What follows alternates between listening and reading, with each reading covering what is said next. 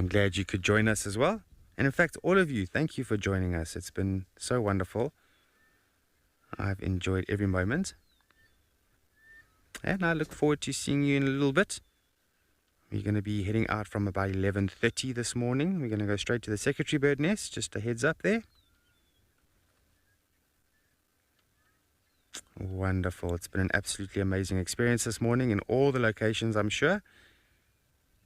And I hope you all have a fantastic day. Thank you for joining us. And we'll see you in a little bit. Don't forget to join us for Escape to Nature and the Sunset Safari.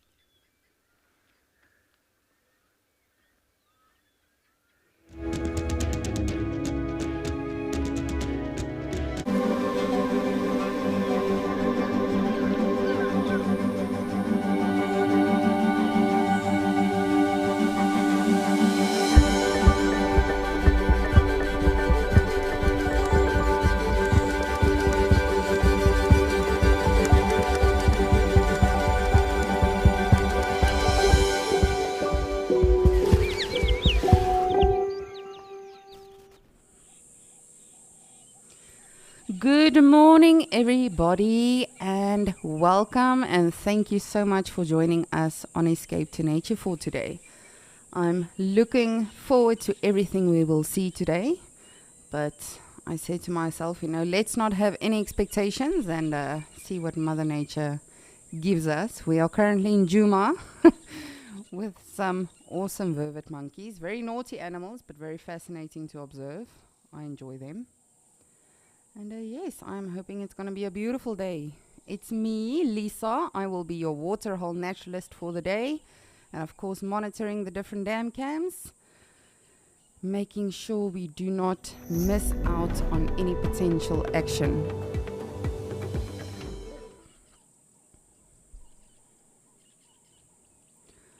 Just trying to see if any of these monkeys perhaps have a baby attached to them. Generally, you will see them this time of the year as well, giving birth to their young. Well, you don't see it, but I wish I could see that. I think that would be a rather fascinating sighting. But yes, I will of course be monitoring our different dam cams today and making sure we are not missing out on anything or anyone or any action. And as always, remember we are live, we are interactive, and we love hearing from you. If you have any questions, comments, suggestions, anything you would like to mention, please do give us a shout throughout the day. We love hearing from you and we love interacting with all of you, as this is ultimately your safari. And we really want to know what you would like to see, what you would like to learn about. So please do send those through during the day.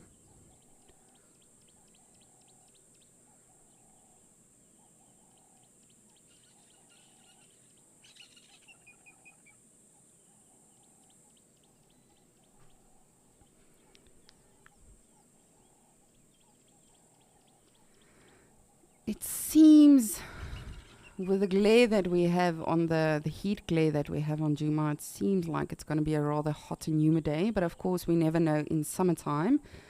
But let us take a look at today's weather forecast to see what we might expect.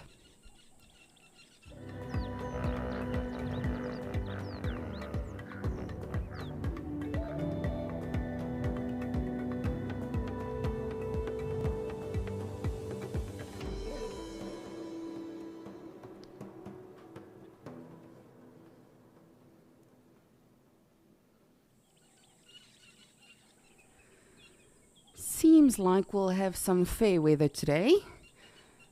But we never know what might happen. This monkey is hilarious. What are you doing? And isn't it just fascinating how similar they are to humans? The actions, the behaviors. The other day when we were watching on the dam cam, the baboons as well, and Cedric also had them here at Gowrie Dam, I was literally, my jaw dropped, just watching them and seeing, literally everything they do, how similar it is to us as humans. The way they pull their faces. You can see this monkey is actually getting rather frustrated with whatever he seems to want to get out of there.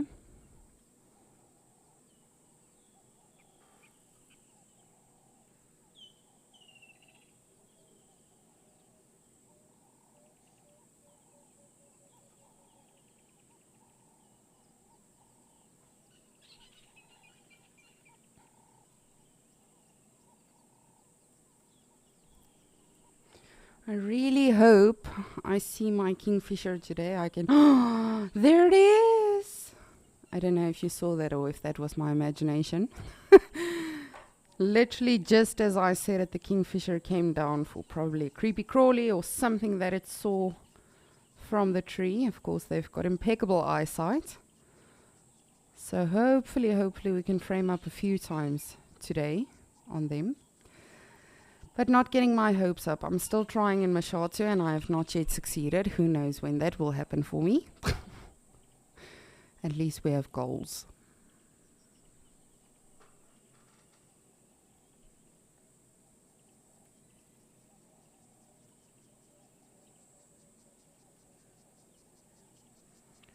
Just gonna scan around here at Gowrie Dam. See if anyone is popping in to say good morning for us on Escape to Nature. And for those of you that are joining us for the very first time on Escape to Nature, this is literally just a journey we take, observing different water holes and in our different locations, you know, with some of our other naturalists driving around as well. Just taking it easy, you know, not bouncing from one sighting to another, just trying to take it all in and look at the smaller things and just listen to all of the sounds. Literally just immerse ourselves in nature.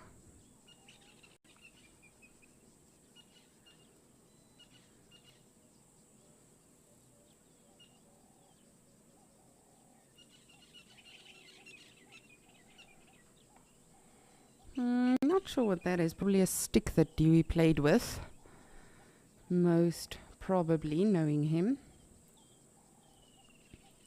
Ooh. Look at that. That is pretty awesome. It is a water monitor. That is not very welcome by the lapwing.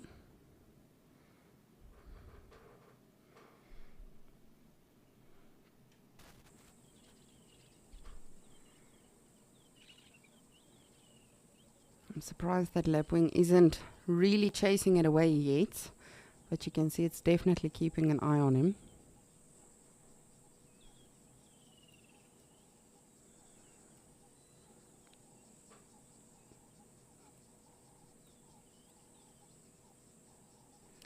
Sheesh, talk about right time, right place. Because, you know, unless he's moving, you won't really see that monitor lizard now. They camouflage brilliantly, but of course, just like our crocodiles, our terrapins that we see so often, it is a reptile. So he's most probably just going to find a good spot now to sunbask for the day. And just in that manner, get as much heat in as he can. And of course, you can see the tongue constantly in and out, in and out. Just like a snake, you know, they are smelling, picking up on different pheromones and scents. Seems like he got a good snack now.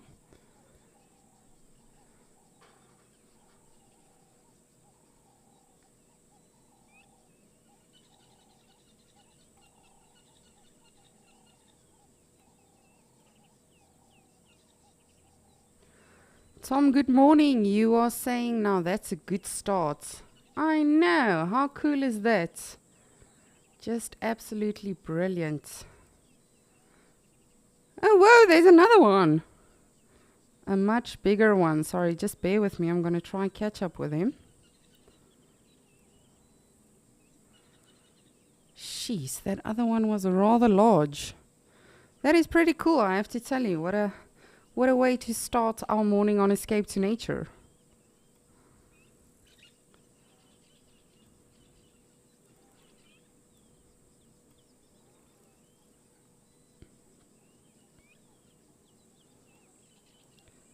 But that other one is significantly bigger than the than the front runner. Jeez, it's becoming a race now.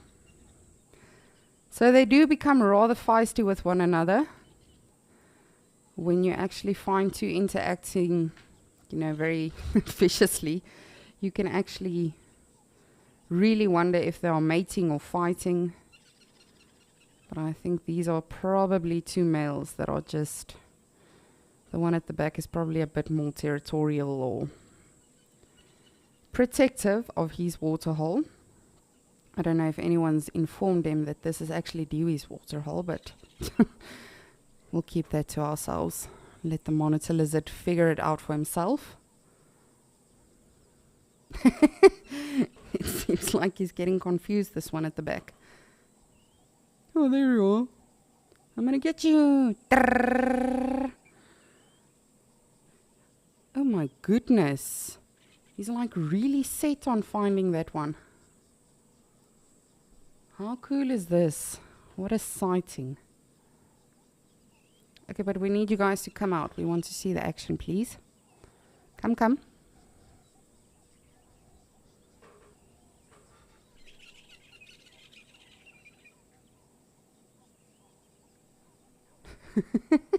It's like playing whack-a-mole.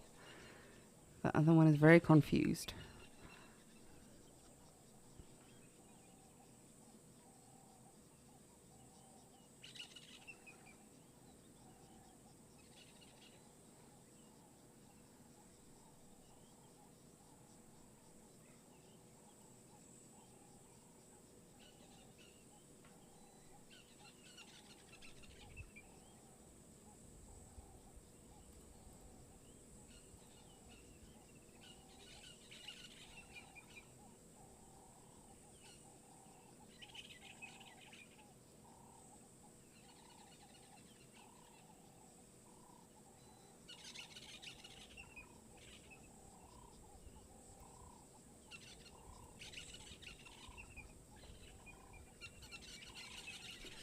Just want to see, I don't know which one to follow. I'm going to try to follow the one I've got my eye on now, but obviously this fallen over tree or the dead logs.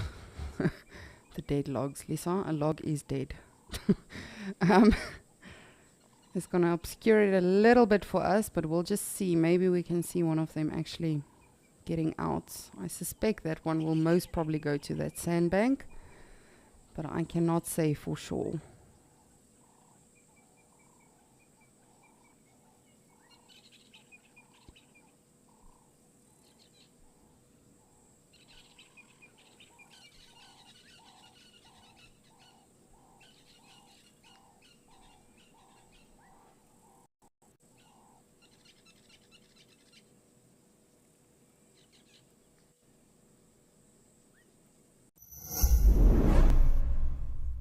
On the 12 days of Christmas, Wild Earth has planned to see 12 hippos hiding, 11 weavers weaving, 10 leopards leaping, 9 ostrich dancing, 8 liner lying, 7 ellie swimming, 6 cheetah chasing, 5 buffalo, 4 calling cubs, 3 giraffes, 2 crocodiles, and a naughty vervet monkey.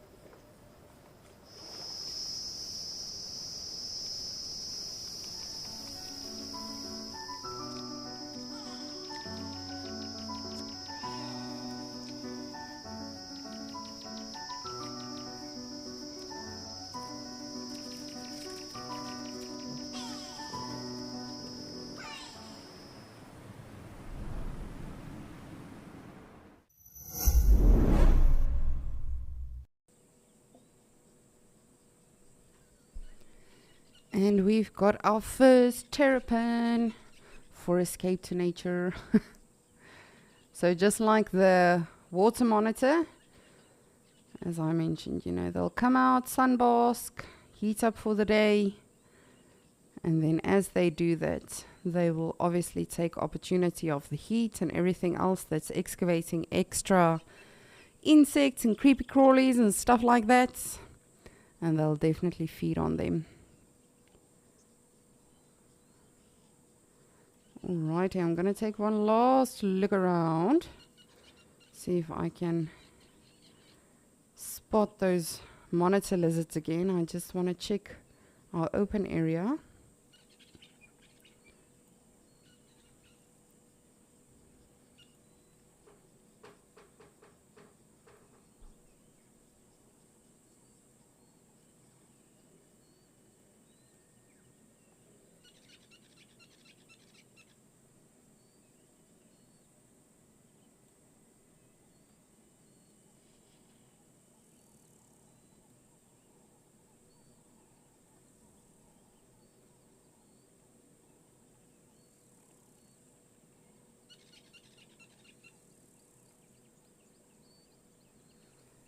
No birds out of the ordinary yet.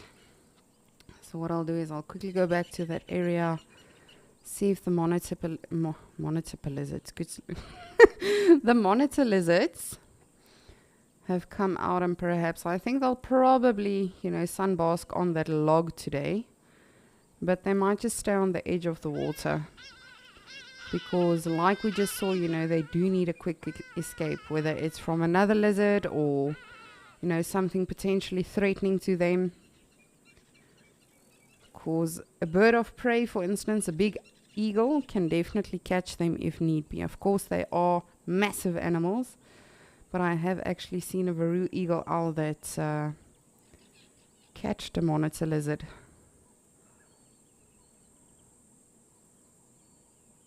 It's going to be a little bit tricky to see them.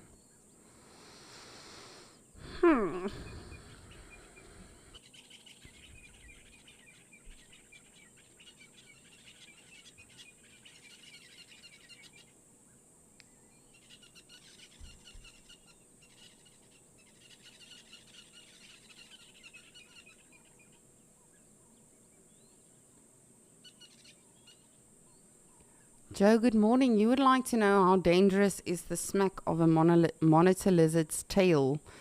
It's definitely something ferocious. They are incredibly strong in their tail.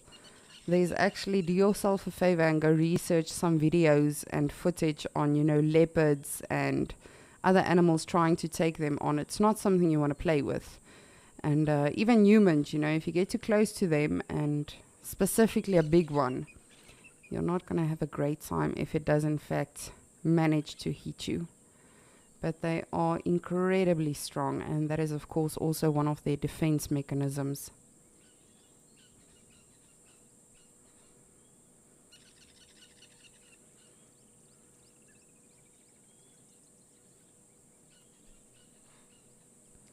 But let me know what you are looking forward to today in our different locations. It doesn't necessarily have to be the waterholes. Wherever you would like to see something, let us know what you think we might expect, or what you would really, really love to see. We'll see if we can get in touch with Santa, get you an early holiday gift.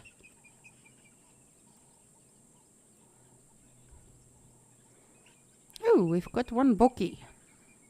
Good morning, bokkie. I think it's an impala.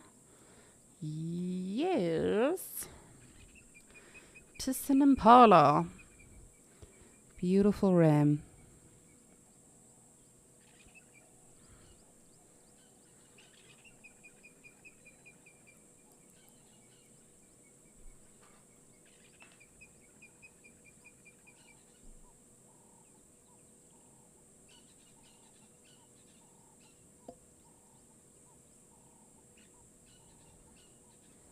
And of course, impalas, for the most part, you'll either find them in bachelor groups or in the harems. And every now and again you can see a solitary impala like this one. So not sure what his backstory is. He might have already been part of harem. He might still be looking for a bachelor group to join. It's like people, you know, some people just thrive better when they are on their own mission, do their own thing. But being like this, of course, he's making himself very, very vulnerable to predators, because you don't have that safety in numbers aspect. You are now just fending for yourself. You don't have other impalas to alert you if there is in fact something else around. The vervet monkeys, for instance, that we saw earlier, impalas will definitely also listen out for that. It's incredible how these animals, you know to react to the different alarm calls and vocalizations and what is dangerous and what is not. But definitely not a good idea to be by yourself like this, my friend.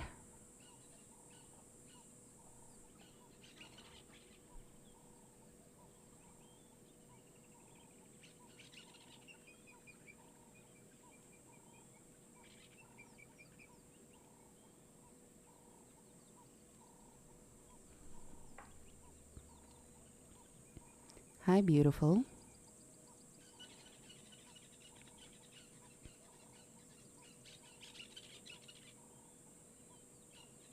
Just enjoying some shade. I think it's going to heat up fairly well today. So I think the animals will definitely, you know, come to the water as much as they can, but also just stay in the shade and cool off as much as they can. Not wasting any energy unnecessarily.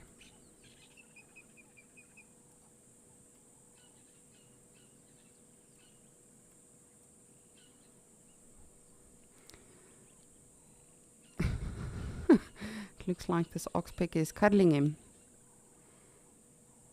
But no, this is what the oxpeckers also do. They'll sort of comb through the hair of animals, whether it's a buffalo or even a rhino that doesn't necessarily have hair. But specifically with your warthogs, your impalas, your buffaloes, they'll comb through first.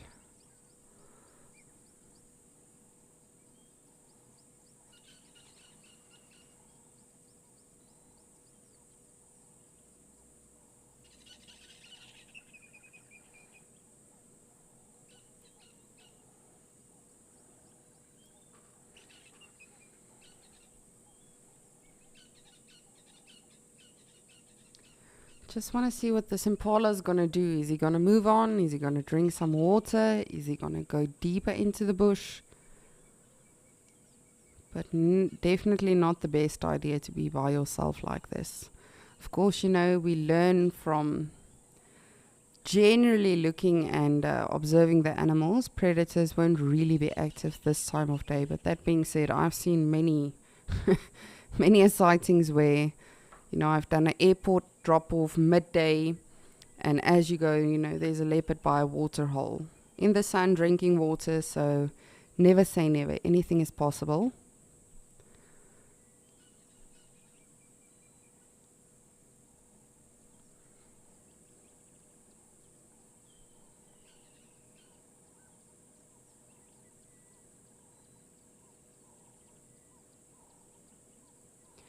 And then, of course, those beautiful black tips at the ears, just like a lion, just like warthogs that erect the tail, just like giraffes and their white ears. That is a follow me sign.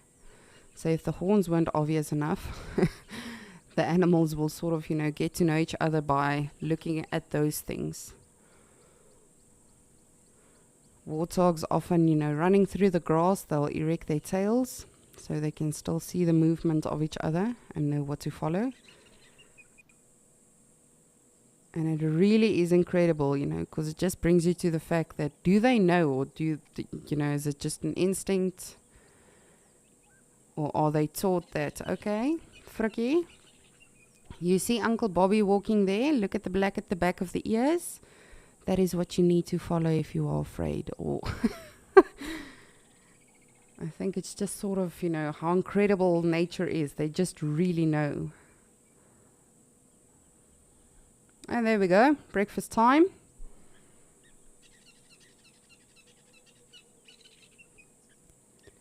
And these animals honestly do not get enough credit. People tend to overlook them. We see them often on safari, you know, whether it's virtually or in actual real life. It's a very common antelope and animal in Africa, but they truly are so, so majestic.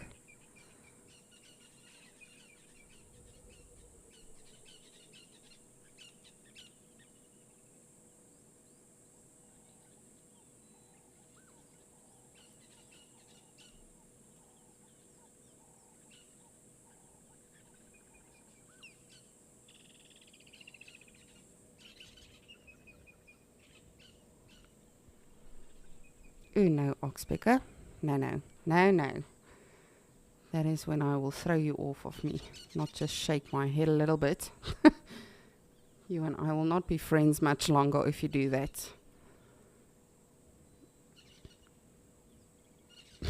Ooh, that tickles.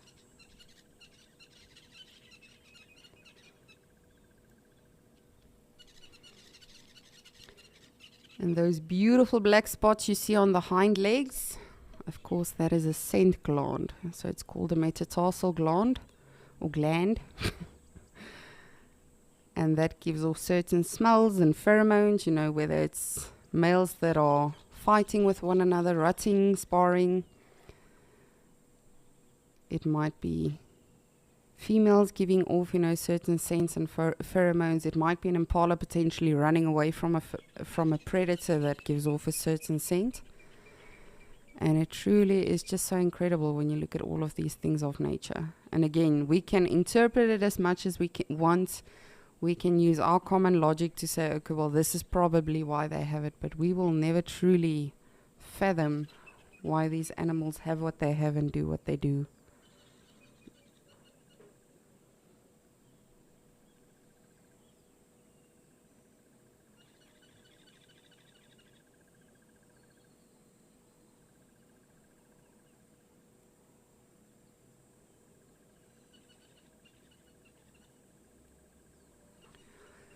Alrighty, we will take one last look around and then see what is happening in one of our other beautiful locations.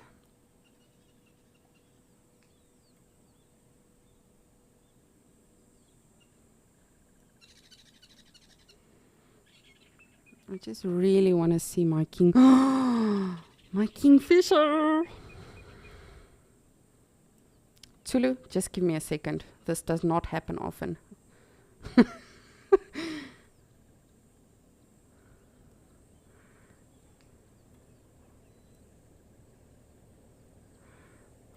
If this camera will just work with me. Come on, give us those beautiful colors. There you are. Oh man, how cool is this? Finally, the woodlands kingfisher. Out in the open, can you believe it? That never happens. This truly is a magnificent moment for me. And it's weird how it always happens, you know, as soon as you link to another naturalist or another location, or when you are not live at all. You are just checking out the different cameras and then they are all around. Alrighty, we did it. We saw kingfisher. Our job is done for the day. But I will keep monitoring our beautiful dam cameras, and then in the meantime, I'm going to send you to Lauren in Madikwe, who wants to say good morning.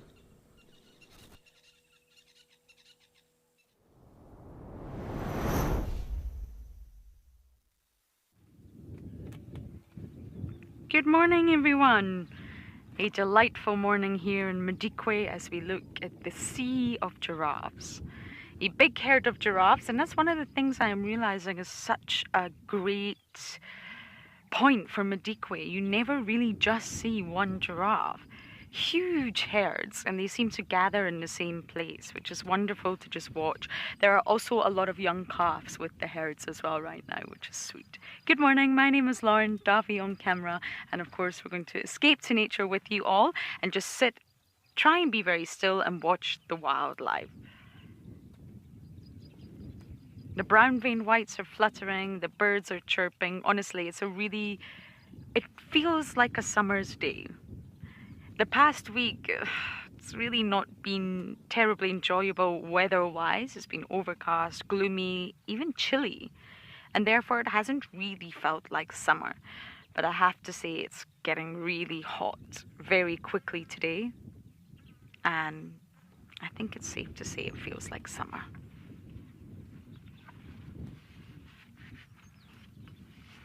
There is one giraffe over there, but I'm not sure you can get it from the way we're positioned of.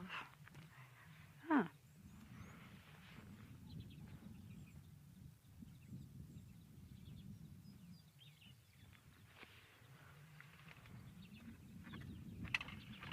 The giraffes here are also very relaxed, so they'll be sitting next to the sort of side of the road, and they won't really necessarily move for the car, which is quite unusual, and it just goes to show that they really are relaxed here.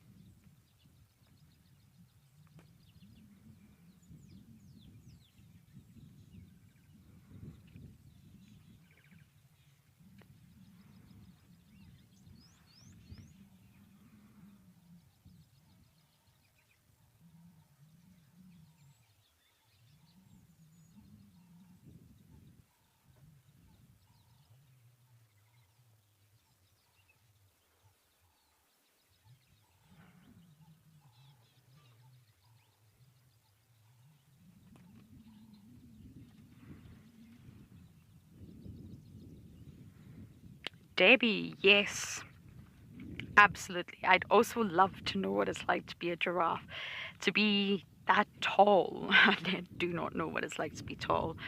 And what's it like from up there? What do they really see? Do they really spot predators from far away? How do they view small creatures that are sort of scuttling along the ground? Be part of their umwelt. Very good point, Davy. And again, we'll never know. We can put on stilts and try to walk on them, but we'll still never really know how giraffes see their world from that height.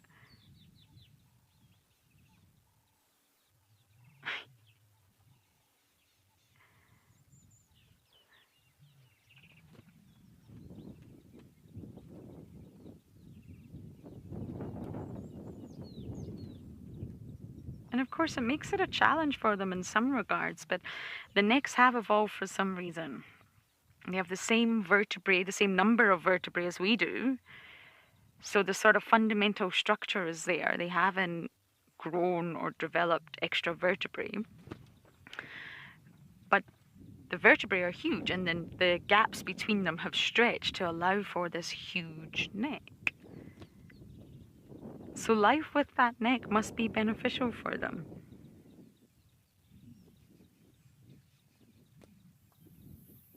It was always thought, well, it was originally thought it was an advantage to have a big long neck because it allows you access to vegetation that others, maybe only elephants, would have when elephants go up on their hind legs. But really, most of the time, honestly, especially in areas like Madikwe, it will differ depending on the habitat type. They are always bending over. You will always see them at a 90, like this. Always. So it kind of goes against the grain of thinking that the neck's developed to specialize in an area of vegetation that no other animals utilize. And the second theory was sort of necks for sex, really. Necks maybe grew for food back in the day, but then they were sort of hijacked for mating purposes, so it has a dual function. Once the necks do reach a certain length, the males can use them, of course, for necking and clubbing and competing. So essentially, natural selection maybe started the process for food, but then sexual selection took over. And it's an evolutionary tool for sexual selection, really, or sexual competition. But that theory has its challenges because the females also have long necks too.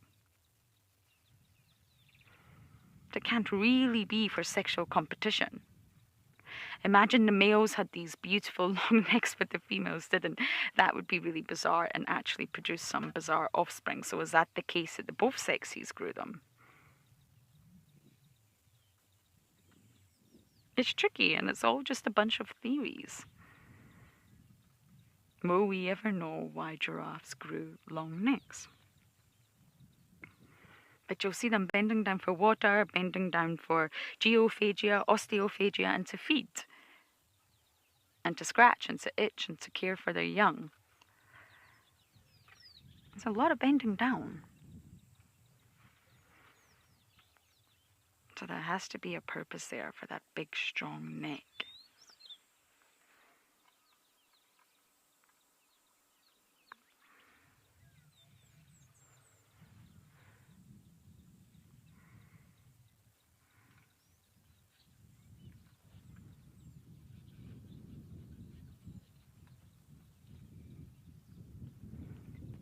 Then you're asking, can giraffes get broken necks? Survive. Ben, just like humans, it would depend. A broken neck is quite a loose term, if that makes sense. Obviously, if the spinal cord was severely damaged and it damaged the central nervous system running up and down, of course, they couldn't really survive. They wouldn't survive not being able to move the lower half of their body either, whereas obviously humans can survive that because we do have technology and we do have wheelchairs and things like that. But you do see a lot of giraffes with injured necks where the bone has seriously been damaged but maybe not extensively broken, and the neck juts out at a very strange angle, or it sort of looks a bit wonky. So when you say broken neck, it really depends on how severe the broken neck. Completely snap that spinal cord? Absolutely not. And you will see male giraffes will die from that. Fatalities on the ground, and it's been from necking, from clubbing, and of course they've just not survived. The impact is really, really high when they're clubbing seriously, not when they're just doing it for play. But if it is just a sort of broken bone or a fracture or a bit of a break, of course they will be able to survive that. There are lots of strange photos on the old internet of giraffes with wonky necks that have broken and just healed in really strange positions. So it would really depend on the extent of the injury, Ben. But the neck is strong. It's not just sort of fragile or anything like that. As I mentioned earlier, the vertebrae, the bones are huge. The bones are really thick. And it's not just that. They've got an entire support system all around them. So they've got a nuchal ligament running down from sort of the start of the neck at the very, very top, just under the skull, all the way down to their tailbone. And that supports that really heavy weight from the upper side. It's a huge ligament. And then they've got a sort of network of muscles running all the way down the underside from their chin right down to their chest, which is supporting the neck from the other side.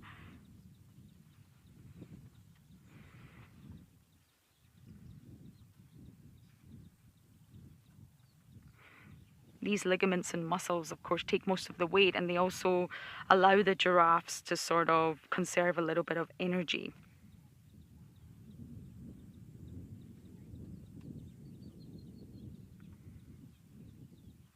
The suspensory ligament is made from elastic tissue, not muscle, remember. So that means that they can save a little bit of energy because they don't have to engage the muscles as much to support the weight. If they were always engaging the muscles, then that would consume a lot of their energy budget. But it's actually a ligament made from elastic tissue. So although we don't think it, there are always sort of ways for any organism to be energy efficient.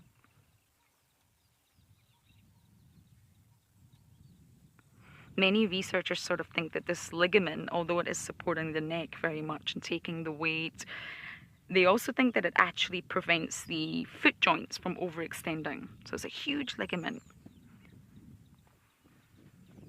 supporting the entire body, really.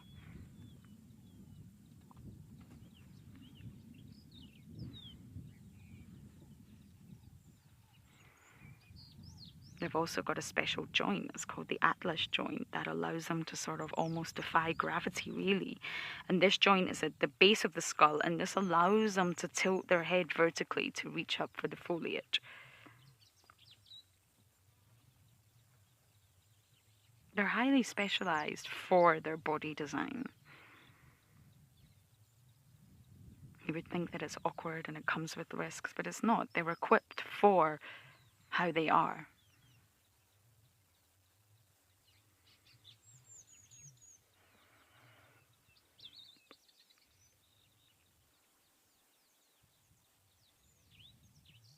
I mean, when your brain sits about 2 meters from your heart, you've definitely got a whole range of challenges right there.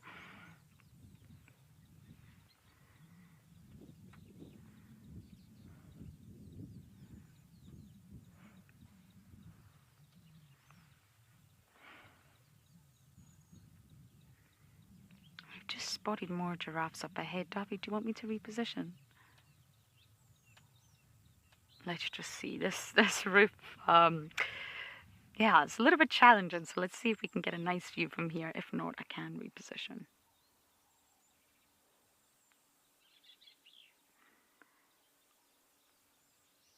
There we go. Giraffes are everywhere this morning.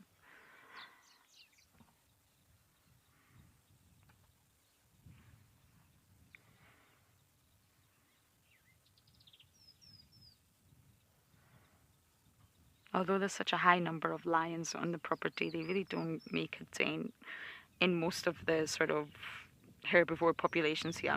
Giraffes, buffalo, zebra, wildebeest. But they are slowly disappearing now, so let's just sit for a moment and appreciate these spectacular views.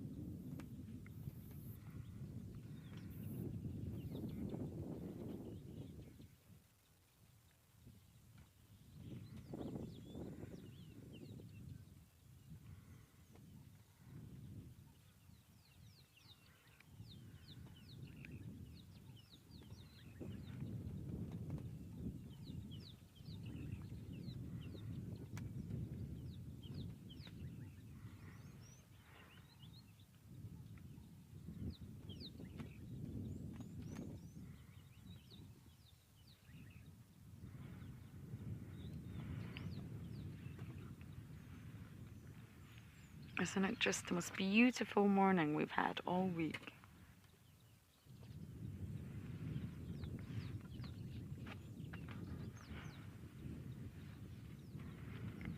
All our giraffes have disappeared, I'm afraid.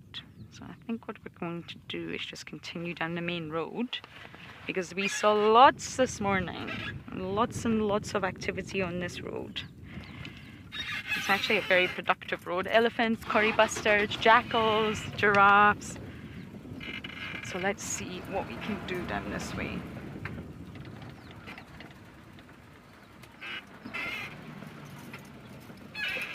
Okay, we're going to continue bumbling, see what else we can find on the way, and we're going to send you guys over to Lisa and Okokoyo.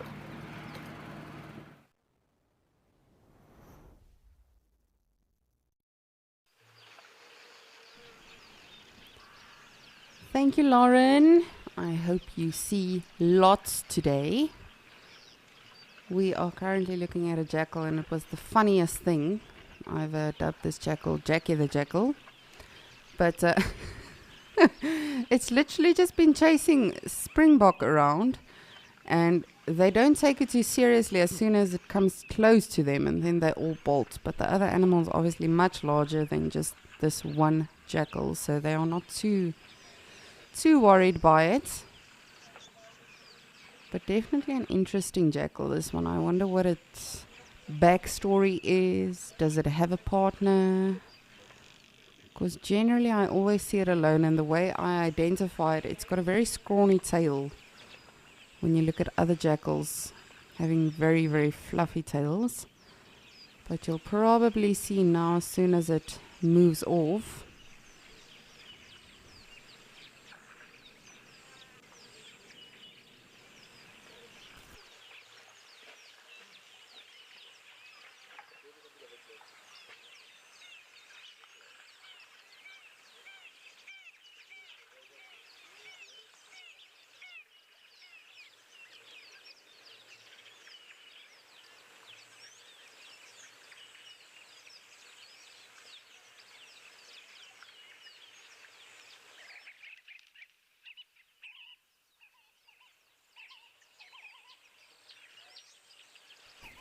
So if you look at the actual tail, you can see there's only fluff really from the midway. So definitely, I don't know. I speculate this jackal is not in great condition, but that being said, I've said that this whole week, and every day it's just come past with loads of energy, so who knows? Oh, just look how stunning these kurus are.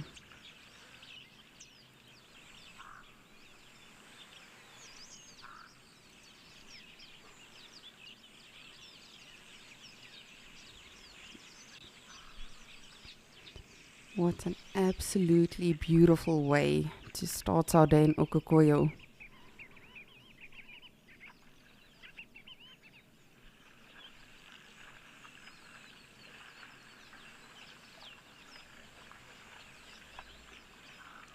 And all of these animals, you know, are just so magnificent within their own right. Oh, look at the tiny horns. This one kuru has like... looks like a unicorn from the side.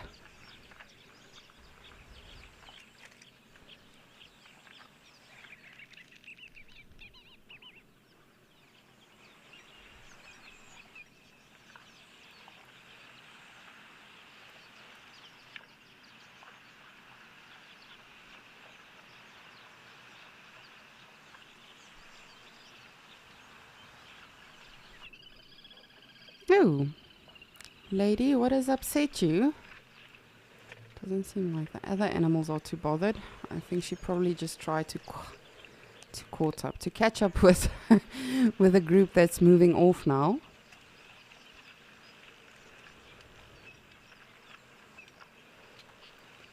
See, this is probably also why I would not survive out in the wild as an animal. I would just be too busy catching up with all of the other animals at the water. Hear how they've been doing.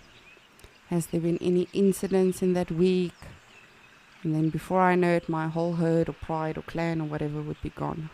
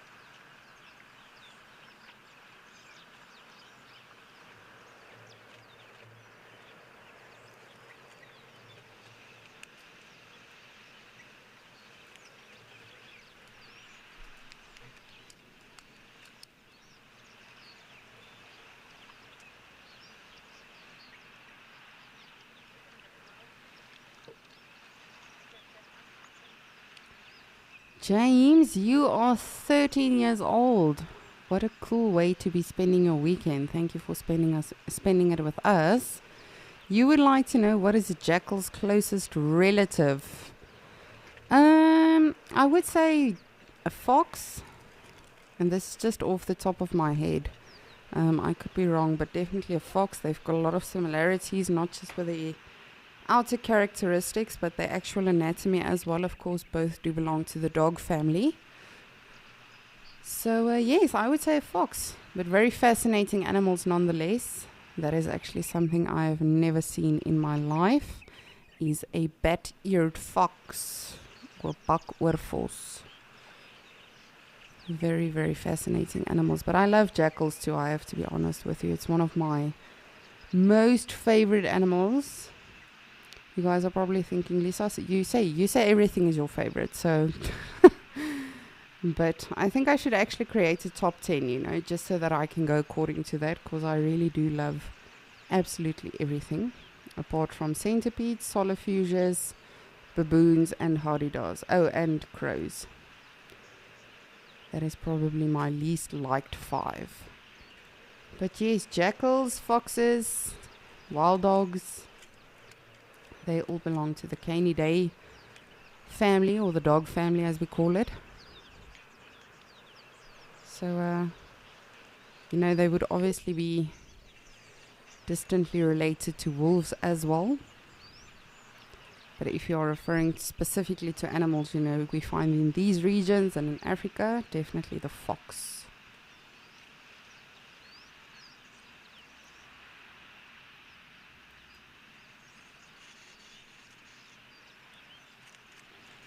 Seems like, could be wrong. Just want to have a look, but it seems like the weather is building here in Okokoyo. You can see it slowly. It's not as bright and fluffy and blue as we always see it here. It's sort of very gloomy. I think might be some weather building up. But what we often see here in Africa is you know, is ever changing when it comes to the different seasons and weather patterns. But yes, you can definitely hear the wind picking up now. You can see it. You can see the dust storms in the background. So maybe we can expect some weather today in Okokoyo. But as I say, you know, it could just get blown away by the wind.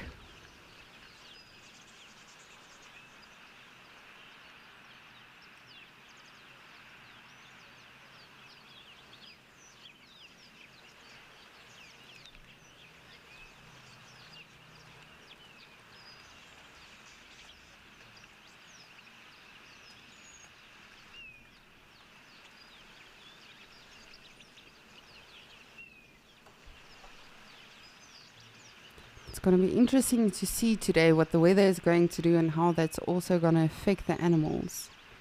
Because of course weather does always play a role too, and not necessarily, you know, with it being the same thing over and over again. It can definitely change every single day. But animals like kurus, for instance, generally they are very elusive, skittish, you know, they tend to stay into the bush. And if it's super windy, you will most likely see them even less than you would generally.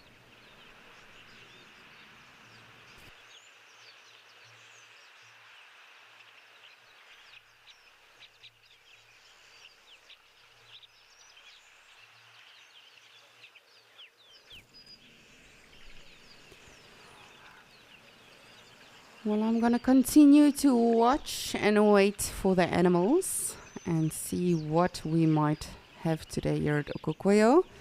And while I do so, I'm going to send you to Liam in Karega, who wants to say good morning.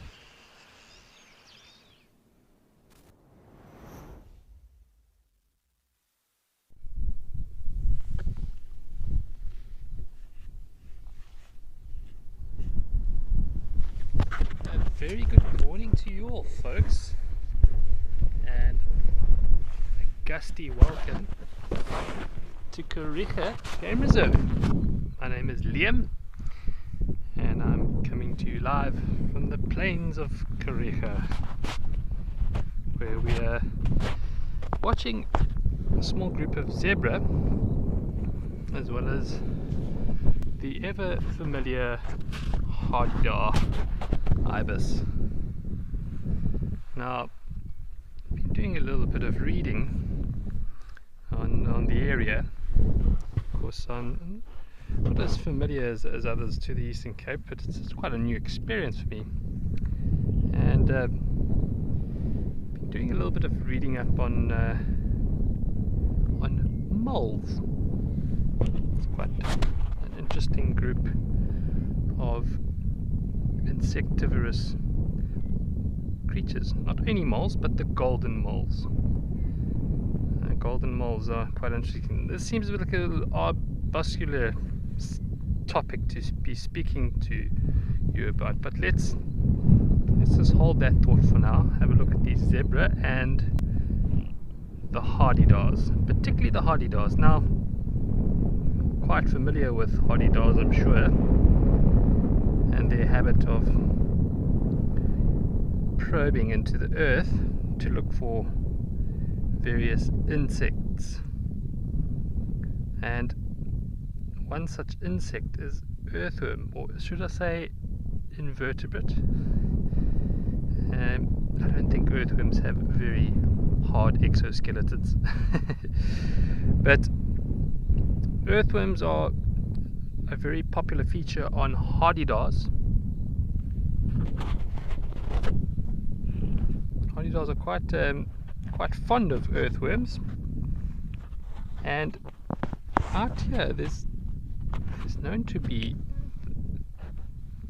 a type of earthworm that is known as the African giant earthworm, which is rarely gets seen, but when it does come out, it's a beast of a creature. Now, I'm not too sure if a hardy-dar would be able to manage it, but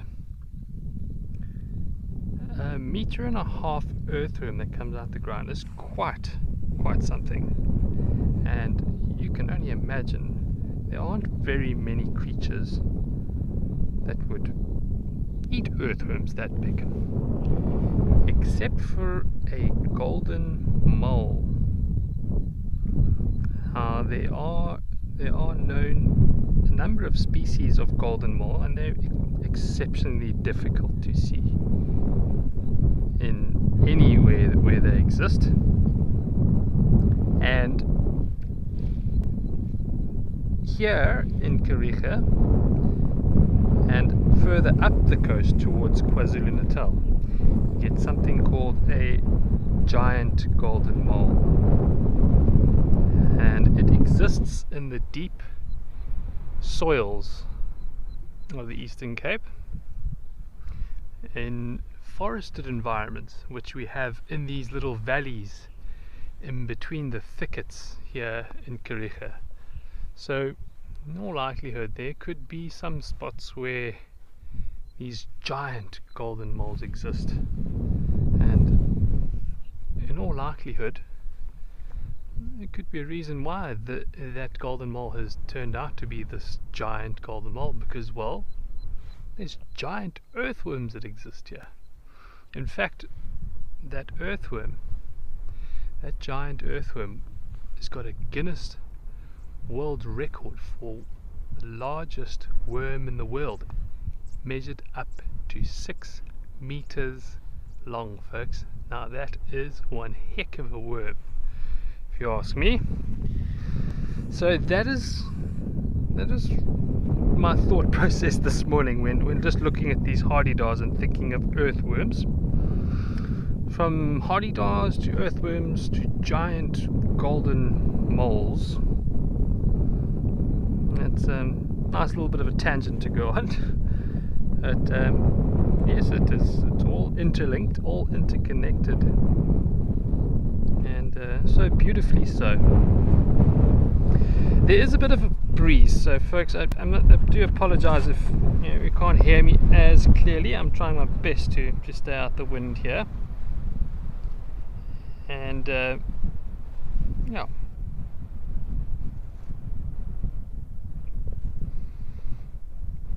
So, whilst we continue to ponder over hardy-dars and earthworm, let's go and see what Lisa's got for you at Okukoyo.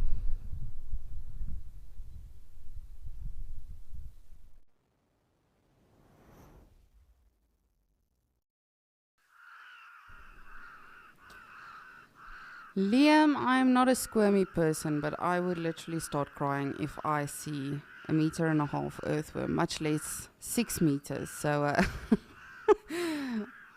does not sound great to me. Yes, as you can see, the weather has built up immensely here in Okokweyo. You can hear a little bit of wind as well, and you can definitely see the change in the sky. But for now, that is not deterring the animals, so I'm very grateful for that. They are still coming to the beautiful water hole, but it will be interesting to see what the weather's going to do today, because for the most part, I've only had beautiful sunny days in Okokweyo. It's my exemplary child, this damn cam.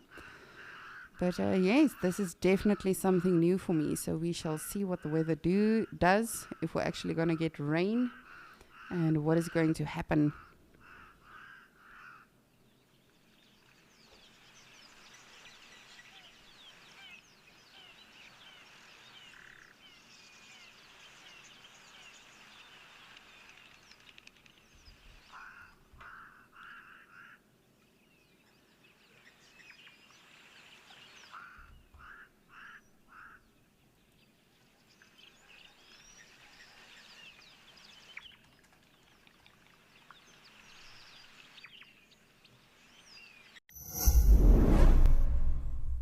The updated Wild Earth app is here, as well as 12 hours of fresh live content a day for free. You can watch repeats and highlights of shows you have missed, and if you have subscribed to be an explorer, exclusive access to the behind the scenes channel, access to rehearsals for new locations, a chance to give us feedback, and explorers also watch totally ad-free. Download the app today.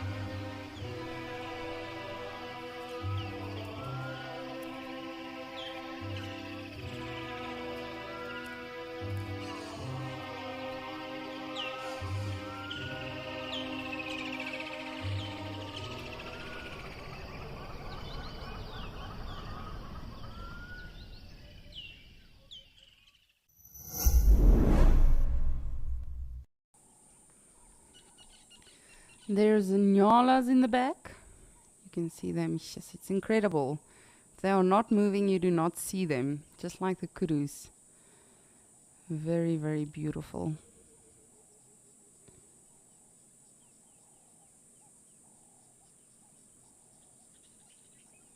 I remember the one camp I was working at in the winter time, you know, the nyalas would specifically come to camp because there was a water hole that was being fed.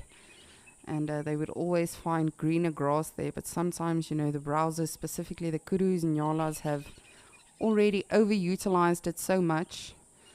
And then every now and again you would just stand afar and sort of just take a stick and hold the branch down for them. And it's the cutest thing to actually watch them when they have their tongues out like that, like this one.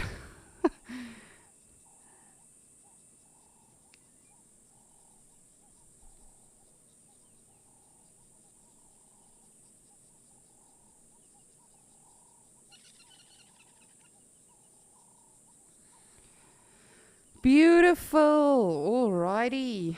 I'm going to continue watching the different water holes. See if I can find us anything special. And in the meantime, I'm going to send you to Lauren, who apparently has something in Madikwe.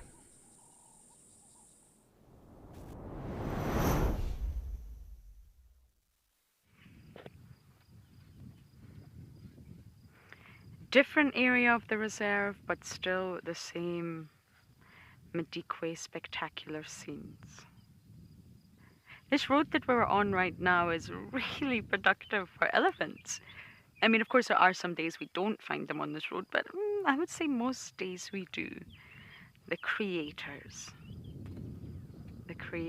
of all environments.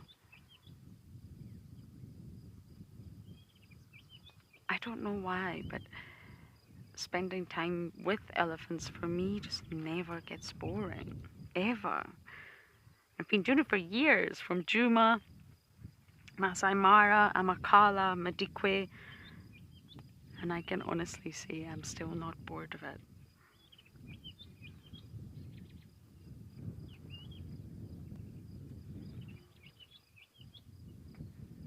I found Swallow a great reserve, but a little bit challenging in that there are no elephants, and I really miss them. For me, their absence was really apparent.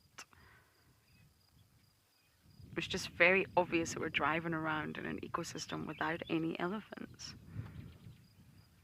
And of course, we have zebra too.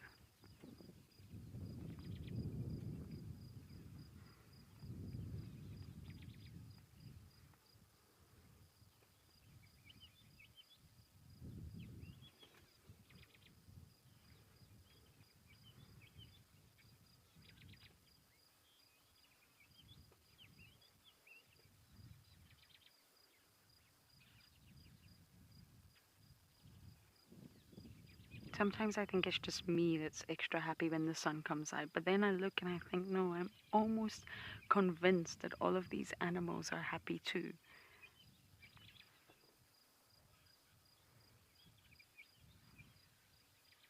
Patricia, you could also spend all your time with elephants. I feel you.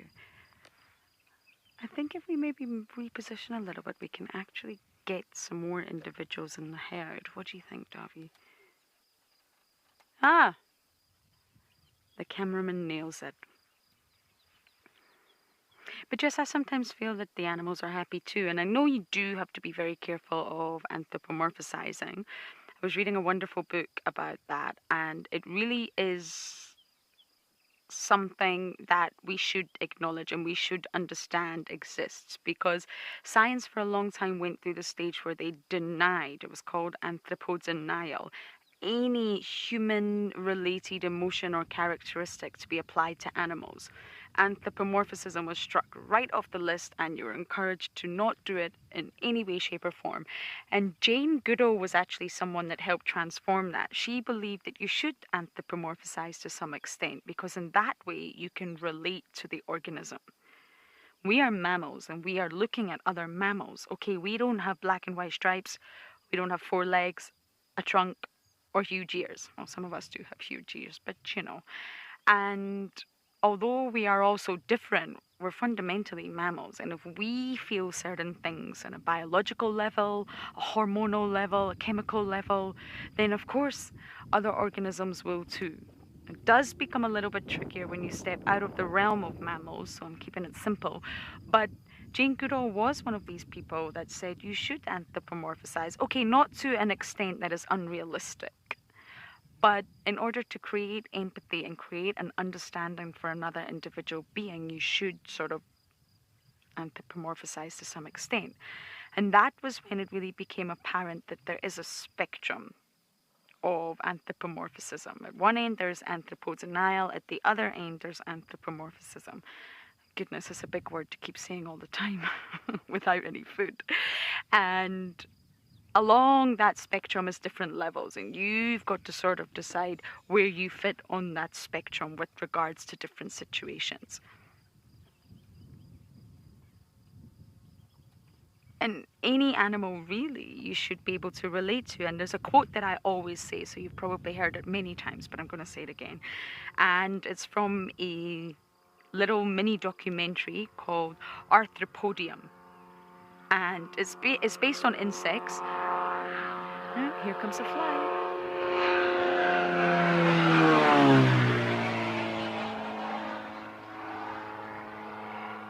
Well, that was nice and loud for everyone. Apologies about that. But yes, it's a little documentary about insects, so you've got to like insects, but it's made from quotes. So there's no narrative, there's no person telling the story, it's all just quotes. And one of the quotes I just loved so much that I wrote it down and memorized it. And it says, "Just living is not enough," said the butterfly. "One must have sunshine, freedom, and a little flower." And what it's basically saying is that animals want to live too. Animals enjoy living too. They're not just the old stimulus response machines that Professor Skinner would have us sort of think they are many, many moons ago. They are beings, and they will feel pain on some level and they will feel pleasure on some level. They will have things in life that they enjoy. Yes, they're not driven by money, careers, iPhones, whatever else. But they will take pleasure in sunshine. They will take pleasure in flowers, maybe smelling a particular plant, enjoying seeing something, enjoying feeling something with the senses that they have. Each organism lives in its own unique sensory world. No two are really the same. I mean, what shines forth for a dragonfly may not shine forth for a butterfly. Even although we both classify them as insects and we think that they're similar, they're not at all. They're using completely different senses to navigate their world. So no two organism is really the same. But yet every species, I believe everything, even the blind cave salamander or the tiny little Cnidaria piece of plankton, I believe will have pleasure in life, whatever that is. And therefore, going back to my original point, I really think you can look at animals and say, I think they're happy. The grass is so green and lush and delicious. Water is everywhere. It's a really nice temperature today.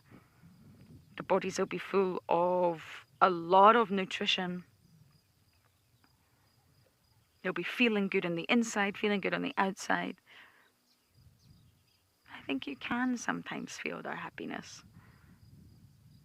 We know when our pet dog is happy, right? It's wagging its tail, but you can really, people are really in tune to their dogs. You know when they're happy.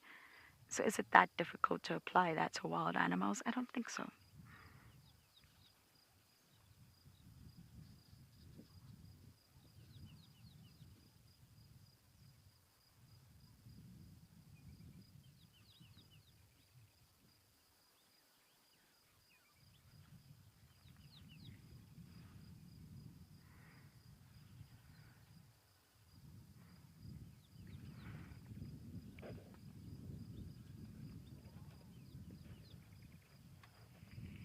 It's hard to know what to talk about. There's so much happening right now. There's so much to look at.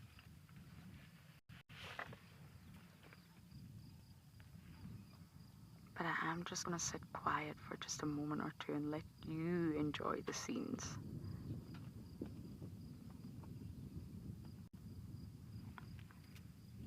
Let you guys feel their happiness.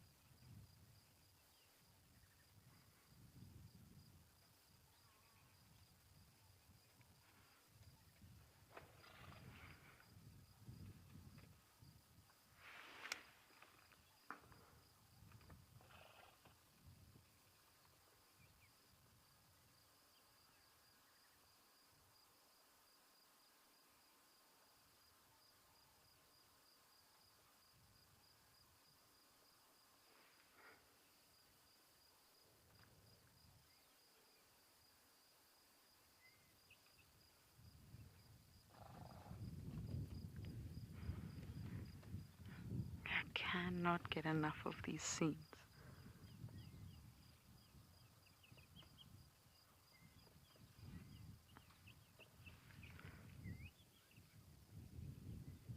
I keep looking around everywhere. There's so many pregnant individuals around, not elephants. We're looking at them carefully.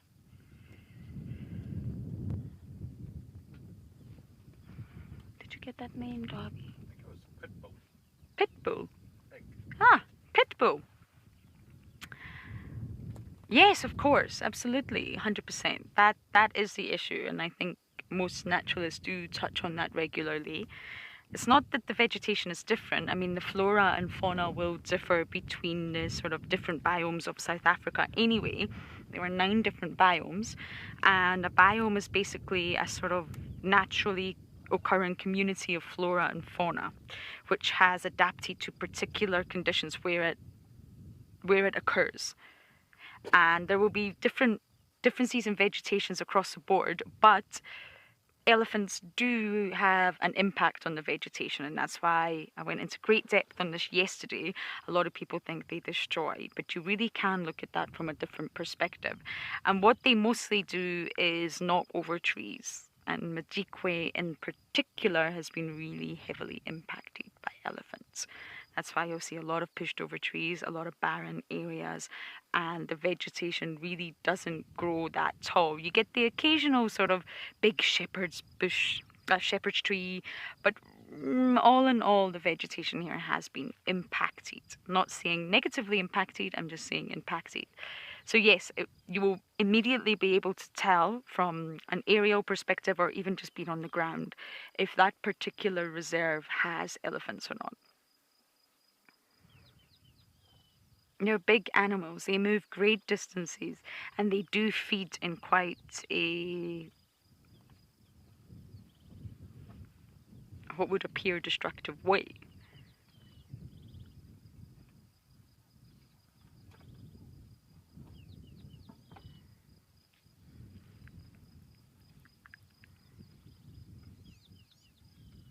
I mean, if you think of the low veld, particularly Djuma, they put sort of wire mesh around the marula trees to try and protect the marulas. Not the marula fruit, the marula trees, because elephants just have a habit of sort of pushing them over. They seem to enjoy the feeling of pushing over the trees. Sometimes I watch them do it and it looks like they're just doing it for the sake of doing it. Some trees maybe need to be pushed over. Some trees maybe need to be on the ground, providing life for all of those small terrestrial animals, from insects to reptiles to mammals. But of course, that can't be the case for all trees.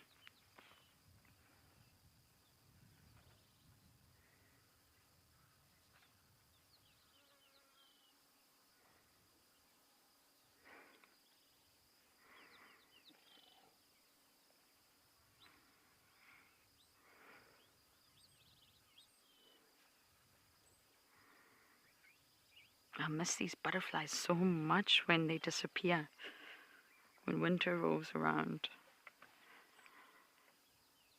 They just add so much, like another dimension to this landscape. Constantly seeing them flutter by like snowflakes.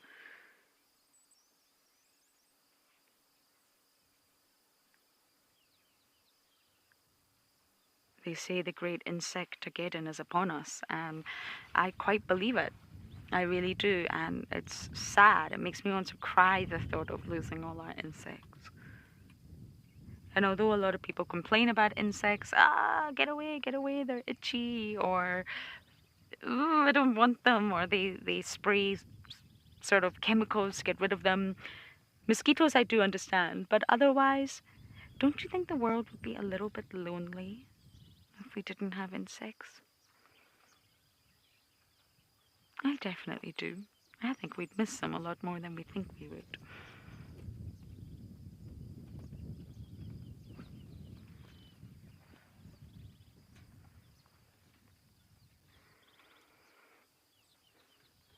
I think we need to improve our relationship with insects, and it is possible on a personal level.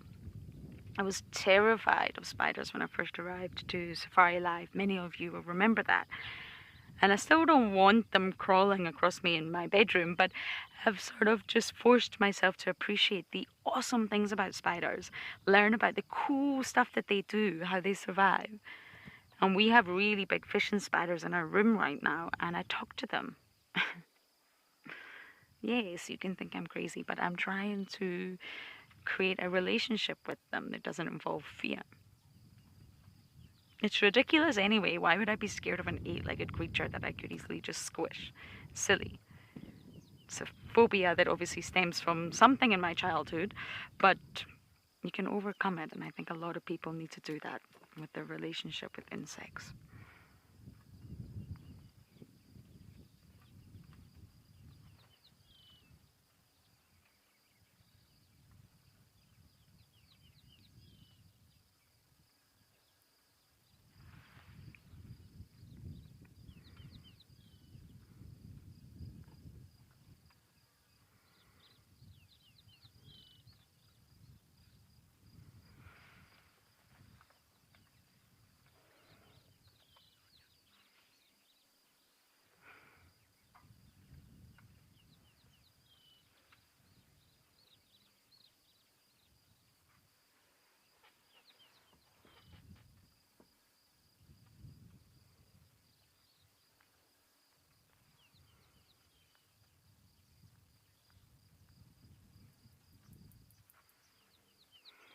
I mean, if you think about it, insects make up about 2/3 of all life on Earth. We are always just too busy looking at the dazzling zebras or the gorgeous herds of elephants. But 2/3 of life on Earth is insects.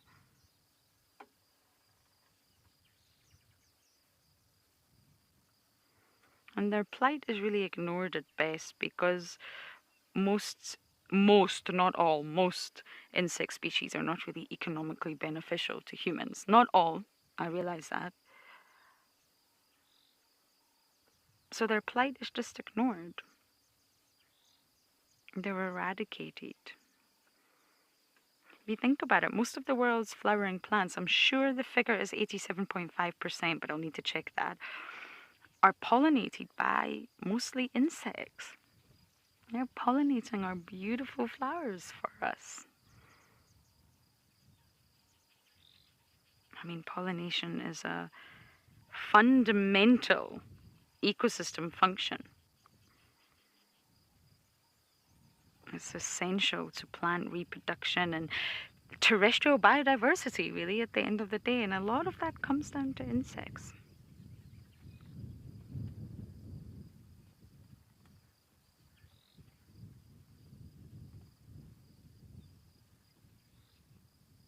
I mean, even mosquitoes, I know it's really difficult for some people to think of. Even me, I've had dengue fever. I've been at the peril of a virus from mosquitoes. And I watched Davy have malaria, and it's tricky, it's difficult, but there are about 3,500 named species of mosquito, and they do serve important functions. I mean, the larvae live in water, they're waterborne, and they provide a really big food source for many fish and other wildlife, just like dragonflies. Dragonflies depend a lot on the aquatic larvae of mosquitoes. The larvae themselves, mosquito larvae, actually eat microscopic organic matter in the water, so they're helping to recycle it, they're helping to keep the water clean and full of the right nutrients. And then, of course, adult mosquitoes. A huge number of animals depend on them for food. Birds, bats, spiders, dragonflies. Mosquitoes also pollinate. Definitely don't get credit for that.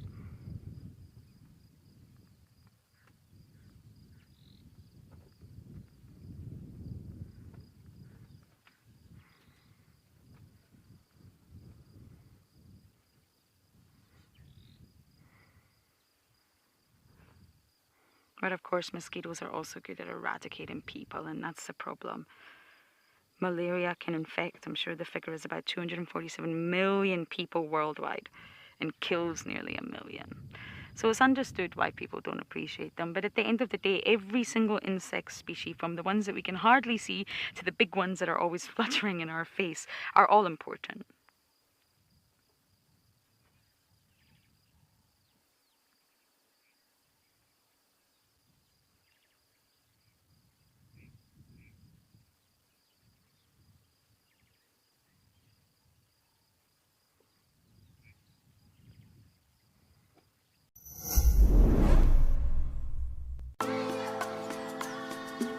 The elusive Tingana, Duke of Djuma, has not been spotted in many months.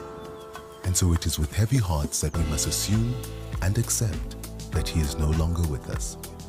In honor of Tingana, we are hosting a fireside chat.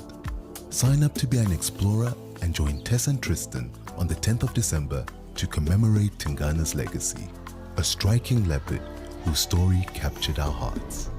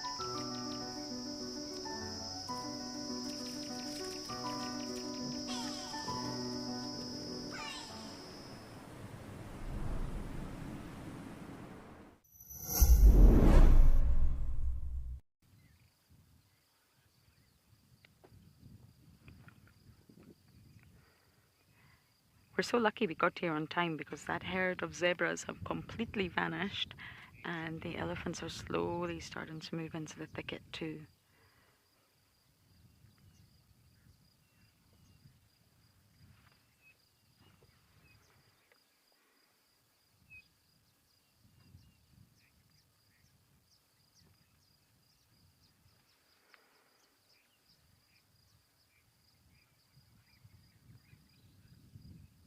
What a wonderful sighting.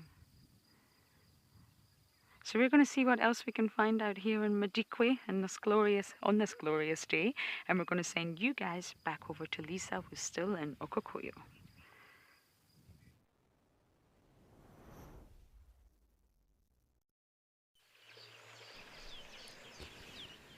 Thank you, Lauren.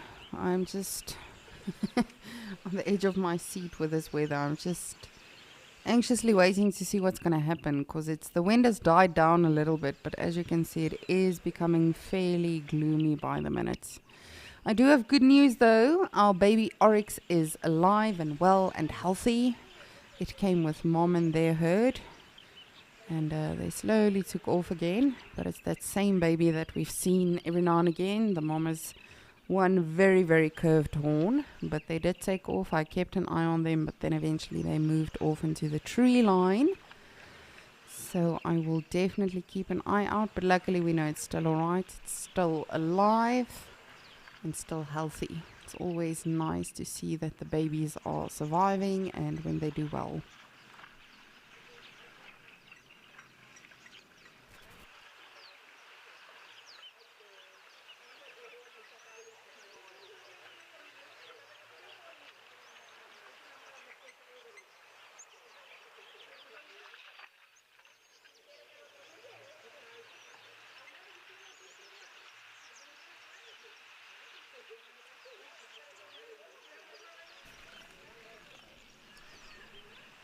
Now we just have to see if our zebra foals are still alright. But I haven't seen them in quite a couple of days. But that is okay, you know, sometimes they come when you are not necessarily paying attention at that exact moment. Hi, kudos.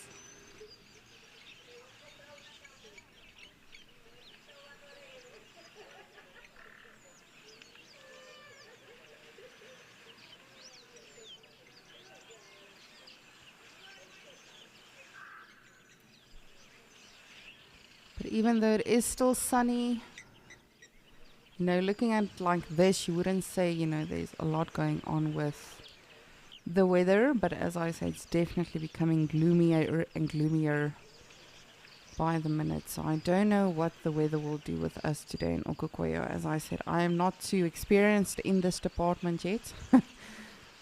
Just because Okokoyo is always sunny and beautiful and, you know, unicorns and rainbows. So this is, I don't really know how to handle this. I don't know how I feel about it. I'm not too fond of horrible weather. Unless I'm in bed with a movie.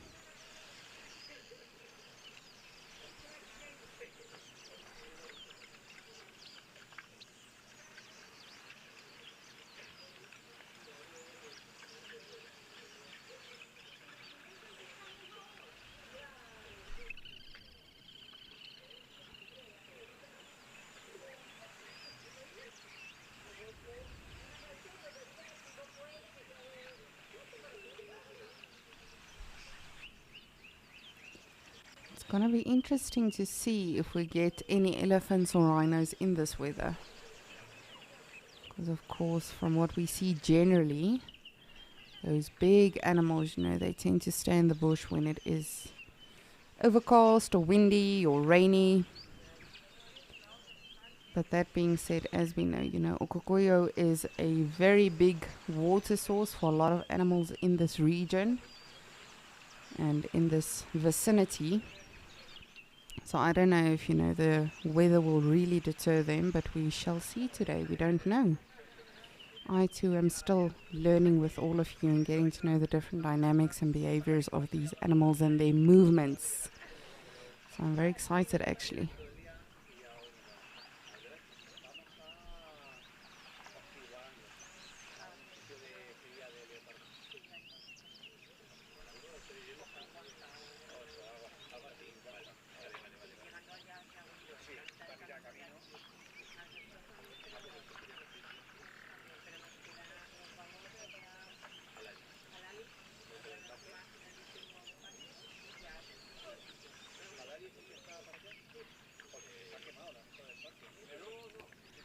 And what has been interesting to me now, you know, lately as we're going deeper and deeper into summer, the animals are definitely changing their routes. So from what we learn with weather and seasonal change and all of that, you know, animals are not as restricted as they were, per se, in the winter time, when it comes to where all of the good food and nutrition is, where all of the water is. For instance, the elephants, the past couple of, I would say, days, have been, whether it's a herd or just, you know, a couple of them that are solitary or in a small group, have either come from the left of the water side or the right. I'm seeing a lot of the springbok and the zebra specifically, and a lot of the other animals as well, or either entering or exiting via this game path we see here on the right, where the springbok are now. Where generally, a couple of months ago when I started here at Wild Earth, for me personally, this is just personal observation and opinion, but generally they came from the main game path that we see the zebras there in the back at the waterhole. Let me see if I can show you. But now, as of late, more and more and more of the animals are actually coming either from the right or from the left. So it would be interesting to know why. You know, is it wind direction? Is it where they are coming from? Might they all be coming from another water hole or water source? Is there perhaps a good spot when it comes to the food? Very, very interesting. And it's really these smaller things you start paying attention to, you know, when you really spend time with these animals.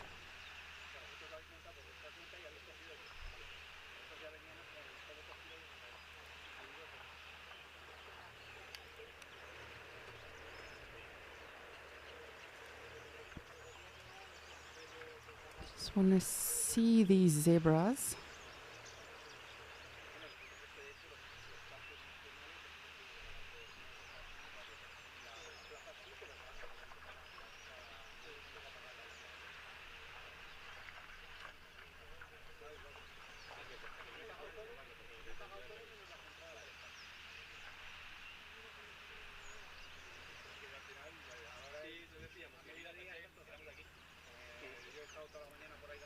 And while we are watching these beautiful animals and just, you know, soaking up everything special about them, just a kind reminder as well about the Tingana Fireside Chat, which will be taking place today. So, of course, you know, at Wild Earth, we don't really know what's happened to Tingana. So we'll definitely be hosting a moving tribute to him. And for those of you that don't know, Tingana is one of our beautiful male leopards. And he's not been seen in quite some time. So we don't have clarity on what has happened to him, if he is still alright, has he moved territory, what's happened. So what we'll do is we'll be sharing the memories, the moments, everything that's made him a special member of our family. So as I said, that's taking place today. Please do join us today, the 10th of December, and that'll be taking place tonight at 8 p.m. Central African Time. And yes, our naturalist will be celebrating and remembering the awesome times that we've had with Tingana and all of the beautiful moments we shared with him. So do join us for that. I think it's going to be brilliant.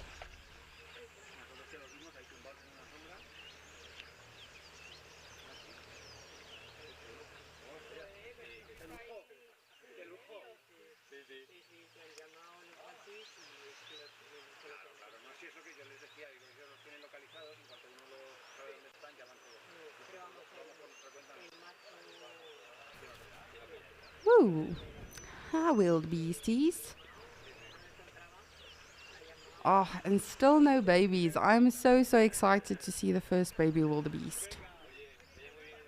I think it really is going to be so special, but definitely a lot of pregnant females, not just particularly in this herd, you know, all of the wildebeest we see coming and going every single day here at Okokweya, as well as the zebra, the springbok, the oryxes. A lot of babies will soon be joining us. What is that? Sorry, just give me a moment.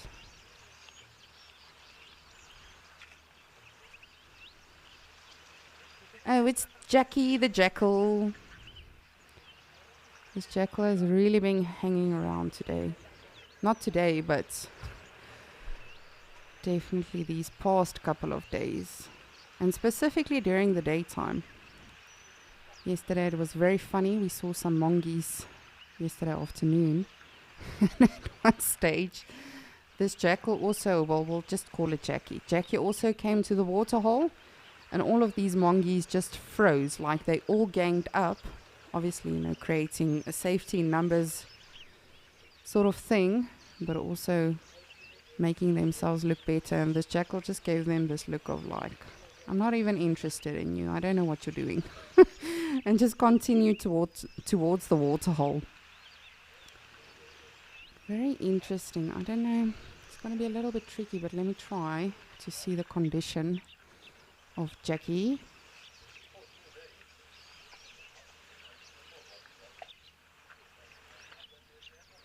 Jeez. Stop moving so fast, you silly animal.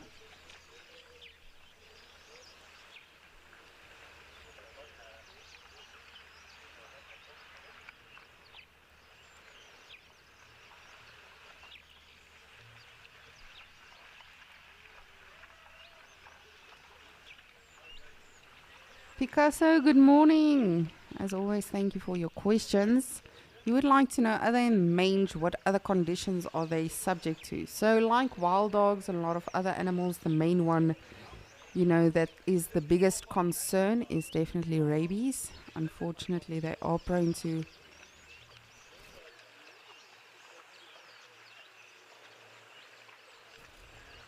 excuse me, I just had to sneeze. They are prone to rabies, unfortunately, and this was actually a big thing in the olden days. You know, if any farmer saw them on their farm during the daytime, they immediately just assumed that they have rabies.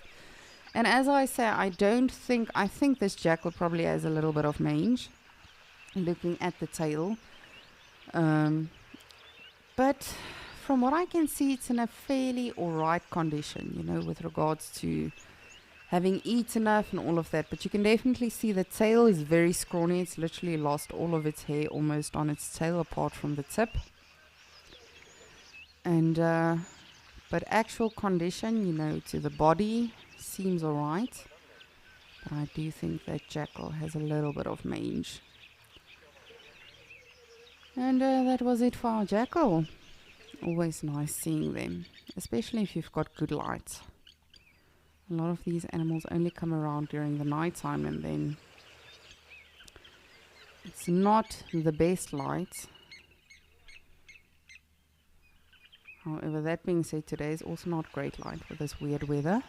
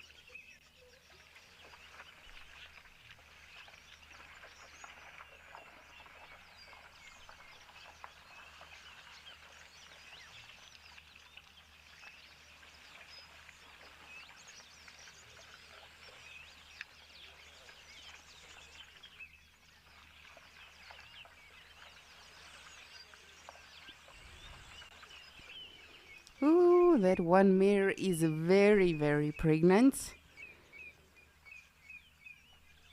Oh, and I don't know how these animals manage it in this terrain with the rocks and everything, considering, you know, the landscape, the geology you find here, but somehow they do. It truly is incredible. As Lauren mentioned earlier as well, you know, every biome is different, every reserve is different, every national park even is different, from just the north to the south. And animals adapt, they make it work.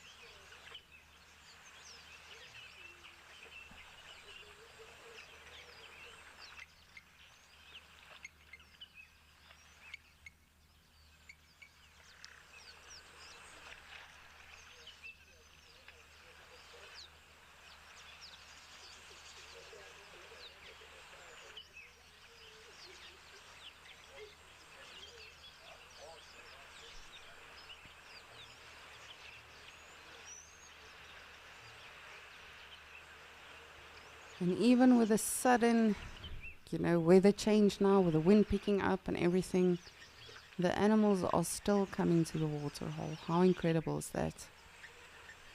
I have to say, that is something we can, I don't want to say we should take it for granted, not at all, but we can definitely almost always rely on, this one's a zebra, this one wildebeest that came to the water first now is also highly, highly pregnant, or heavily pregnant. But here at Okakoyo, for the most part, that is definitely something we can always rely on. There will always be, for the most part, Mother Nature, if you are listening, we appreciate everything and anything you give us. Please don't take them away or hide them from us. But for the most part, we always see something, whether it's zebras or wildebeests or springboks. There's almost always springboks here. But definitely always great to see animals here.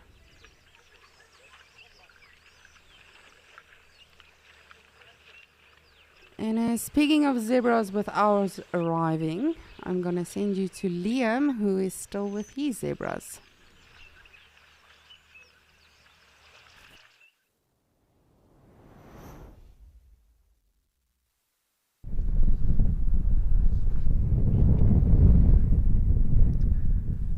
Welcome back to Kariega, folks, where we are sticking with the theme of stripes. And these zebras here just taking a bit of chill time here next to Scotia Waterhole. And their tails seem to be very busy swatting away some pesky flies that seem to be bothering them. Now, when the insects do and the flies do get to a crucial level, they'll often stand with their heads over each other's backs, and those tails will act as nice fly swatters in one another's face, which is very, very clever little bit of behavior. And there's another mechanism that zebras will use unknowingly. There's been a study done that proves that not only is a zebra's stripes very important for dazzling a predator, which is probably one of the biggest driving factors behind a zebra's stripes. I mean, predation is a very important aspect of natural selection, but certain diseases can also be a driver of natural selection. So that means whatever traits enable an animal to survive.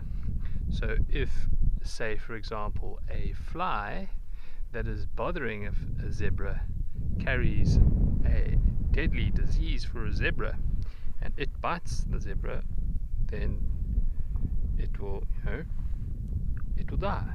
But if it has something that it keeps the flies at bay, like a swishing tail, or it has been proven that the stripes of a zebra do repel to some degree certain flies. So they've got some stripes to repel the flies that also might help improve their survivability. Now how they did these tests is what they did is they took a number of test molds. There you can see that behavior standing head to tail. They took a couple of molds or shapes of different zebras and horses, and they painted them in different colors. Some were brown, some were white, some were brown and white, some were I don't know, there's a couple of other different ones, and there was a striped or a zebra striped one. And then what they did is they painted those test models with a sticky glue, and what they found is that the striped individuals attracted or caught the least amount of flies. Now that's very, very interesting, very clear evidence that the stripes seem to have an effect on the fly. That they don't want to fly towards a striped horse as opposed to a uniformly coloured horse. It is proposed that it gives a nauseating effect to a fly when it looks at the stripes of a zebra. So in a similar way to it dazzling predators, it also dazzles insects that might carry some nasty diseases. So more than one reason to have those beautifully adorned stripes dazzle the predators and dazzle the flies. As mentioned yesterday, and if any of you were with us yesterday afternoon, it was quite a warm day, so lots and lots of insects were about, as seen by the large amount of swallows flying very low to the ground. And it seems to be persisting somewhat today, judging by the swishing of those zebras' tails.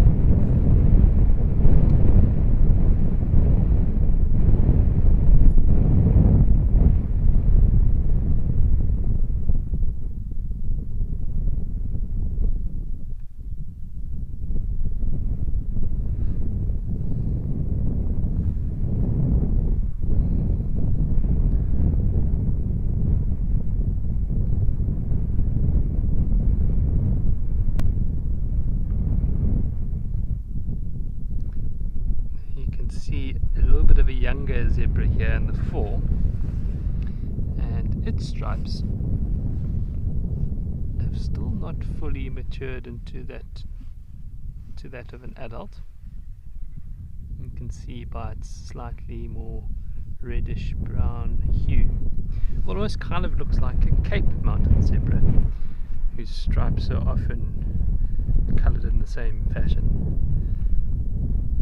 Also, there's a couple of shadow stripes on its rump coming through. It's always amazing to look up to the mountains and watch a mountain zebra. It's yet another way in which a stripe or a striped pattern works. They very often actually fade away into the landscape, and the only real way that you're able to spot them easily is if they show their rear end. It's a lot more conspicuous than a lateral stripe, or vertical stripe. So the stripes that go from top to bottom are much more difficult to help see a creature compared to a lateral stripe like the rump. Quite interesting how it works or plays on the eye. Yeah, I remember that from the Kalahari, seeing mountain zebras high up in the hills, and blending very well if they do not face their rears to you.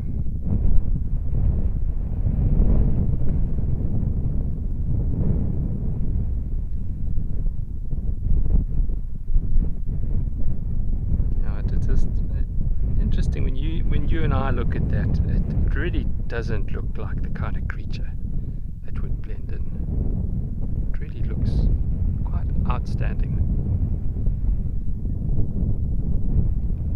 We're fortunate with colour vision, so fortunate to have colour vision, so that would make a zebra look a lot more obvious.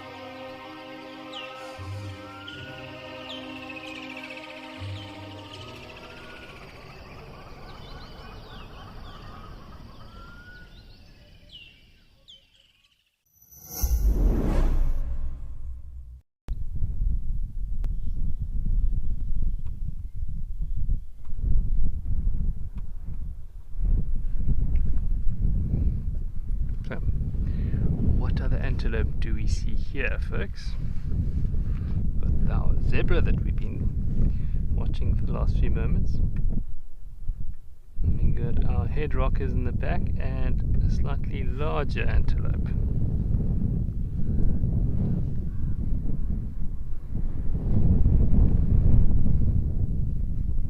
Of course, the head rockers are the Blesbok on the right hand side of the Scotia.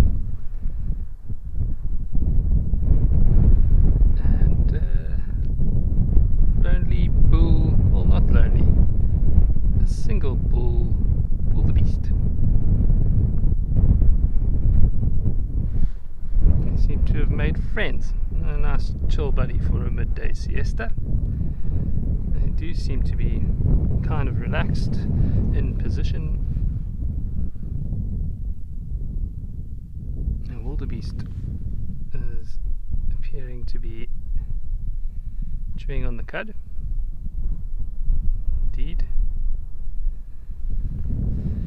Now, this Scotia tree is a really got a beautiful and very distinct browse line. And yesterday I touched on how the giraffe in the area do fancy a bit of Scotia leaf.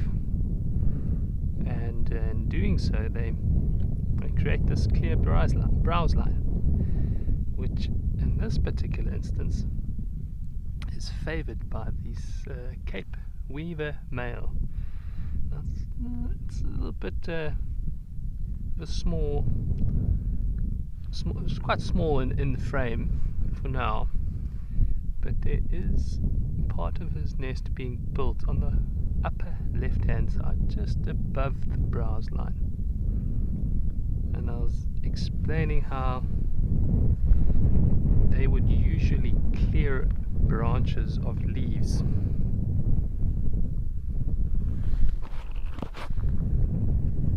they will remove leaves from the tree in order to make their nest a little bit more visible.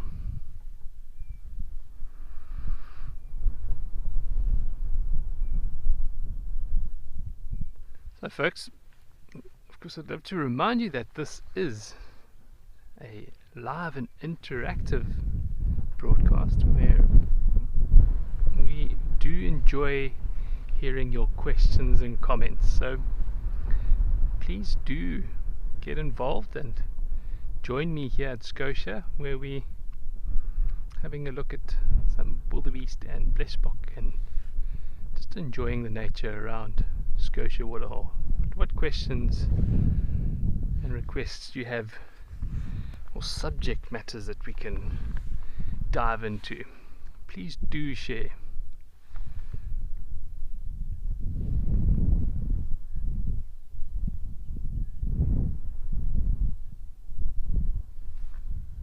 Oops.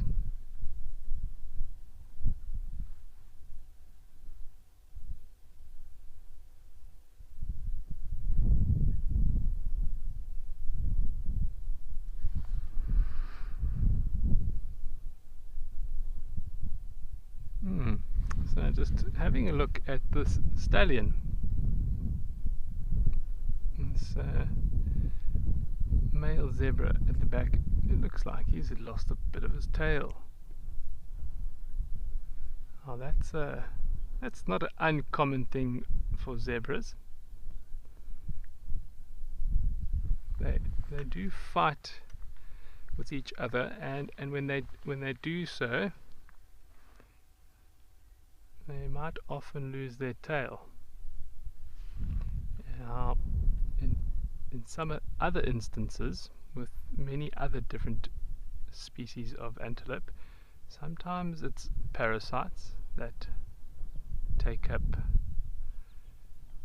residence underneath the tail. So it's quite a difficult place for any ungulate to try and get to groom. So often using their teeth to remove a lot of these parasites.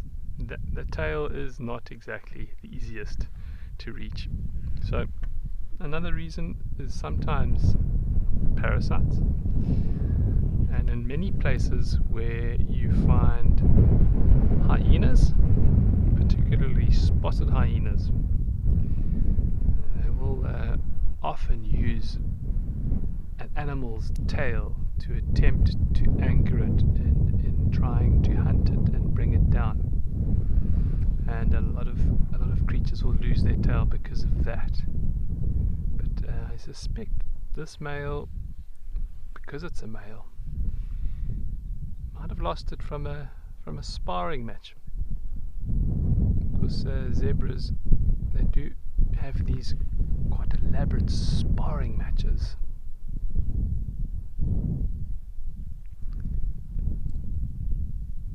They do have these sparring matches where they'll lose their tail, and they can turn quite violent.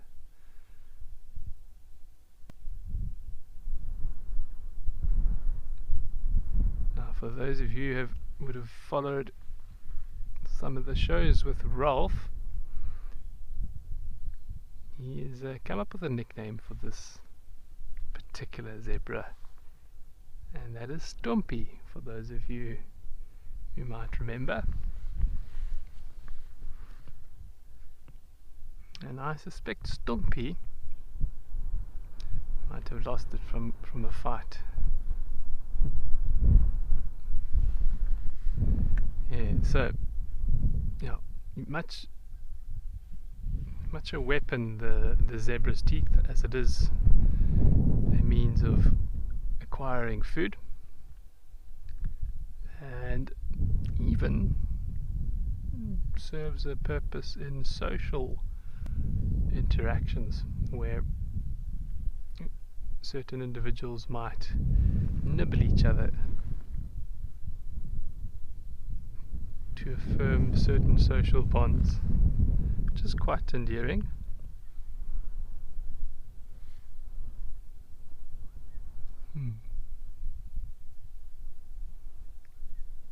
There'll be Stompy and his harem of females.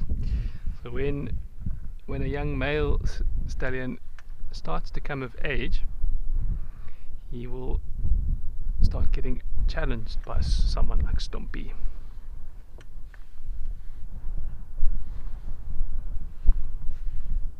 So Mary, that's a great one. So the disadvantages of not having a tail. If you have a look at this particular individual on the left, this one of his mares, you can see that she's switching it to and fro, and that is a very clear fly swatter. So it will keep flies at bay, which is a distinct advantage, especially if you consider, as I mentioned earlier, Mary, that certain flies in certain areas might carry viruses or disease. They are vectors. So having a fully functional tail, you stand in a distinct advantage to keep some of those flies at bay. So yeah, that's one of the advantages, definite advantages of having a tail.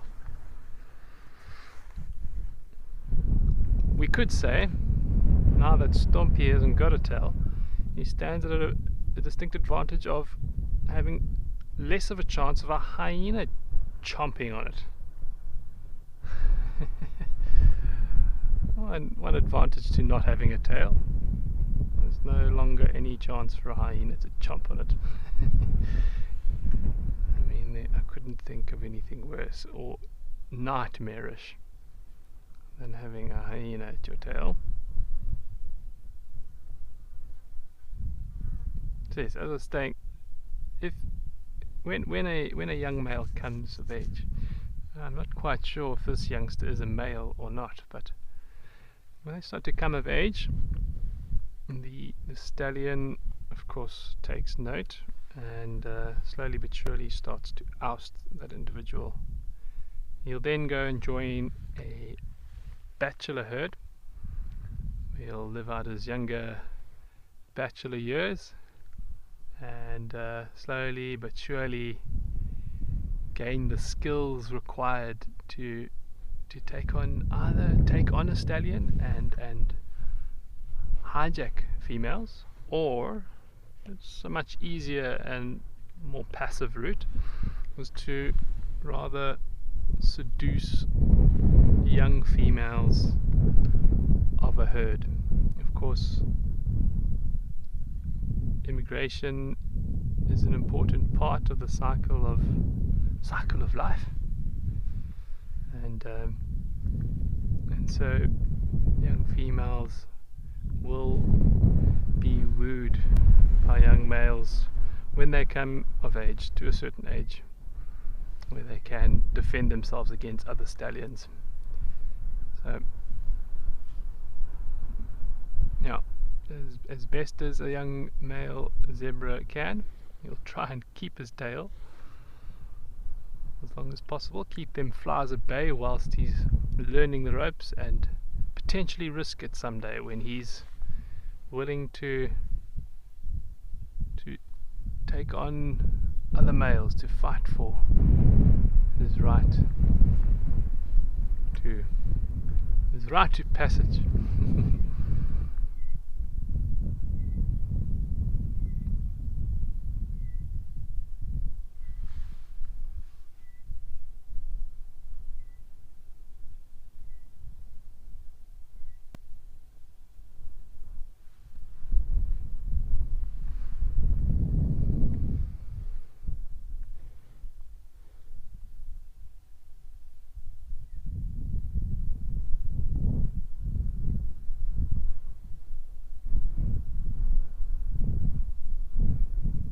See that patterning if you kind of soften your eyes a little, folks, whilst looking at the screen. You kind of, when you soften them, those stripes kind of blur a little, and you can see how Stompy's rear end kind of pops. It pops a little. That's what I was talking about earlier regarding how they stand out.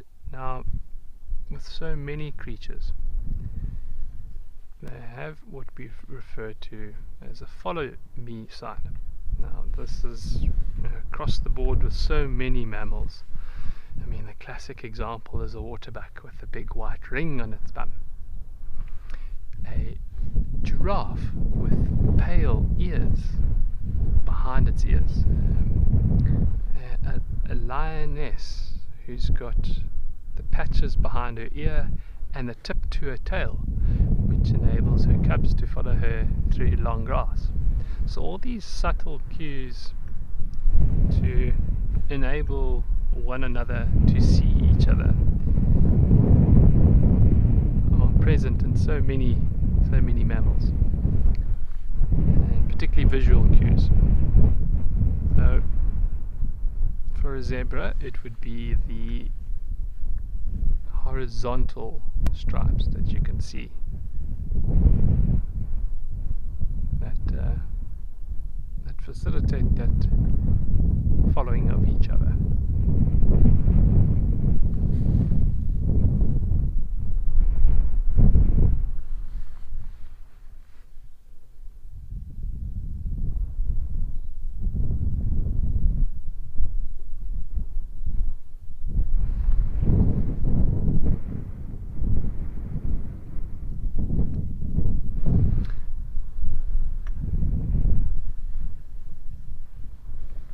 So I've positioned myself here this morning.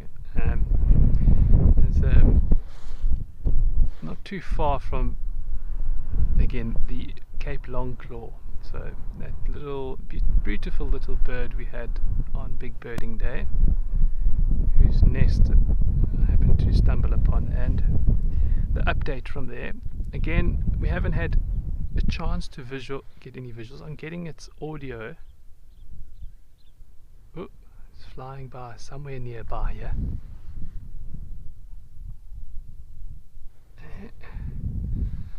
Where are you? So now the pair is in the area. So this Cape Longclaw. Now that's something I'd love for some of the viewers, if you are native Afrikaans speakers. Oranje keel kalkoentjie. That's the Afrikaans name for a Cape Longclaw. I'd love to hear from you. What is a kalkoentjie? I know orange keel was orange throat, but I'd really love to hear from our viewers. What is the Afrikaans meaning of a Cape Longclaw?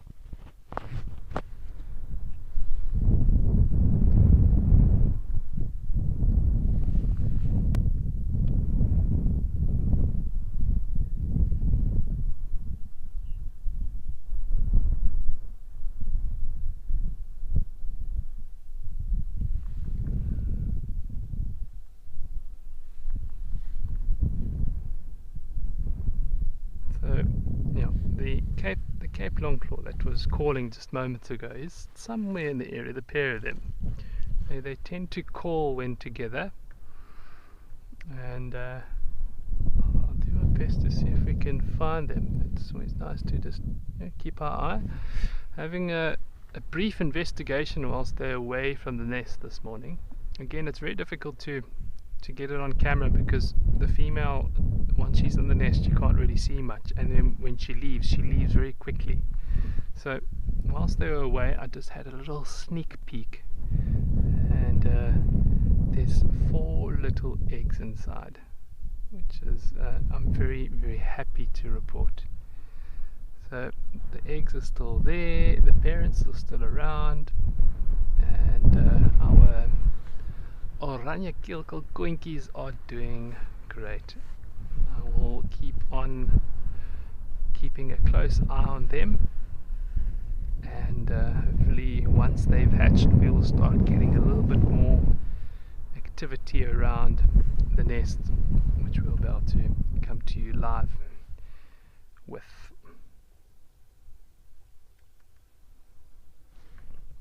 Oh, that's lovely to hear. We're going to send you through to Lisa, who's also on the subject of birds. Let's see what she has for you in Djuma.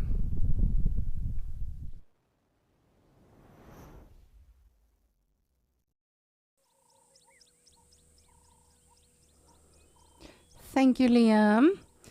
Yes, we are just checking out some animals, myself and one of our zoomies, on the dam cam here at Djuma at Gowrie Dam. We had some inyalas, but they took off. So we are just appreciating and admiring the glistening water with this lapwing in the foreground. Absolutely beautiful. And sadly, to my knowledge, the one lapwing chick that we did have, unfortunately is no longer with us. I speak under correction. If you have additional information about it, please do let me know. But from what I see, from what I know myself, as well as the zoomies, have not seen the chick in quite a couple of days. So unfortunately, that chickadee did not make it. But hopefully we'll get some more. And it is always great, as you say, Liam, to see the eggs and to just anticipate the new life that is going to be coming soon. It's always so special, specifically with the birds, but all of the animals really. Monitor lizards as well. If you were with us this morning, from the very beginning of Escape to Nature, we started out with 2 water monitors here in Djuma. And the one was very ferociously chasing after the other one. But then unfortunately we lost visual of them. But even if you see the females, making their way to go lay their eggs, it's so spectacular just to see how they dig those holes to actually lay the eggs in. And just all of these animals, you know, whether they lay their eggs in the ground or in a tree or wherever it is just absolutely amazing to see the development of these animals and to see the parenting in a lot of the animals. Of course, you know, we do see some birds are brood parasites. They'll just sort of lay their eggs and then leave it in someone else's nest. But for instance, this lapwing, oh, they are so amazing. Noisy, but amazing.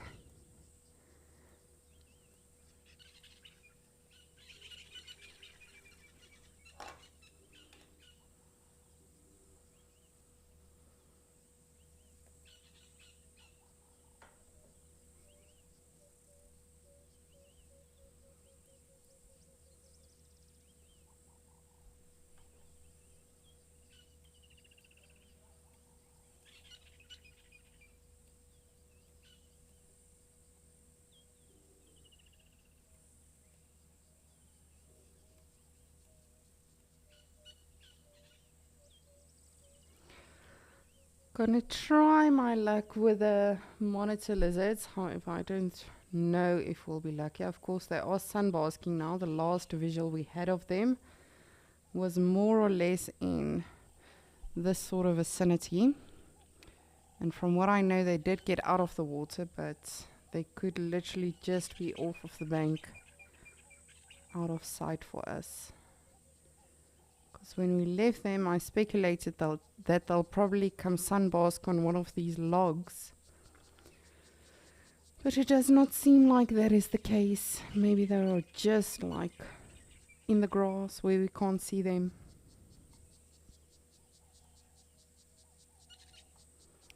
Oh, is that one? Oh no. I got very excited there. I thought that might be one. Wait, is it one?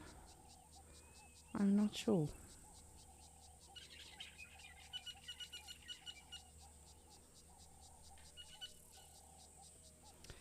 Nope. It's part of the log. But I mean, in my defense, you know, it does look a little bit like it could be a monitor lizard.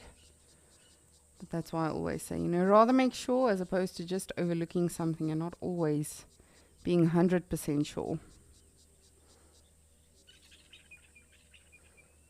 See, even my director, Tulu, he's agreeing. He says it looked like it, so it could have definitely been one, since that was the area we last saw them in. But we'll check now if they are still around and if they are visible for us.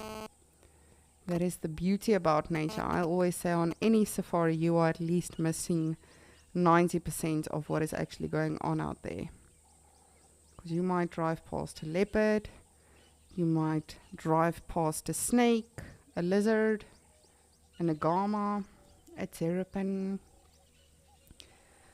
a tortoise. Ooh, speaking of terrapins,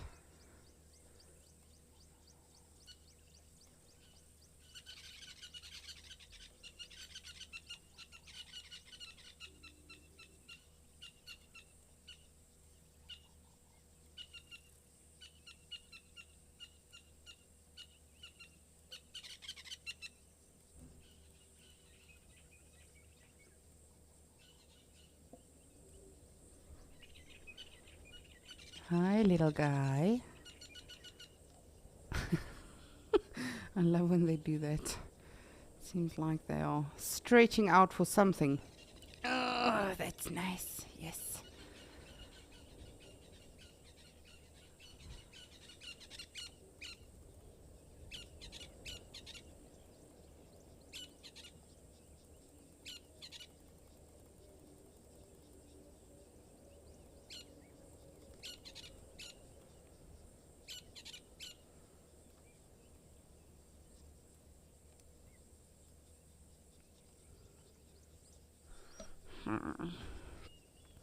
Danny, you would like to know if terrapins share any symbiotic relationships with animals. Yes, definitely. For the most part, they are very, very helpful and nice to animals that come to the water.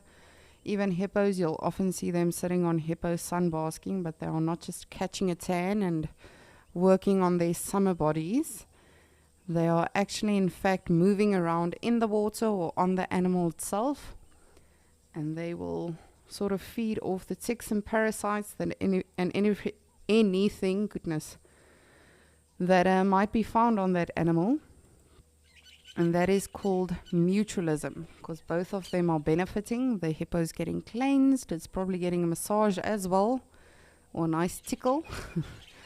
And the terrapin's getting fed in the process. So definitely symbiotic relationship there. Sometimes it can be negative as well. The day before yesterday, Tristan had a buffalo on Sunset Safari that had a massive injury or wound. And this one terrapin was just like constantly pecking at it. So then it's called parasitism because the buffalo is not really getting cleaned because that wound has no time to heal or, repair itself. And in the meantime, the terrapin's just having a feeding frenzy. So, but for the most part, as I say, they are very helpful generally and do assist the animals in getting cleansed from all the unnecessary parasites, much like the oxpeckers we often see on the animals.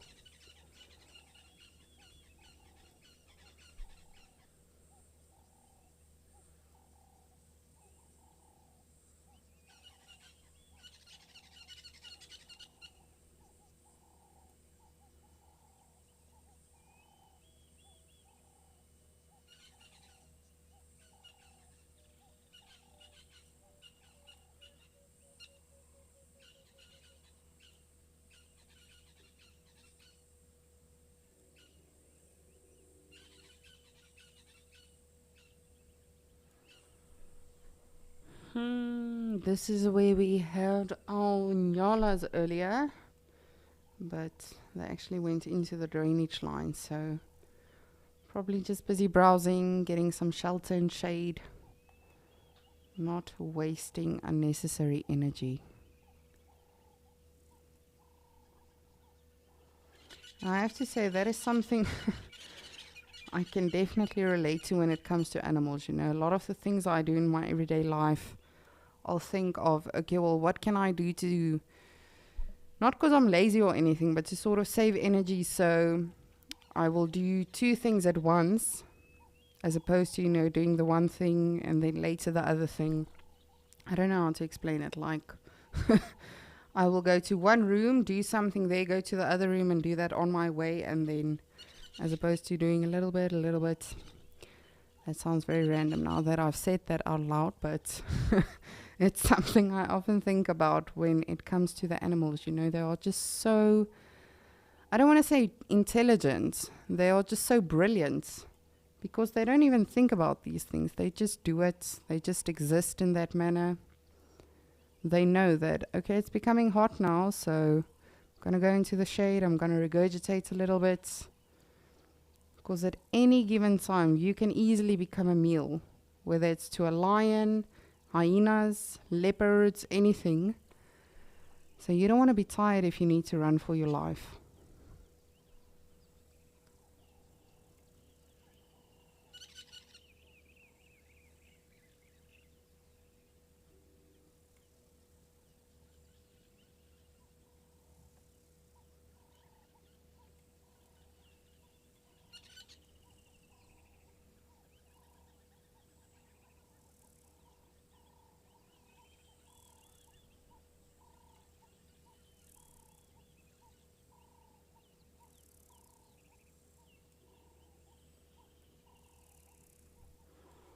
Our starlings are around as always, and they definitely also have a nest in this tree. Actually, in this crevice that you see just off to the left. Yesterday I saw them fiddling in that. So I don't know if they are in fact still constructing or if they already have a nest in there.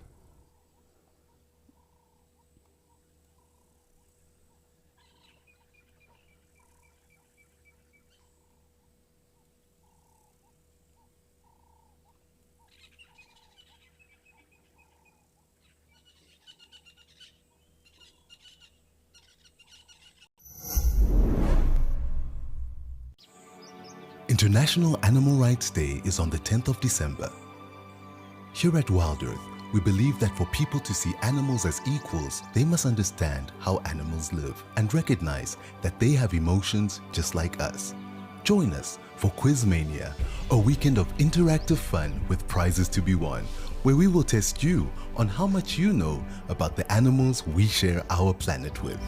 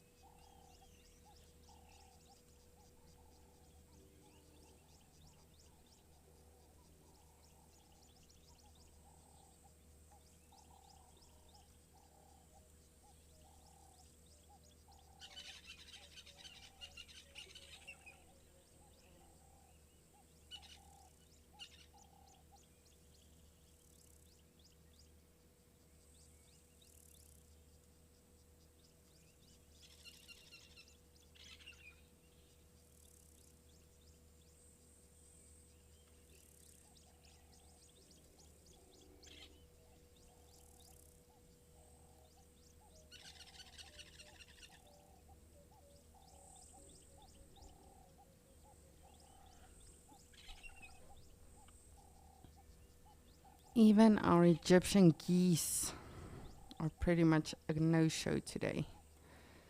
Where generally they'll always be around, even if it's just one pair of them or at least one. They are not too vocal today.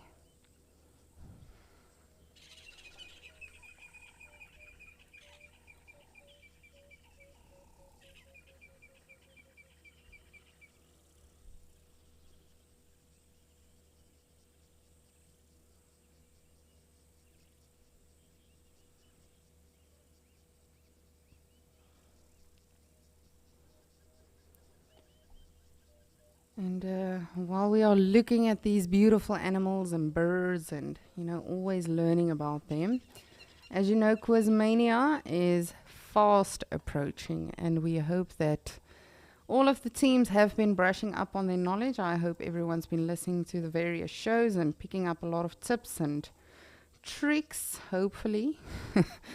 So if you have indeed entered and you and your team have a name and everything, please do make sure you send your team name And you're more than welcome to also enter your team members' names, but specifically your team name. Please send that through to quizmania@wildearth.tv, just so that we can make sure we have all of the teams, and that we can definitely make sure everyone is going to be participating. It's definitely going to be a lot of fun.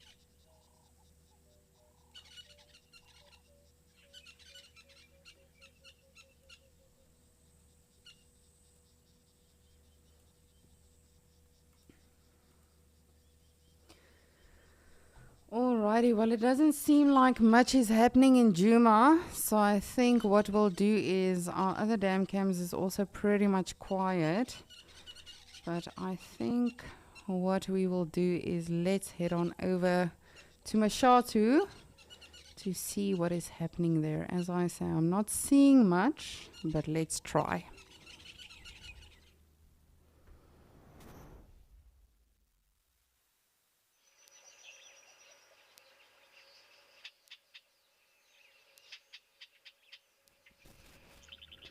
It's definitely beautiful weather over here.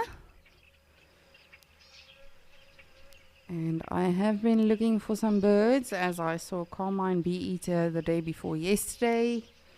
I've been trying to look for the the elusive kingfisher, but have not yet found it. Also, our terrapins are rather shy today, which is definitely very odd. But I think they might, sort of anticipate some weather patterns. But I mean, sometimes, I've had sightings where it's horrible weather. It's literally storming, and animals are out and about, partying, having the time of their lives.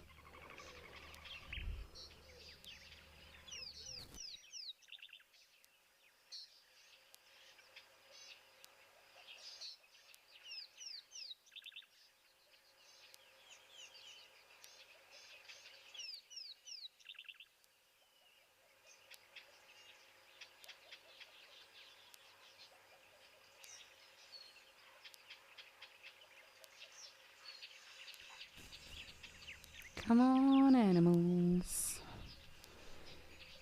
Even if it's a water monitor, how cool would that be?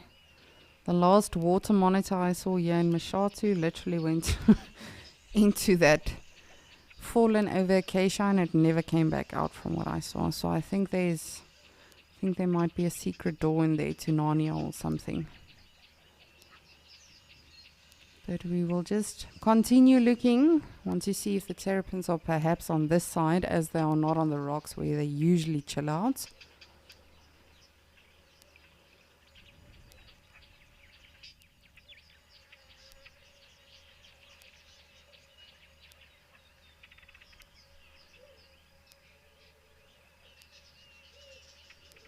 Oh, there's one terrapin. This has been their hideout spot as of late. They tend to come here nowadays. Of course, this is also very close to our area where our crocodile was usually sunbasking. So very, very cool with them. But I think our crocodile either found greener pastures or better water hole, or it might be off laying eggs, as I do not know if it was in fact a male or female crocodile. But definitely missing all of the animals that we used to see so frequently here at Mashatu.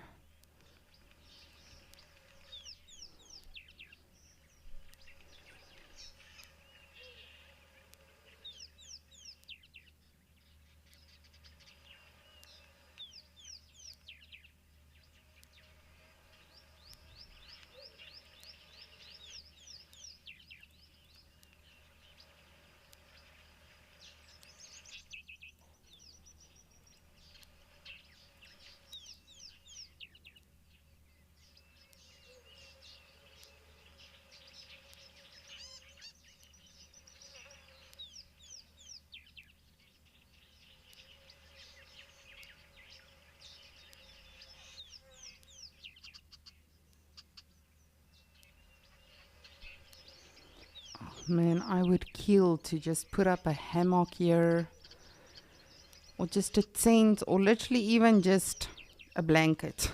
I will literally just lie on a blanket next to this water hole. Just close my eyes and embrace all of the smells and the sounds. Because specifically now when it is so quiet and you don't constantly have elephants and impalas and everything else, you know, that's sort of grabbing your attention, it's just so peaceful just to listen to all of the, specifically the birds right now.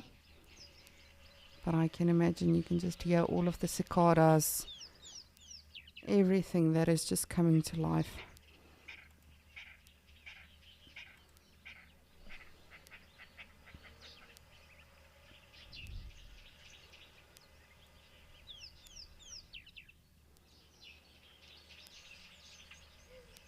Cassandra, you would like to know, how do animals manage to drink such dirty water?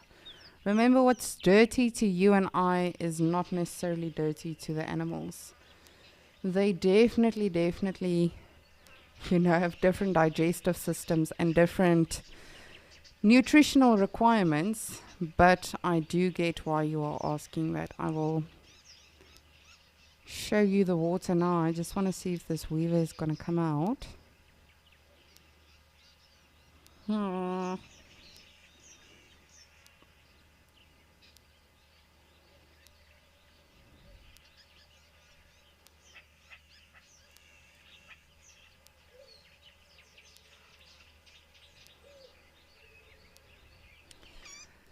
But what happens is, and we touched a lot on this yesterday as well, a lot of water, I'm sure you've seen with a swimming pool. Even if it does rain, you know, a swimming pool will become very stagnant with the bacteria and everything in it because it is not constantly being used per se. So when you clean it, you know, when you stir it around, all of that, that sort of mixes again. So it's the same concept with water holes.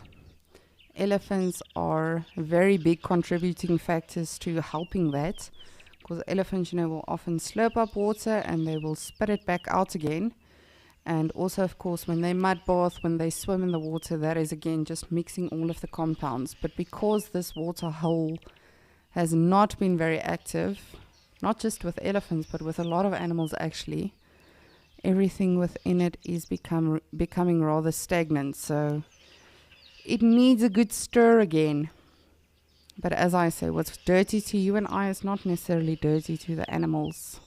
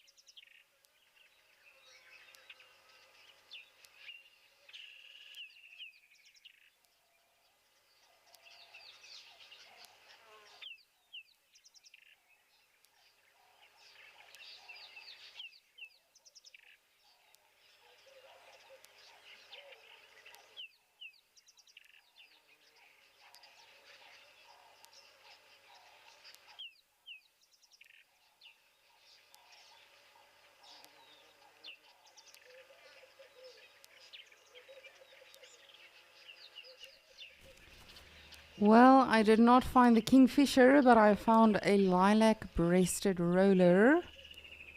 So if you...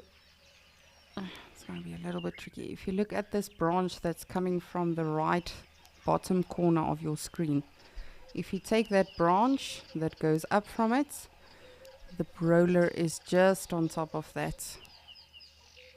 And it was on top of that. Of course you do that, you silly bird. Let's just see if it returns. Oh, lovely. Look at that. Finally.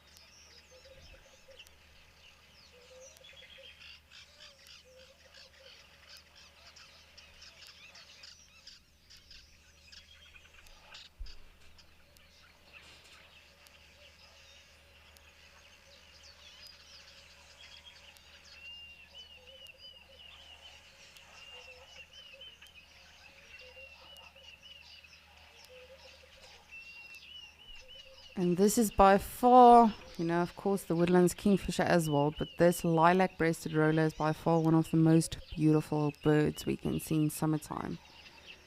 And you can see it camouflages very well. It's just due to the light.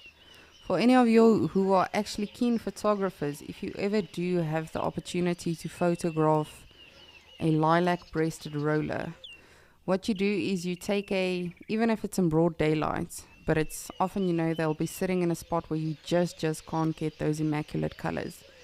You take a spotlight or something like that and you make sure you don't, shine it in their eyes or something, but shine it.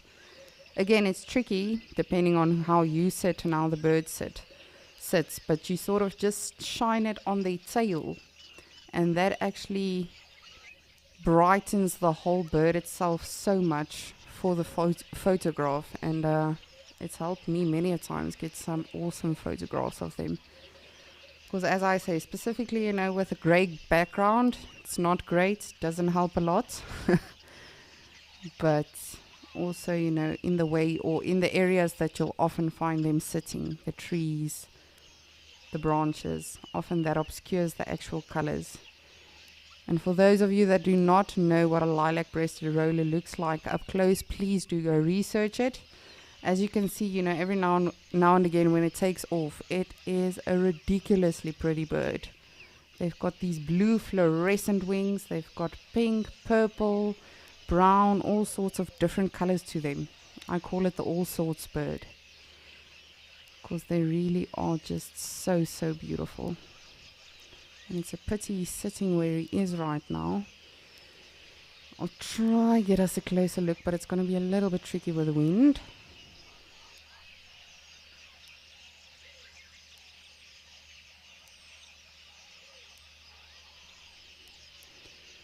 We'll just see, he'll probably come back.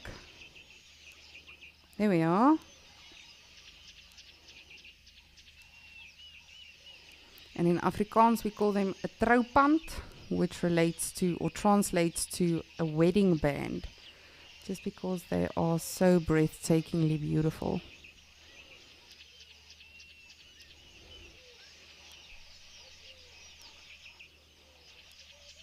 And I think he's taking advantage probably of some insects or butterflies or something flying around, because he's literally coming and going the whole time. So I think he's probably just catching a meal every now and again. They are in fact insectivores, so they too love this season.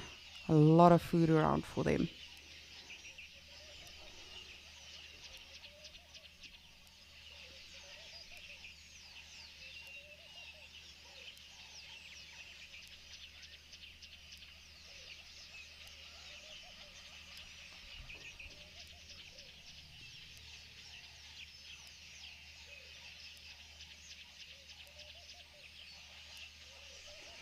In the background you can also hear a green-backed Cameroptera. That chick, chick, chick, chick, chick. That is a birdie taking some pictures. No, that is actually where the name was derived from. It's the fact that it sounds like a camera clicking away. Oh, you're so beautiful. And a roller, or the lilac-breasted roller specifically, to me is like an impala. It's beautiful until it opens its mouth. Got a very horrible call. When you look at a bird like that beautiful and graceful, you would expect this tweet, tweet, tweet. But when they vocalize, it's literally like a eh, eh. It's not a wonderful sound. In my personal opinion, at least. Some people might like it. I think he's taken off for good now.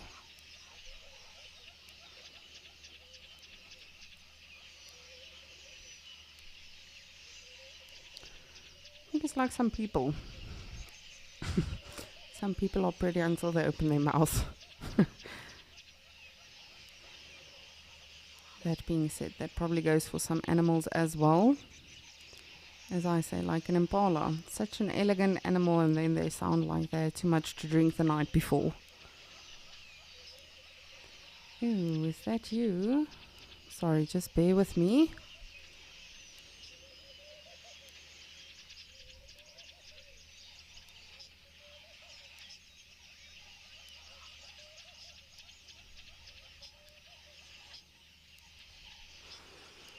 gonna be tricky with this light.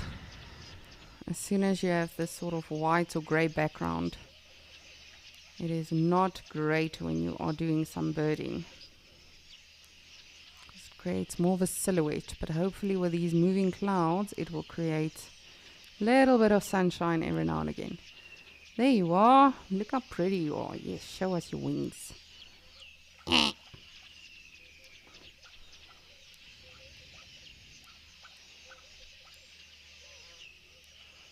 I just forgot for a moment that this bird can't hear me, so...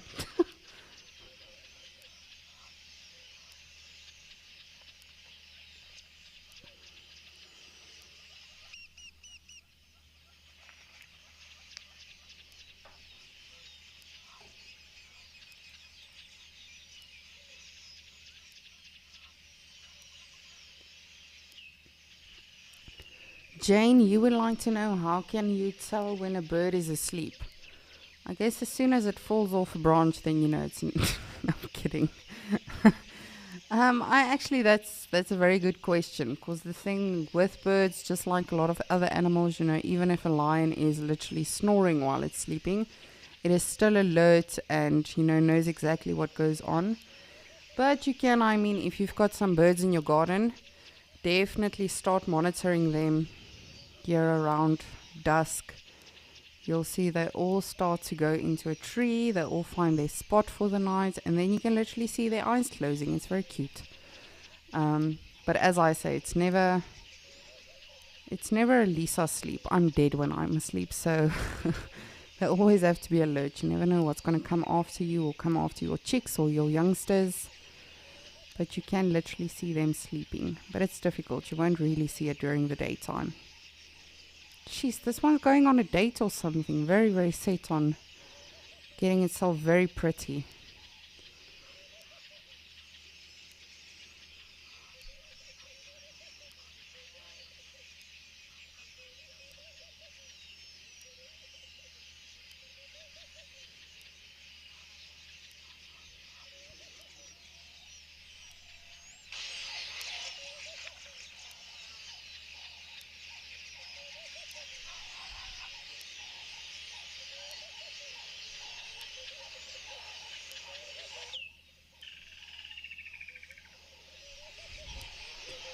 And our kingfisher calling in the background. I have to be honest, when I initially saw the lilac-breasted roller, I thought it might be the kingfisher, because of course I just saw a silhouette. And then it became, or it turned out to be our beautiful lilac-breasted roller. But the kingfisher apparently is still around. I have never seen the kingfisher here in Moshatho, apart from it flying right into the camera. But never actually been able to see a stationary woodlands kingfisher here.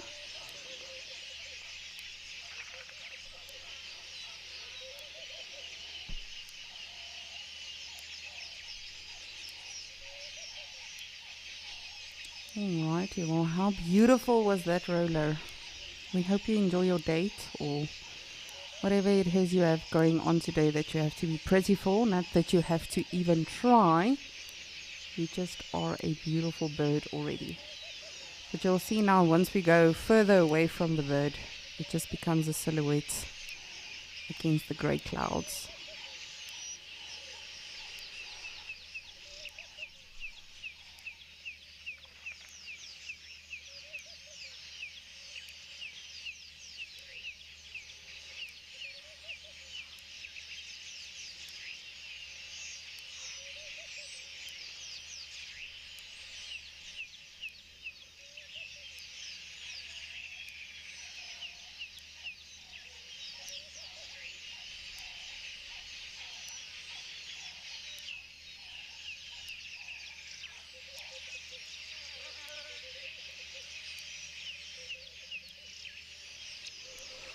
I'm going to attempt to try and find this woodlands kingfisher, but I can't promise anything. So if you see it, please do give me a shout, let me know. And of course, apart from that, if you have any other questions or suggestions or comments, and really whether it's about the animals, the birds, the locations, even about us as naturalists, you are more than welcome to send those through. We love hearing from you guys, and it just makes it so much fun when we can interact with each other, have an actual conversation.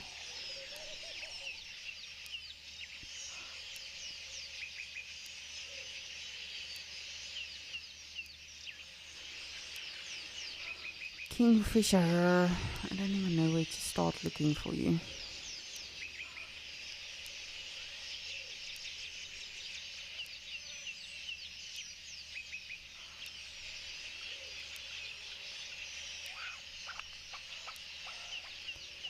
Wagging Pitbull, good morning. You would like to know, would there be any frogs or toads in this water hole? Yes, definitely.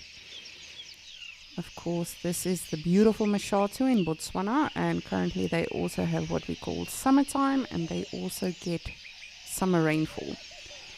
So often at night, I know we don't often go live on Sunset Safari with the various water holes, specifically Mashatu as of late, but you can definitely hear them at night time and sometimes even during the day. And of course, frogs are impeccable indicators of a good water system or a healthy water system, because for the most part they breathe through their skin, and so if water is filthy or dirty, and again, our filthy and dirty is not the same as theirs, but if it is according to their standards, they will not live there. So frogs are often very good indicators of a healthy water system, even though this one does not look too great at the moment. But as I say, we just need some elephants to come stir it up for us. Hi, little grebe. Oh, I'm just waiting for the day, that I'm gonna move across the water hole like this, and then in one of those patchy shades we'll just have a lion or a leopard or something just chilling there. That would be so cool. But our time will come, don't worry. We will definitely get there. The ecosystem wasn't built in one day. I know the saying actually goes, Rome wasn't built in one day, but the ecosystem, has a lot of intricate details that we don't even know about. And just like the ecosystem, every single day we will discover something new as well. What really is that? Oh, it's our spur-winged goose. Shame. You need a friend. Every now and again the others pitch up, but it's sort of like, from what I've been observing here at Mashatu, it's sort of like the others are picking on it. I don't know if it's an outcast or what's happening, but I don't know if it's this specific one, but definitely one of them is not favored too much by the rest of them.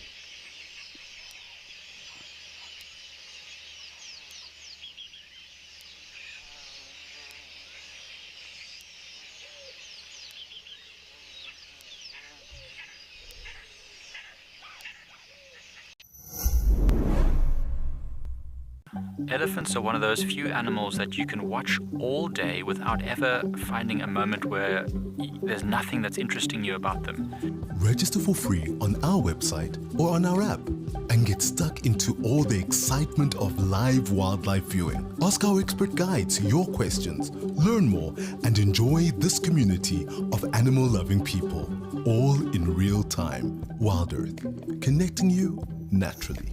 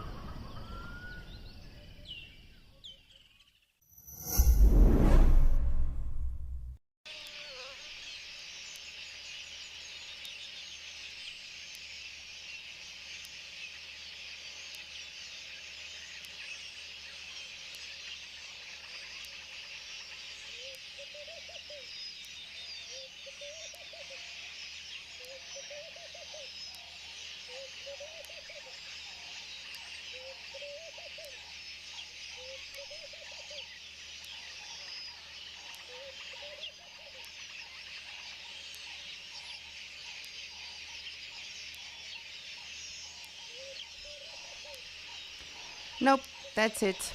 I declare Mashatu kingfisherless, or kingfisher free. On our one reserve, we always had the saying, if you didn't get a picture, you didn't see it. Because there was literally, I think, on 32,000 hectares, there were 2 leopards on the whole property. And you know, every now and again, a guide would claim that, oh, I saw a leopard. And we said, okay, where's your picture? So I'm making that the rule of thumb here at Mashatu as well. If we don't see it, it doesn't exist. So I think someone is in fact just playing games with us, you know, playing the kingfisher sound.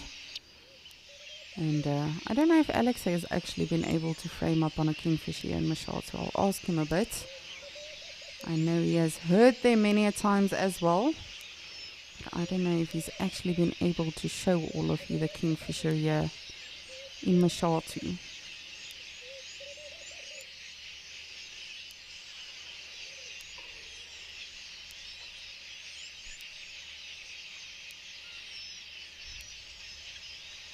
It seems like our roller is still around. Just gonna have a look.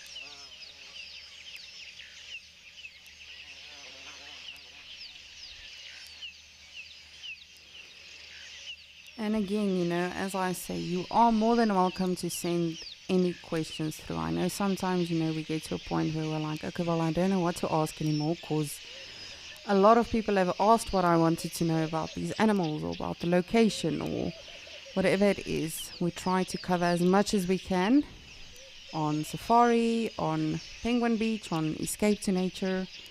So you're more than welcome to ask me anything, even if it's something personal. I would be happy to answer it for you. That was always my favorite thing, you know. As soon as I met my guests, whether they were from the States or Brazil or Paris, wherever they came from, you know, that is always the most fun thing, getting to know someone and getting to know what they want to learn about and what their ambitions and passions and everything in life is. Why they are wildlife enthusiasts. I don't know what's happening with this roller. He is really just on a mission to make sure he... What was that? I don't know if he defecated now or he sort of went into that position. You know, if the smaller birds are dive bombing an eagle or a goshawk or something like that, they do that sort of movement. But I think it just quickly used the toilet.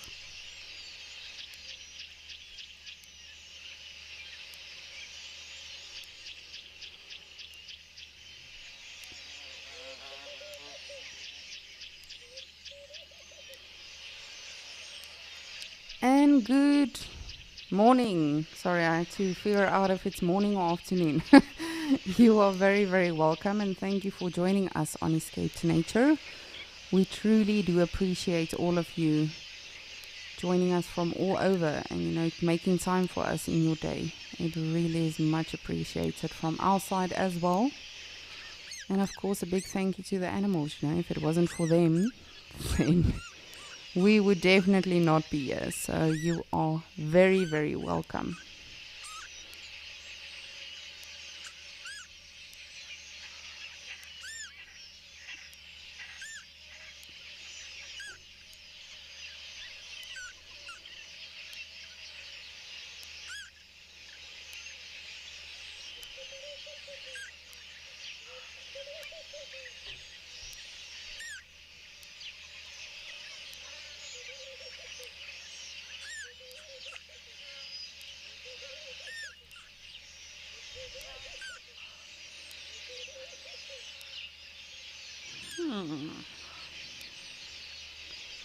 Well, I will definitely keep an eye on Ukukoyo, on Mashatu, and see if that woodlands kingfisher does in fact make its appearance. I doubt it, but who knows? But I think let's see what's happening in Ukukoyo and what animals we can see over there.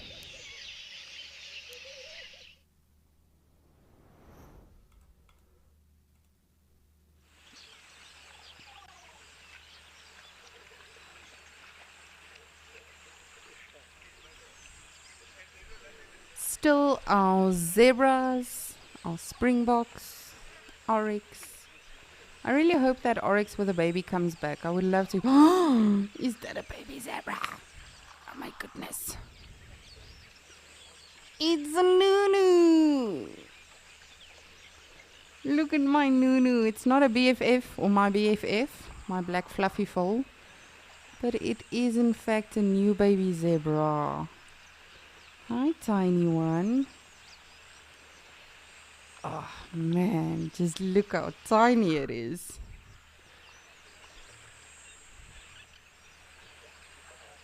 Oh, and these other mares are heavily pregnant. Jeez. Come on, little one, you have to keep up. Come on. There we go. Just those legs.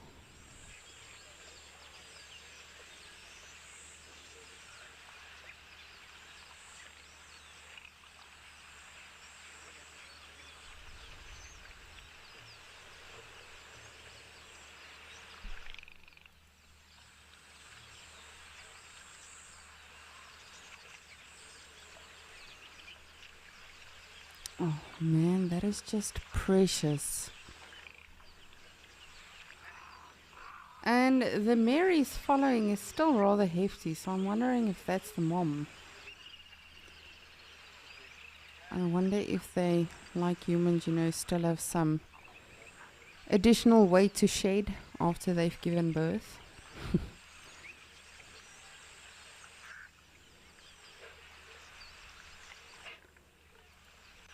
However, that being said, my one sister was, I think, 8.5 months pregnant, and you couldn't really even tell that she was pregnant.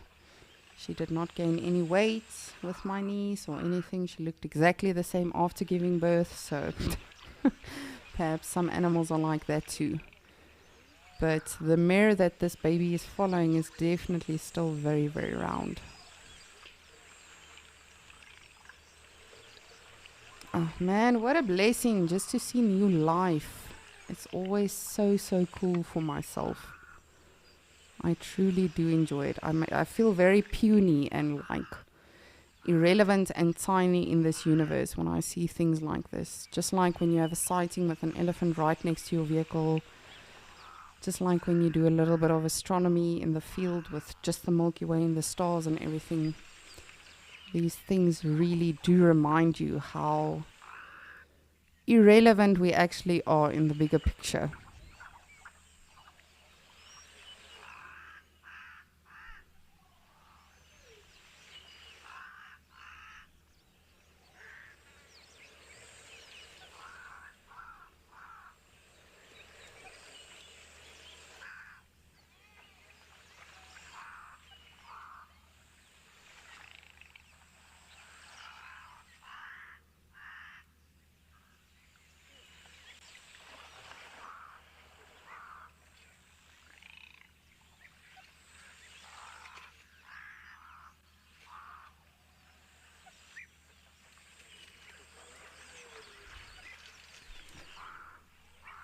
And just look at that, how well that baby was camouflaged amongst the adults now. You have no idea there's a baby amongst them. Of course, they've got very long legs, just like baby wildebeest as well. Just like a lot of other animals as well.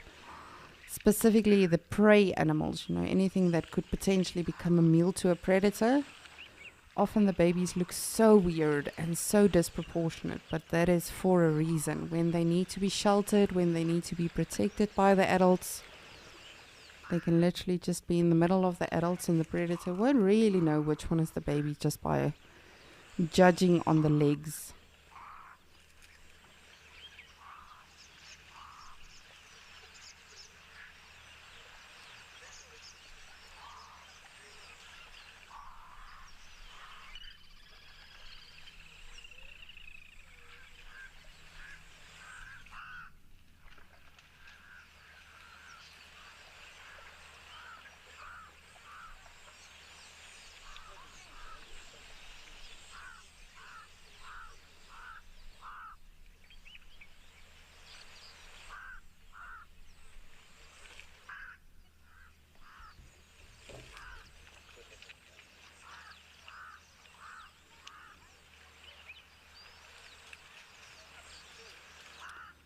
And off they go.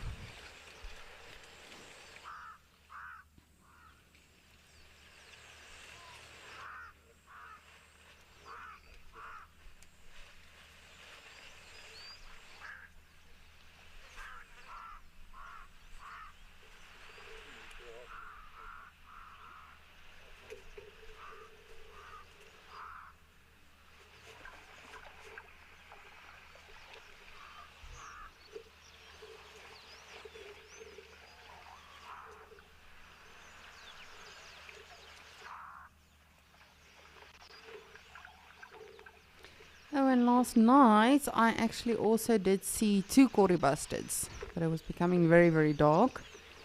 And it's always nice to see them as well, whether it's 1 or 2.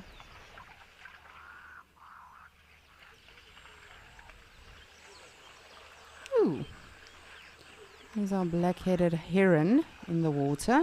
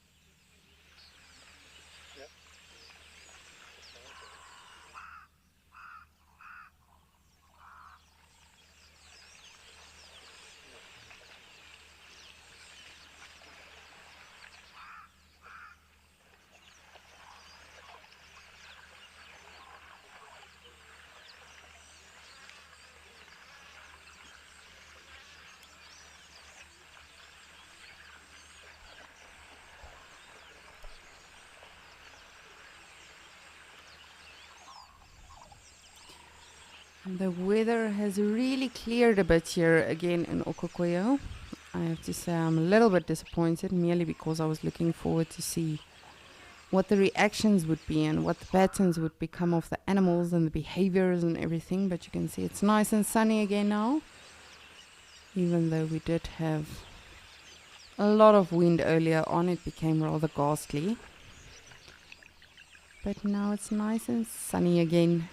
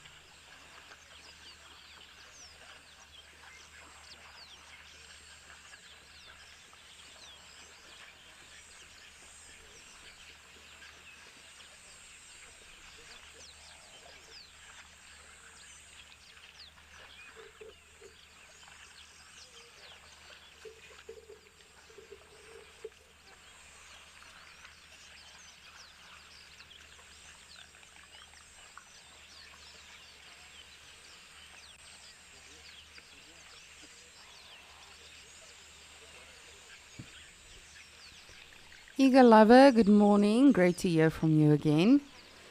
You are saying the springbok here at Okokoyo seem to enter the water where the other animals mostly stay on the edge. Yes, definitely. The oryx and the springbok, actually, they love going into the actual water, specifically those two species, as it really does assist them in cooling down properly. But often you'll see the zebras as well, but only, staying more to the edge of the water. But it also depends on how hot it is. I remember when I just started at Wild Earth, a couple of months ago, I saw a black rhino coming to the center of the water, cooling off, drinking water simultaneously. The elephants do it. But nowadays it is mostly just the oryx and the springbok. You can almost always expect them to do it. So it really does depend. But those two animals specifically, they tend to cool down better in that way. The zebra, I think for the zebra it's a bit of a risk, as they are often, a lot of animals that are grouping together. So if they need to make a quick escape or evade something very quickly, they can do so. So I think that is why they do that. Just want to see, some of the animals seem a bit on edge now.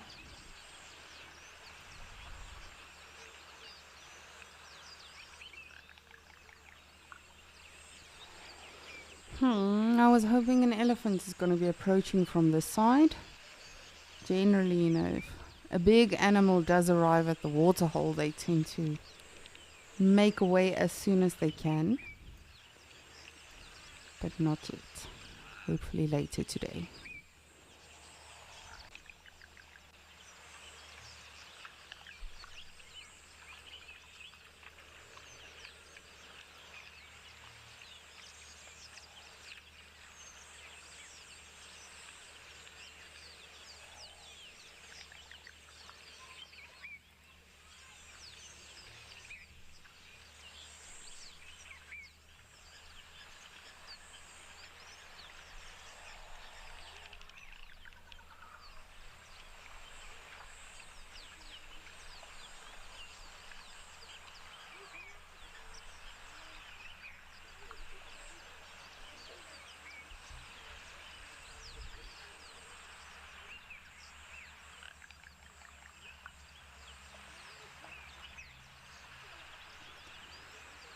And if you were not able to join us the whole day today on Escape to Nature, of course you can just very conveniently and very quickly download the Wild Earth app, and there you can see all the highlights from all the different shows. So you can easily just look at the best bits and just see what you may have missed out on Escape to Nature or any of our safaris, Penguin Beach. It really does make it super convenient. I know I always use it when I've been off for a couple of days. I just quickly catch up and see what my fellow naturalists have seen. Ooh! Goodness, that's nasty. Don't fight now.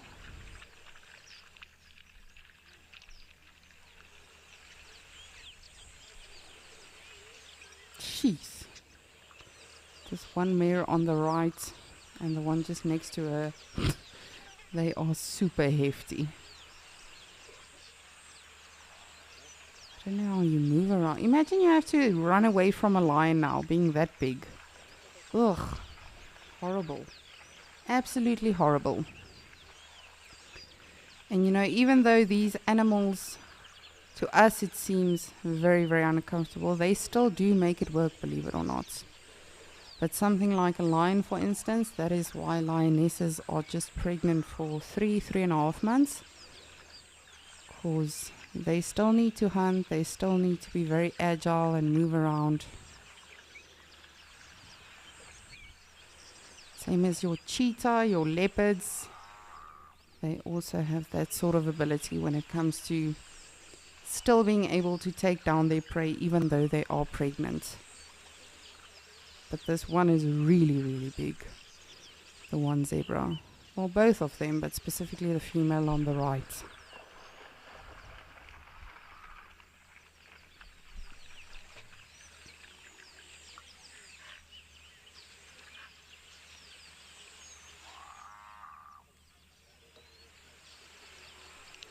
Literally looks like a ball with legs.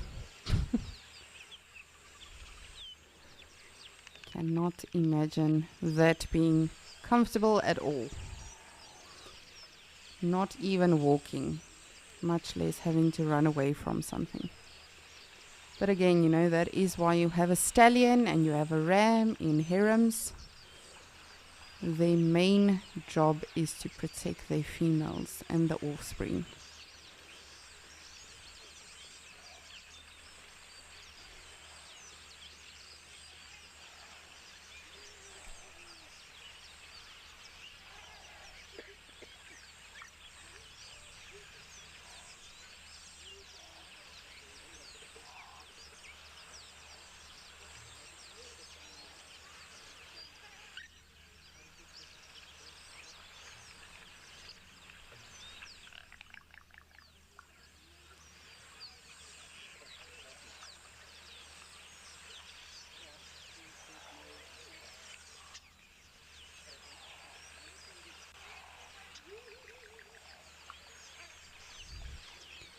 There we are, eagle lover. You can see the oryxes also love doing this. So springbok, oryx, this is the typical biome or the typical habitat that you would find for them. They are in very barren and open and hot habitats. And often you'll see them physically going into the water when they need to cool down. The oryx specifically as well, they've got very cool anatomy as well to help them cool down. They've got a special set of veins in their nasal region, which is called the carotid rete, and that actually helps them, or well, assists in cooling the blood down before it enters the brain, so it doesn't cause brain damage. So there's a lot of things these animals do have that assists them, you know, when it comes to their anatomy or the different things they do. But specifically, just like any human being, you know, when you are hot, just get into the water to cool down.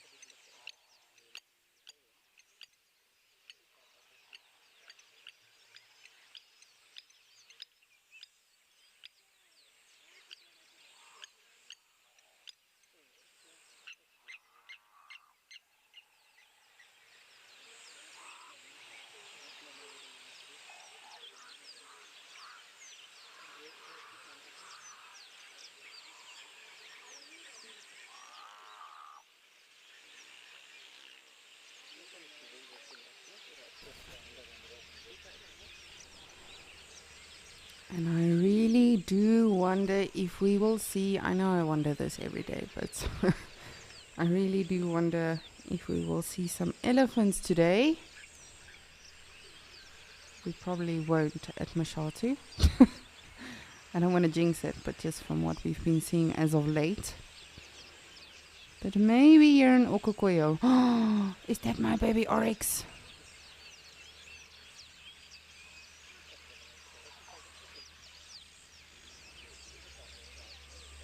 Yes! So this is actually a different baby oryx. The one I've been seeing with a female with a skew horn is definitely smaller. And of course, you know, this oryx has normal horns, if you can call it that. But, oh, that is super cool. So that makes the count for baby oryxes 2. And this is definitely a much younger oryx than the one I've been seeing. The one I've been seeing has a little bit longer horns. Ooh, tiny one, you must follow your mom.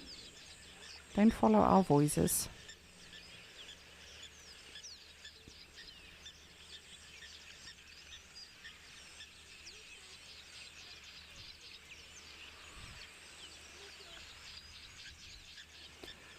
What are you doing, baby? You need to stick with mom.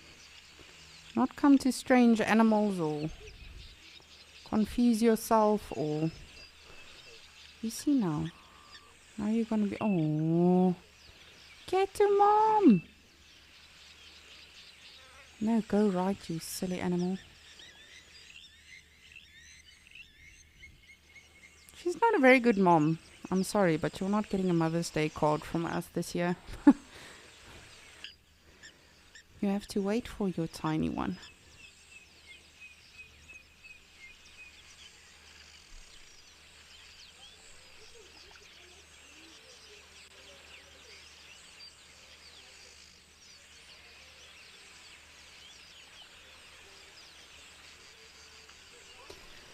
So that is definitely very, very good news. As I say, that brings, to my knowledge at least, that brings our oryx baby count to 2. And this baby is definitely younger than the one I've been seeing. And again, it's a different female. The one I've been seeing, the female has a very, very prominent skew horn. And the baby's horns are also much bigger than this one's.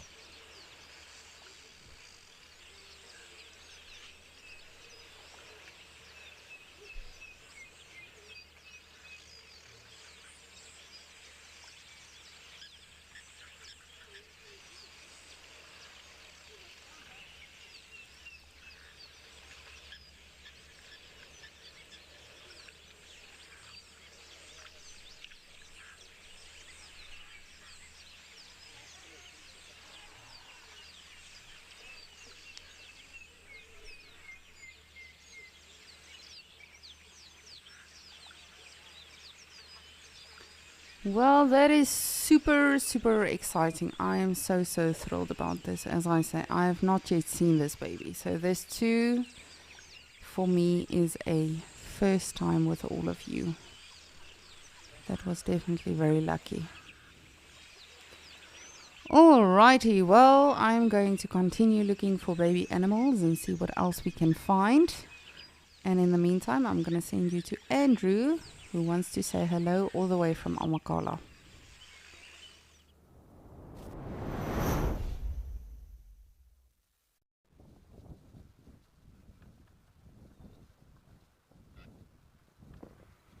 Good late morning. Yeah, oh, afternoon, I see. It's 12 o'clock now, so we are in the afternoon. Good afternoon, everybody. Welcome to Amakala Game Reserve out here in the Eastern Cape Province, where we are coming to you live from.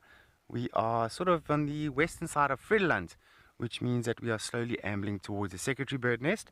But we do have a beautiful environment and landscape here so far. So, hello again. My name is Andrew, and I have my good man BK on board. BK all the way. And hope you're all doing well. It's nice and cool temperatures today, not like yesterday.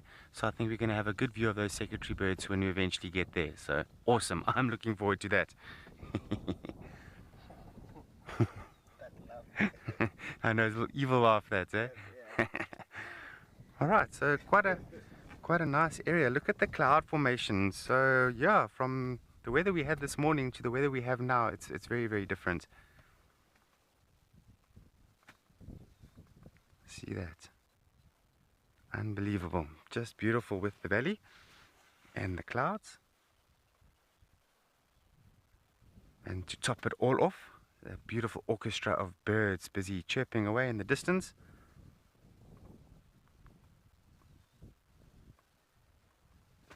Now, this morning there was some lion tracks coming up sort of this way. And we're going to see if we can't perhaps maybe get a visual of them at some point.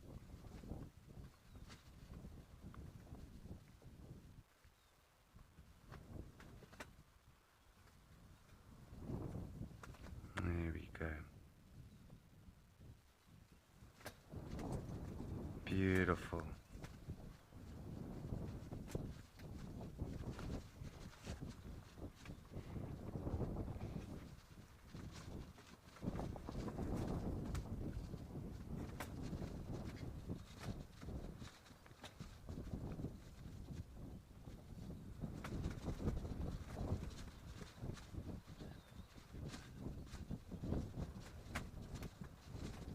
Nadia, thanks for joining us. So Nadia, sort of the species that are usually around here or can be found around here would be like eland antelope, sometimes gemsbok or oryx, impala, of course secretary bird. This is a lovely environment for secretary bird.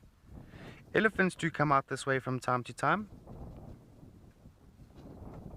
And then depending if there are antelopes out here, sometimes even the lions come up this way.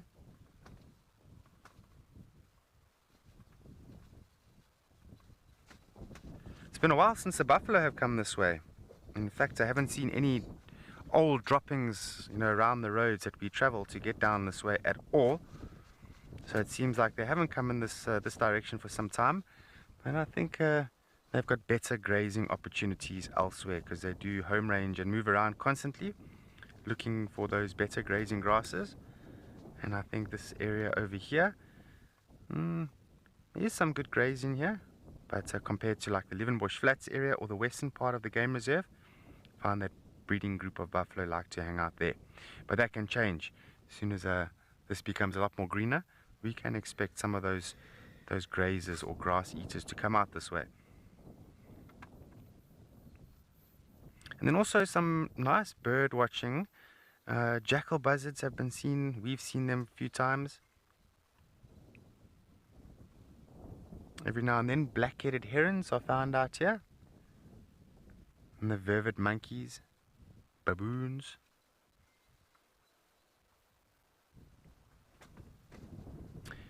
But it would be very interesting to actually come out here with a spotlight at night. And because of the location of this area here, it's pretty far out from anywhere else. So when the chaps do the night safaris, they generally try and stick to areas where they know that potentially they're going to see some animals.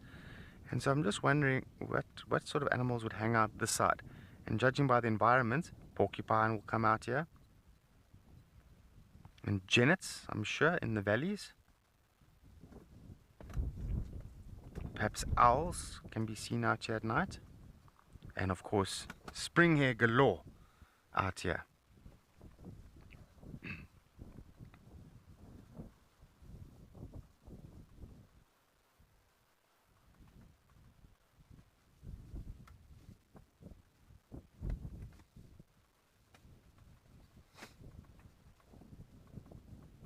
And then just types of vegetation that you can find out here is also quite nice. So a lot of the wild olives are found out here. And a couple of false olives as well, false olive tree. And there's quite a few milkwoods that can be found. And then the Karoo boerbean.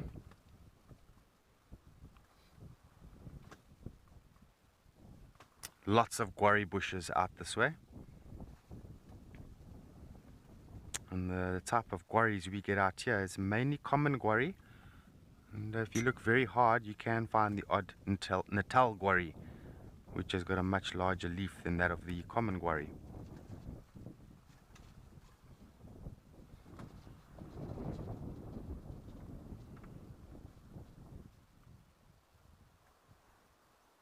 Now, a lot of this is fynbos out here, especially in these more open environments. So blue bush and bitterbush.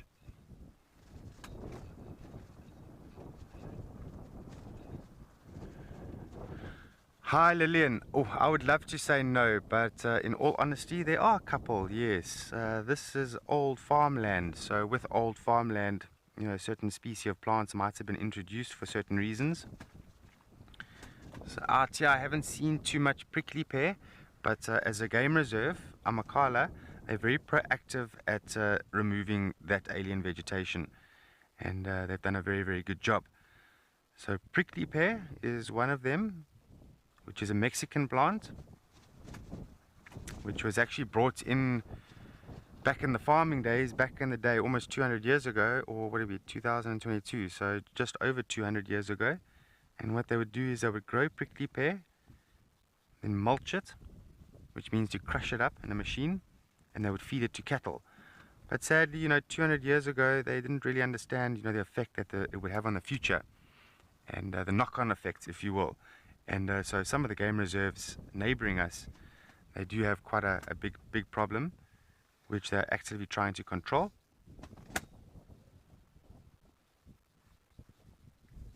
Mexican prickly pear. And so the way that they are controlled out here is a beetle, also from Mexico, called the cochineal beetle, was introduced just to help to eat away at the prickly pear. And in case you don't know what a cochineal beetle is, you probably have come across a few products that they use the cochineal dye. So food colorants, sometimes clothing dyes, which is that red dye, and even to this very day, there are some cosmetics, women's cosmetics, so lipsticks and things like that, makeup, that the cochineal beetle dye has been extracted to make that pink or red pigment for lipstick. Now there's another way that it can be controlled, but it's a very controversial way, and that's actively poisoning the plants with a product called Roundup. We don't want to use that on the reserve because it has been known to contaminate groundwater, which is no good. And then also prickly pears do grow fruits at certain times of the year, and animals are going to eat those fruits.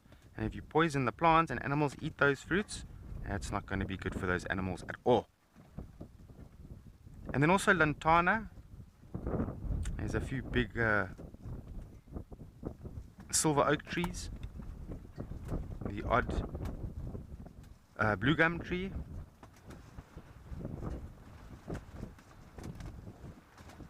and that's just off the top of my head, that's what I can think of now.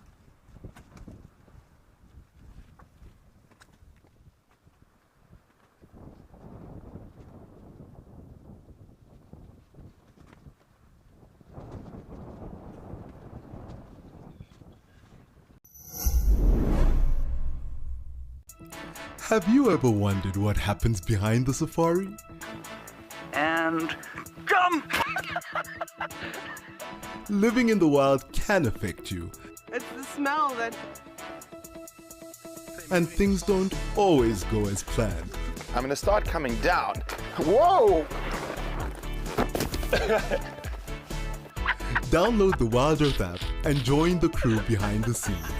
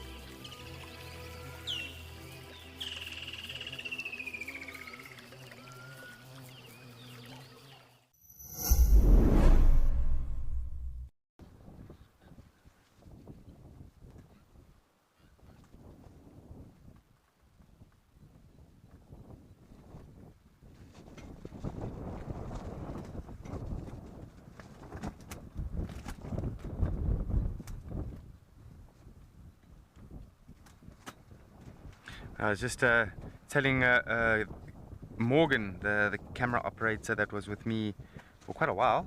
He's just gone on leave at the moment, or a little bit of a holiday. But out at Tswalu in Tarkuni Valley, I was lucky enough to witness snow there on one very, very cold winter's morning. And I was also with guests. That was interesting. It was the second time in my life I'd ever seen snow. I have not seen snow since.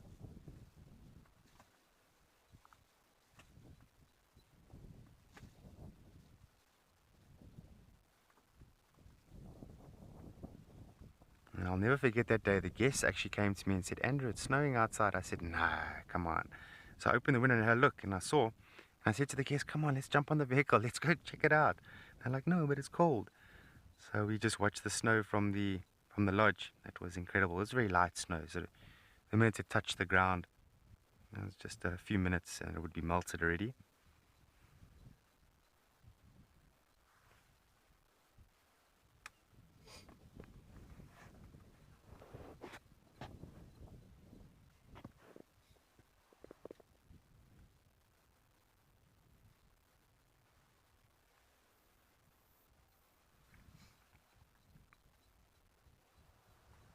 And just some of the types of birds that you can potentially see and hear in these sort of environments. There's a lot of the cisticulars, so lazycisticula.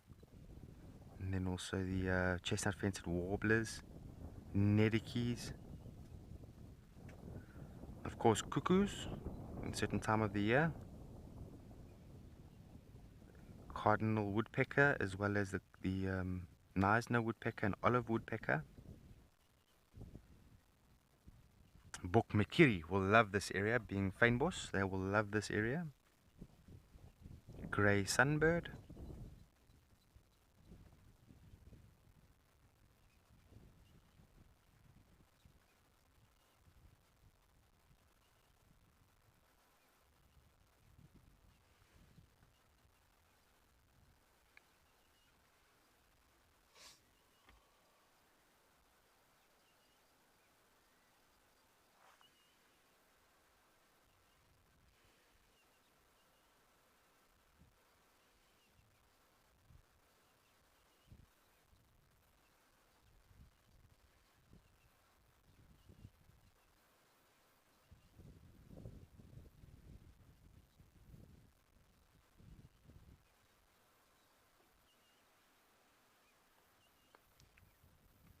BK, let's zoom in on this milkwood tree that's right in front of us here.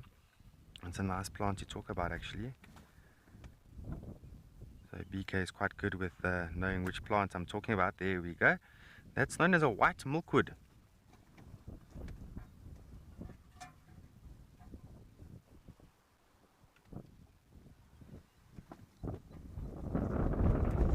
So it's actually quite a significant plant out in the Eastern Cape. Back in the day, they used to make golf balls from that tree.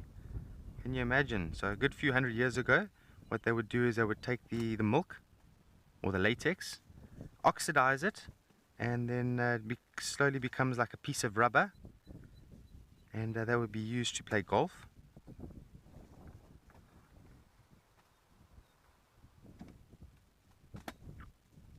It's also been given the nickname the post office tree. I don't know if you've ever heard of Mossel Bay, and for those that have already been there, if there's actually a monument out there called the post office tree. And back in the days of the Portuguese sailors, when they used to sail through the coastline, they would tie their shoes in the big post office tree there, the big white milkwood, and leave letters for their loved ones inside there, and they would pick it up and get that letter. That tree is still around from those days of the Portuguese sailors. Can you believe it? The tree is still very much alive and well. It's a good few hundred years old now.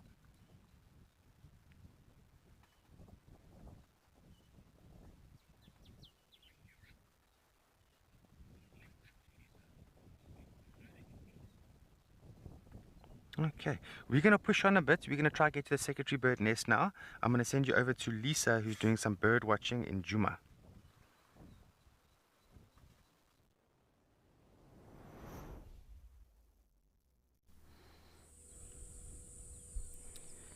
Thank you so much, Andrew. Really appreciate it, and I hope you find your birdies.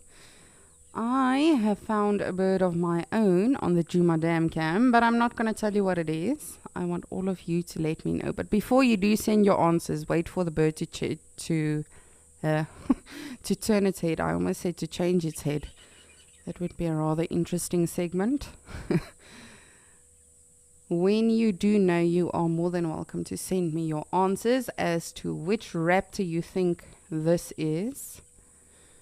But it's been fairly interesting. Just been sitting still, doing its thing, hasn't moved.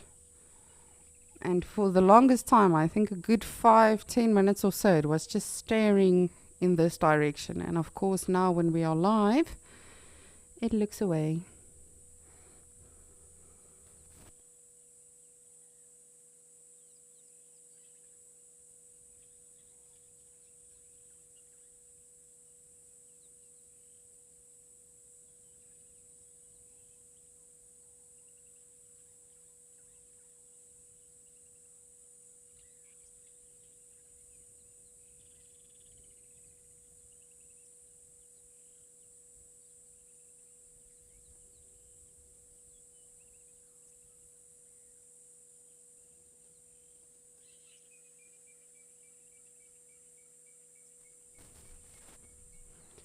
So definitely let me know what bird you think this is. And remember, the thing with raptors specifically is their plumage can be very different from when they are juveniles all the way up to when they are adults, all the way from when they are still molting and going into that phase. There you can see nicely now. Let me know what bird you think this is. What raptor? Looks very grumpy actually.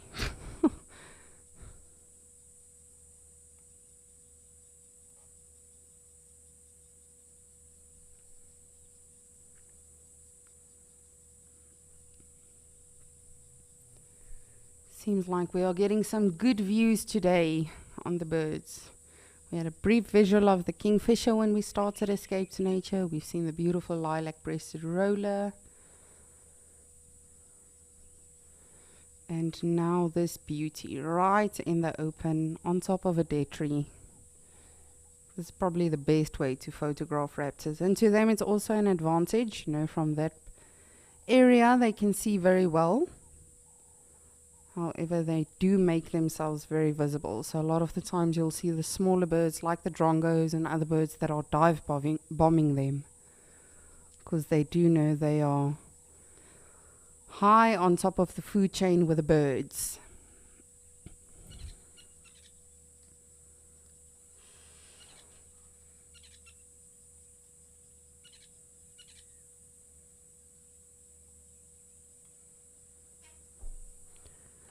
France, you're saying it's been a good day for birds. Yes, absolutely. It's been a good day overall. We've seen some really beautiful things, but specifically with birds, I have to say, you know, when I started out as a naturalist, it wasn't really, it was like trees. It wasn't really something that fascinated me. And then as soon as you get out into the bush and, you know, you really start looking into it, then it definitely becomes very interesting. And that's the awesome thing with birds. You know, there might not be any mammals as such around, but there will always be birds. Whether it's big raptors like this one, whether it's the smaller birds, they will always be around.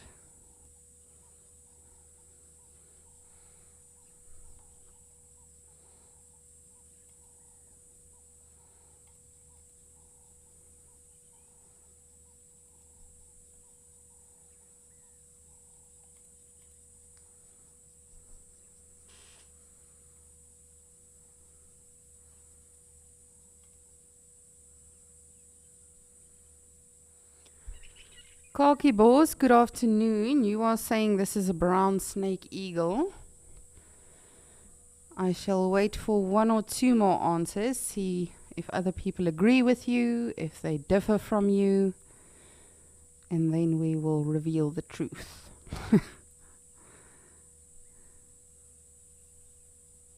Don't want to make it too easy. I just quickly want to just bear with me. Sorry, I just want to have a look at the actual water hole, make sure we are not missing out on anyone.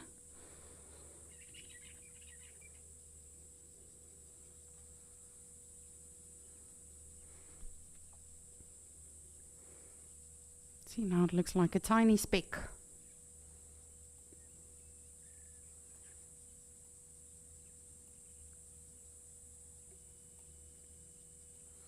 Sorry about that. I'll get back to our beautiful bird in just a bit. But for those of you that know me by now, know, especially if I'm focused on something, I just always like to take a look around. One, because you don't want to miss out on anything. But two, you want to know what to expect. So if an animal immediately reacts or all of the sudden is, acting very strangely, and you know what other animals were approaching the scene or the water hole or wherever you may find yourself, sometimes you can more or less just prepare yourself better. Even if I'm in a sighting with lions or a leopard or whatever the case is, it's always good to just look around and it's not always, believe me, something is still always going to surprise you. But it's better to just rather prepare yourself as much as you can. But I'll get back to our eagle now.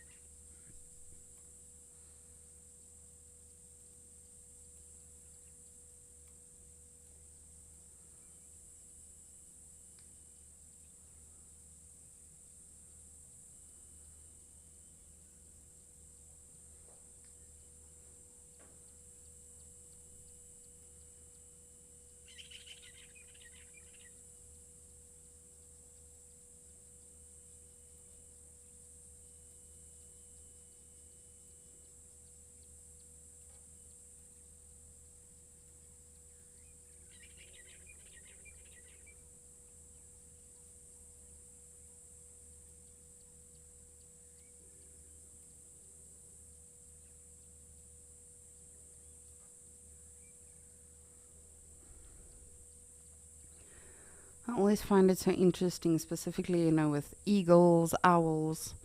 They always look so grumpy. My friends and I at our former lodge, well, I should actually say I helped them. It was more their child. But at my previous lodge I was working at, they found a fledgling, tiny Varoo eagle owl chick. And they tried to put it back in the nest, and obviously, this little thing was helpless, so it kept falling out. And here by the third day, they decided, okay, no, it's fine, let's just try and see what we can do for this baby. And they ended up raising it, believe it or not. It was the coolest thing, and it was the sweetest Varoo eagle owl. His name was Matimba. But even him, he was the sweetest little thing, but if he looks at you, it looks just like this bird, it's got this very grumpy look. Like it's not at all impressed with what you are doing or saying.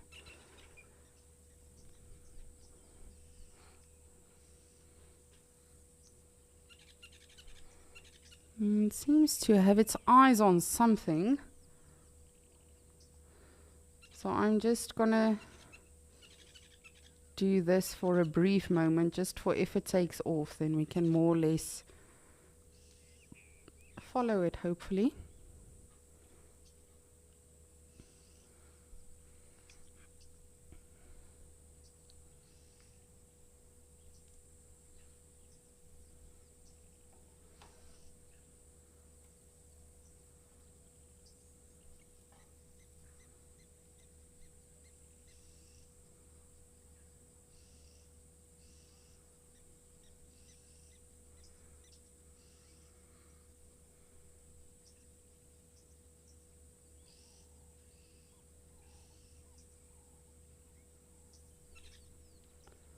What are you doing?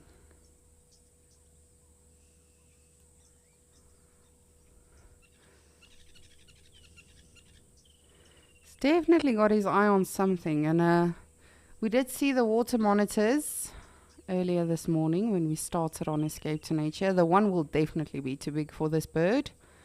The other one, I don't know. Might be possible. Never underestimate something with that size talons. Believe me, as I was mentioning now with the Varu eagle owl, sheesh, you would...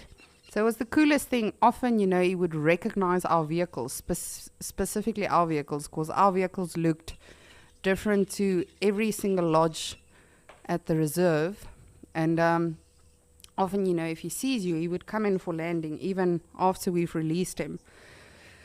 But if you are not too familiar with the Varu eagle owl, please do go research it. It is not something you want to mess with when it comes to their talons. And of course, you know, they do that or use that for when they are hunting. And even this specific raptor, it seems very chilled out now, but when they are in hunting mode, just like a lion, just like a leopard, when they, you know, get out their claws, that definitely serves a purpose. I remember eventually with Matimba, I started wearing shoulder pads on safari. Because you wouldn't specifically call him, but every now and again, you know, he would see you and you would just appear out of nowhere and land on your shoulder.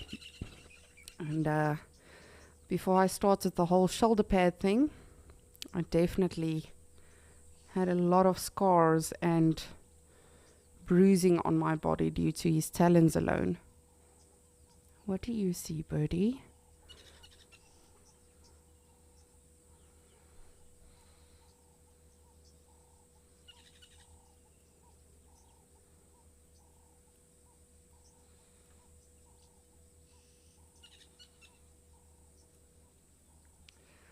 Tamsin, you would like to know, is it a juvenile brown snake eagle? You can't ask me, I'm asking you. No, I'm kidding. We'll wait for one more answer. And then we'll... But you guys are definitely on the right path. Definitely, definitely.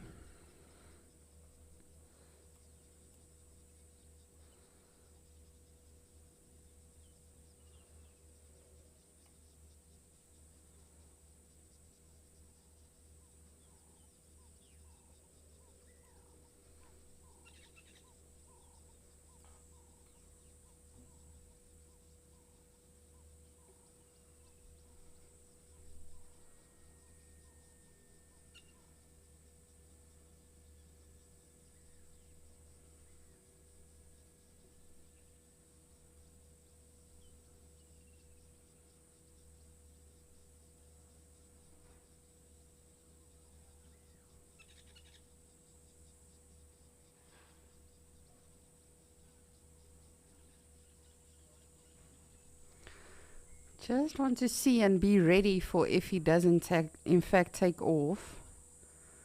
Because I'm rather surprised that he's sitting out in the open like this. It's getting fairly hot now. But I'm not a bird. I don't know what tickles his fancy. So I'll wait for one more answer as to what bird this is. It's fairly easy. It's a fairly common bird species.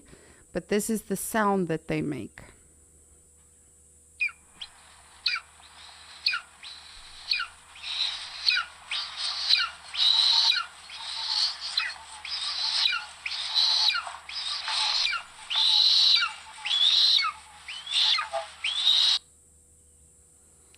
It's very adorable actually for such an impressive bird of prey. But that is in fact their call. So do send me one more answer as to what you think this bird is that we are looking at on the Djuma Dam cam. And I'm just so happy that it's been sitting still for this long out in the open. Not like some of our other birds. Kingfisher. Sorry, I just sneezed. That generally hides in the trees or in the branches.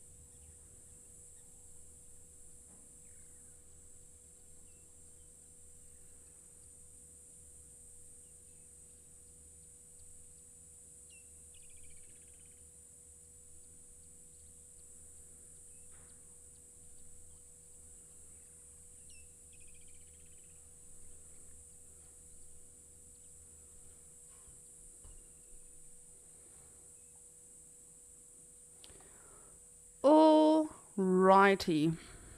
For those of you that did guess it, you are correct. It is a juvenile brown snake eagle. The only reason I say juvenile, you can see on its head itself, it doesn't have the full coloration of the brown yet. So Nancy or Nance, if you are listening, you would definitely have been correct then yesterday. It might even be our friend from yesterday that was in the tree. But of course, you know, we couldn't frame on it so well because it was not out in the open. So yes, indeed, a brown snake eagle. Kakibos, Tamsin, you guys are also correct. And just like their name suggests, they feed on snakes, and they do also feed on monitor lizards, reptiles, stuff like that, which is why I said, you know, some of the monitor, or the one of the monitor lizards could definitely, could definitely fall prey to this eagle. However, that being said, judging, you know, by the size of the one that we saw this morning, I would not put money on it. But he'll just sit up there, be patient, wait his turn. He's got impeccable eyesight. He can see literally everything that is going on the ground. So, yes. Hopefully he gets a snack today.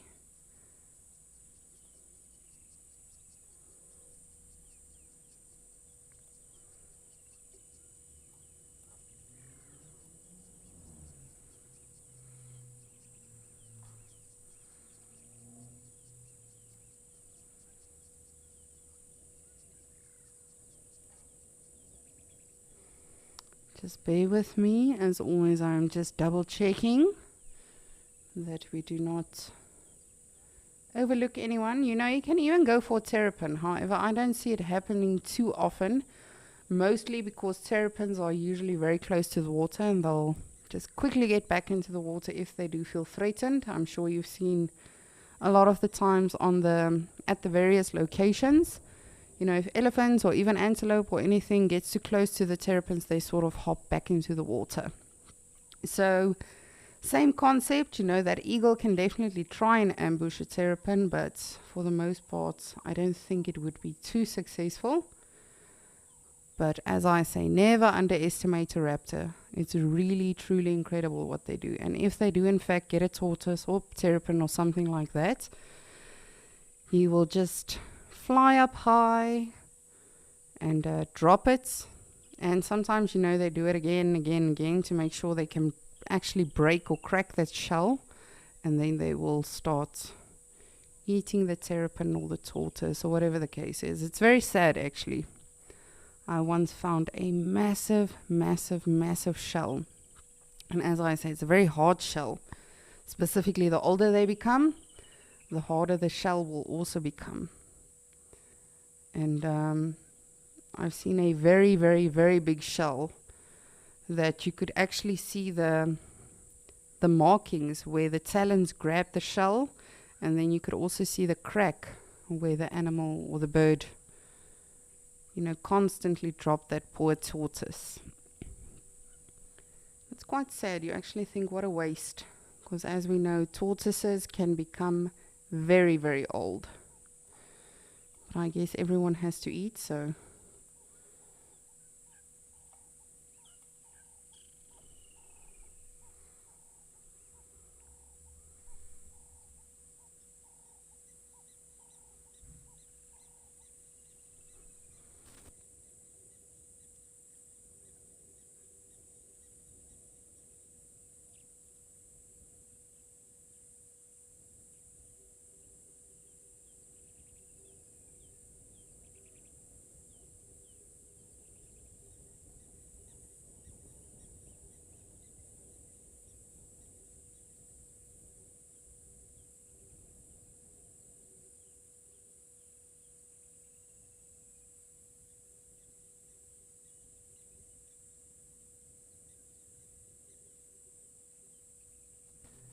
Come on, bird. Try something.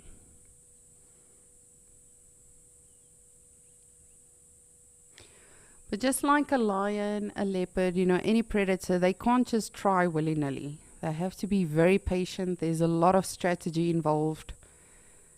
Because as soon as he makes himself known, then he's given away his position. All of the other smaller birds, all of the reptiles, everything will stay low for quite some time.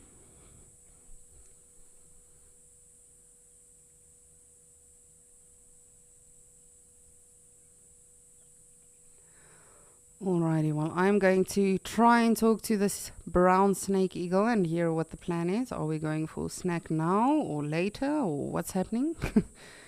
But in the meantime, I'm going to send you to Andrew, who has his as well as Morgan's favorite bird in Amakhala.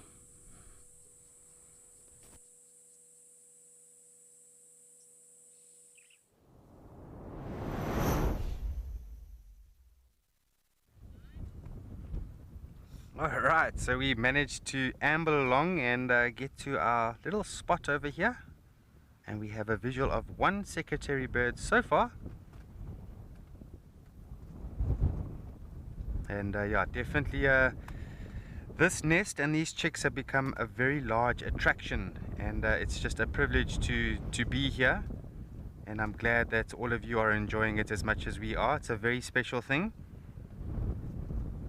Not enough hours has been put in when it comes to watching secretary birds in nesting sites. So there's actually very little information gathered about them. And as myself and BK sit here, we are gathering so much different information. But the wind has picked up terribly now. Just like that, the wind just started. There wasn't even a gentle sort of acceleration of the wind. It just suddenly started and thumped us right here on Frederland area.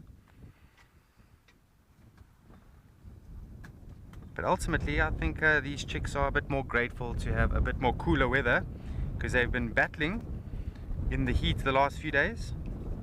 But today is a much better day for them.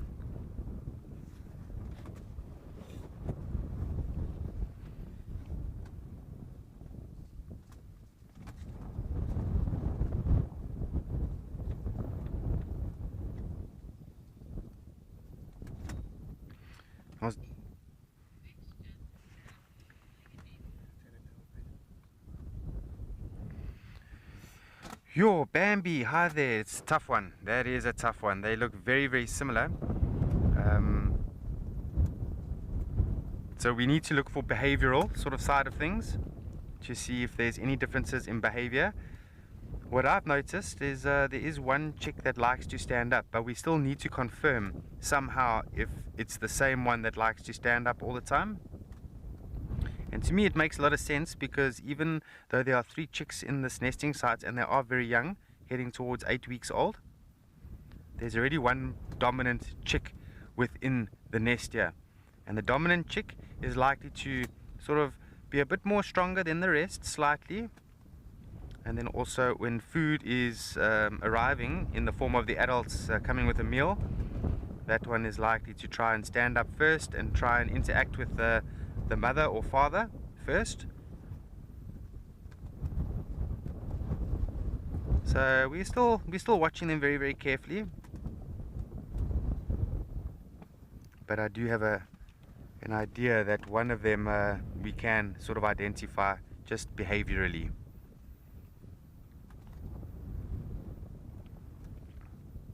It's just amazing how many hours we've actually spent here, Bambi, that we still battle to notice differences between the 3 individuals.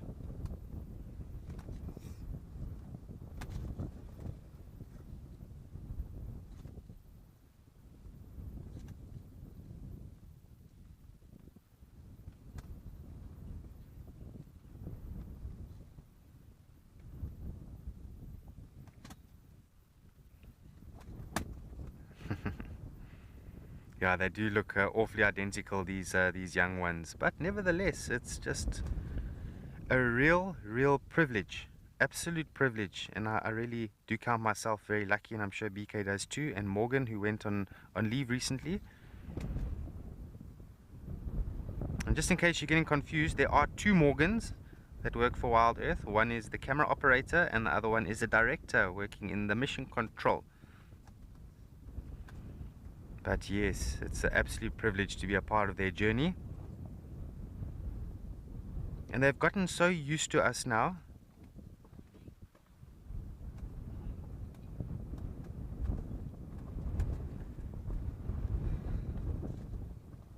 They've gotten so used to us over the hours you've been spending here that they don't even look at us anymore. They just continue doing their natural activity, and that's what it's about. If you ever come on safaris, ultimately you want to watch the animals doing natural activities, whether they know that you're there or not there. That is a definition of a comfort zone. These chicks have been in a comfort zone for weeks and weeks now with us, and your level of impact is greatly reduced. Just being here with them over this time, as I say, sometimes they just continue sleeping. They don't even look over the nest anymore.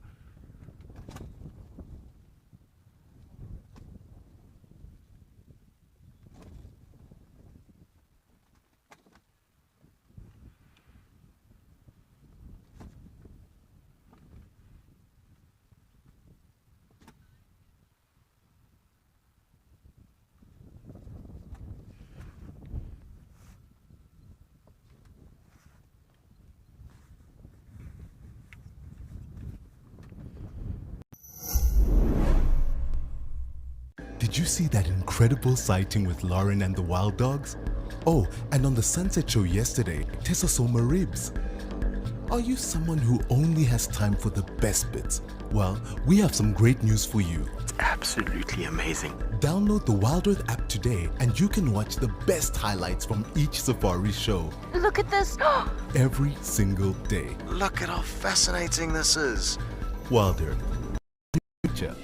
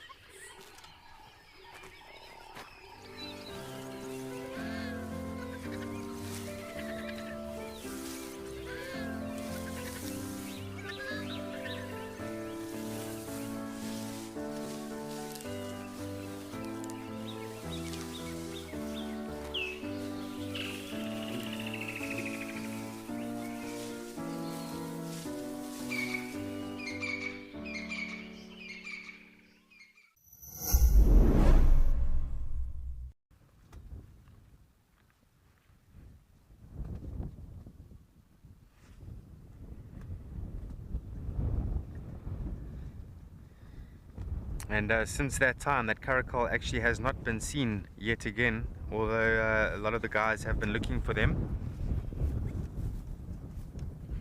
That was actually on Upper Bukela Road, very close to Bukela Lodge, which is on the sort of the, what is that, the eastern part of the reserve.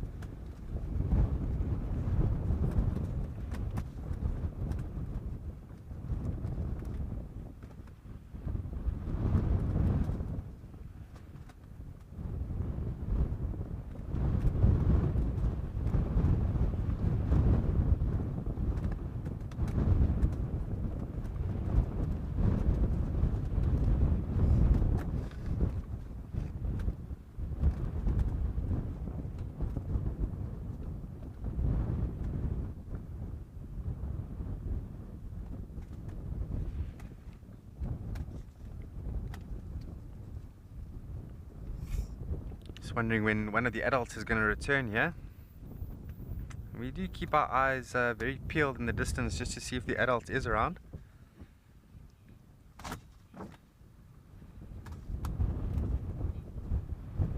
Lenny, wow, that is also a tough one.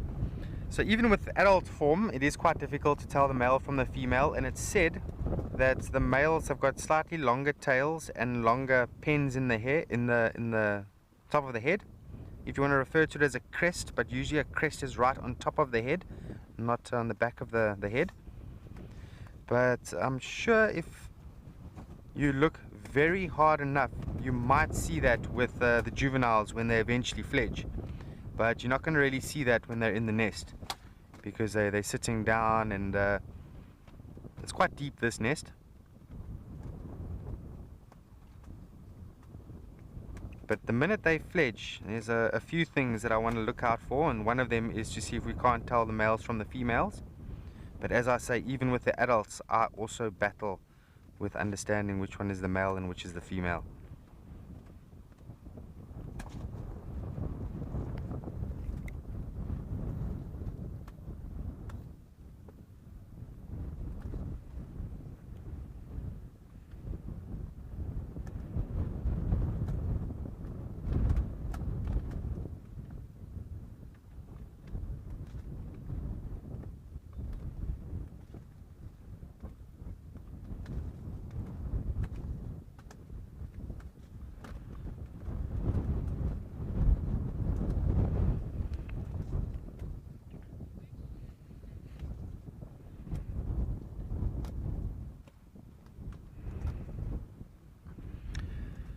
Nancy, good afternoon. Thank you for your input there. So Nancy, it is in variables.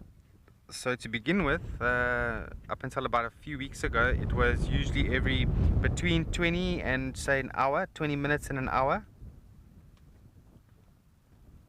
But now we are noticing, because we spent quite a few hours here with Morgan and then also with BK, we spent about an hour and a half here and we didn't see any sign of any adults. So it does seem like they are spending more time out in the field. But to average it out, we would say between 20 minutes and... Oh, one just lifted up there. See there to the left there. Between, say, 20 minutes and 2 hours now.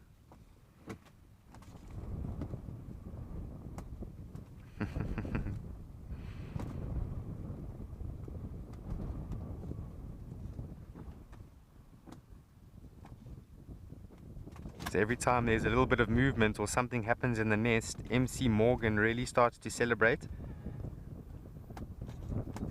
Much like we do, and I'm sure you do in your homes as well. So just a little bit of a peek, a little bit of curiosity, peeking over, seeing what's going on.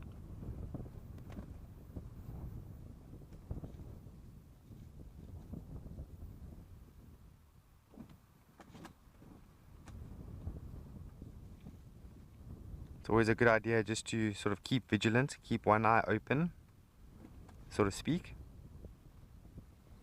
Watch out for the adults when they're going to arrive, and then also potential predators.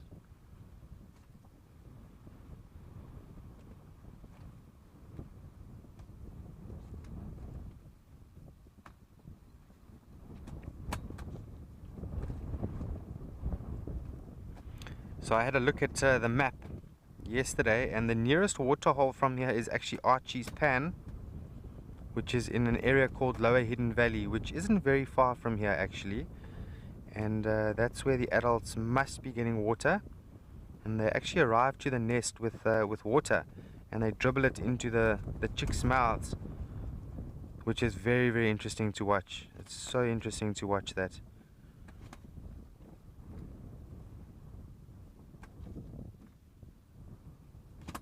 Because after all, water, you can't do anything in life without water. It is life.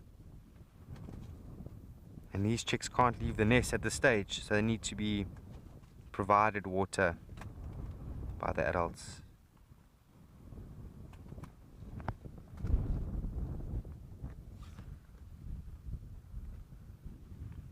just trying to take a look past the roof of the vehicle, see what these chicks are looking at up in the air there. I don't see anything, but there could be a buzzard around or a crow.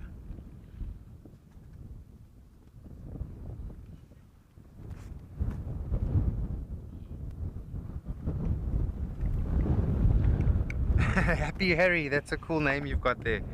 So Happy Harry, mainly raptors when they're in the nest like this. So jackal buzzards, mainly jackal buzzards, I would think.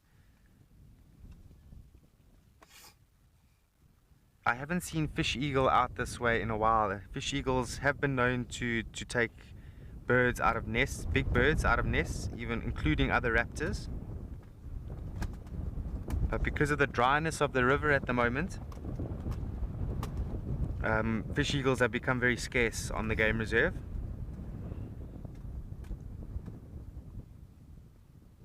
And then crowned eagle, there has been sightings of crowned eagle from time to time, and black eagle as well. Very, very scarce to see black eagle, but they have been seen out here. And they have always been known to go for all sorts of things. Again, anything they can overpower. And they will include young, vulnerable secretary birds. Now the adults will venture off quite far. So if a threat does arrive here, it's debatable whether the adults will come and assist or not, because they might just not know. And so these chicks are going to need to learn to defend themselves. Hence the reason why their beak develops, quite well and quite quickly. And up until now, their bill or beak is, I would say, 90% fully developed, if not more. So they'll be able to defend themselves and try and peck at the predator. Hopefully that works.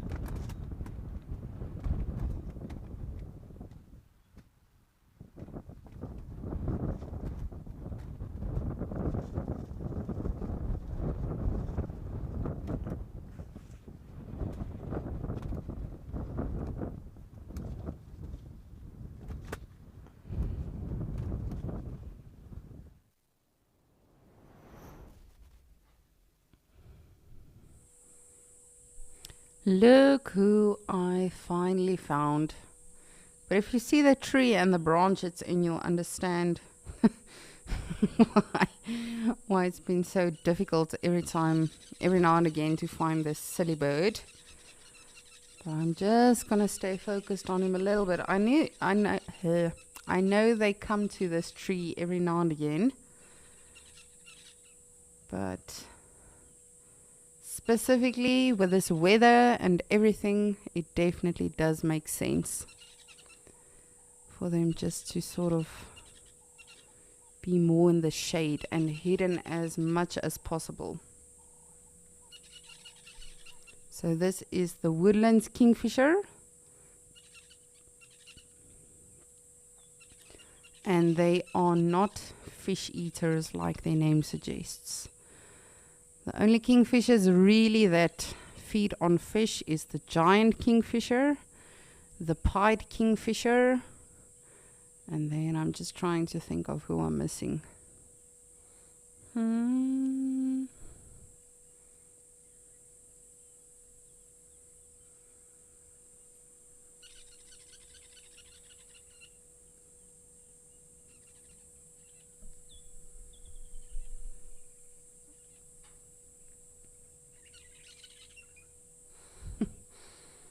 Morgan, you're on another level today again.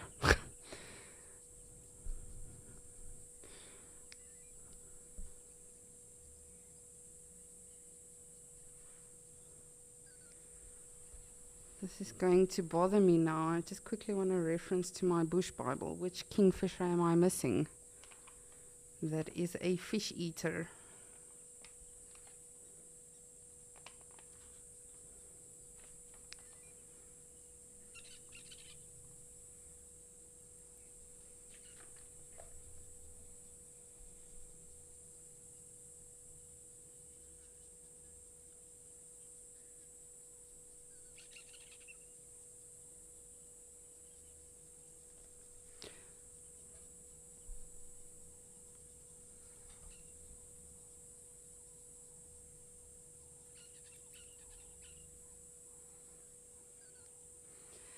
Yes, definitely. That is the other one I was missing, the malachite. So your predominant fish eaters amongst the kingfishers is the giant pied malachite, and then also your half-collared kingfisher. So this one that we are currently looking at, the woodlands kingfisher, they are mostly insectivores.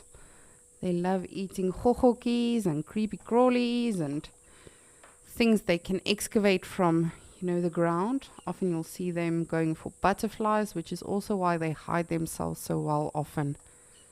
Just to sort of, ooh, it seems like he's actually getting ready or in position. But I'm going to show you now. I mean, where? How would you see that silly bird?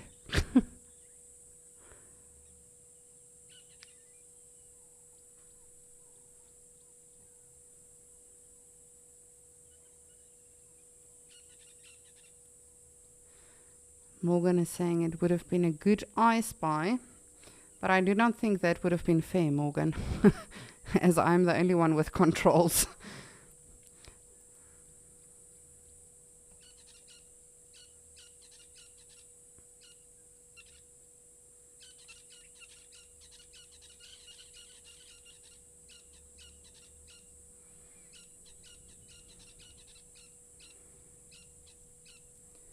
Come on, Kingfisher, give us a bit of a vocalization.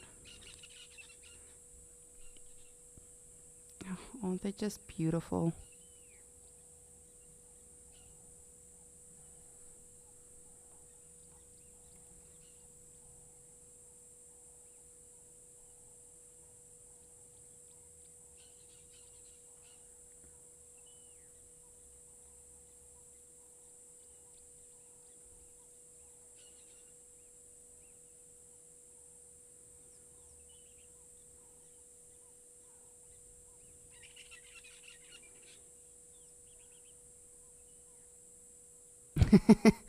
It almost seemed like it was yawning. So often you'll see birds in very hot and humid weather. Often we see them with their mouths open. That is pretty much just almost like a panting behavior, just to get rid of some of the extra heat. And I suspect that is also why it's sitting as hidden as it is, just trying to cool off as much as it can.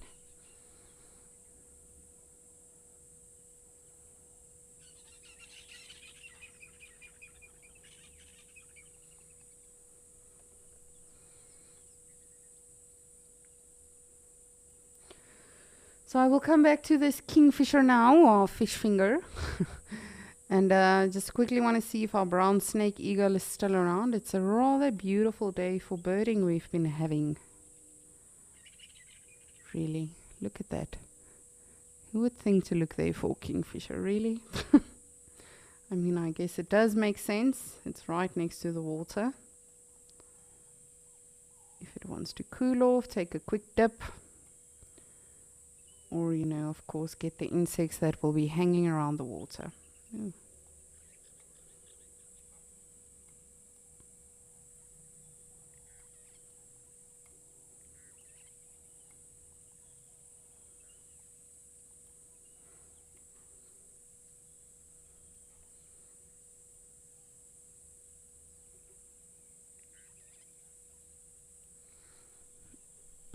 I can't believe this guy is still around. He's literally just been sticking around. Hasn't ooh, goodness, yes. Talons are getting tired now, aren't they?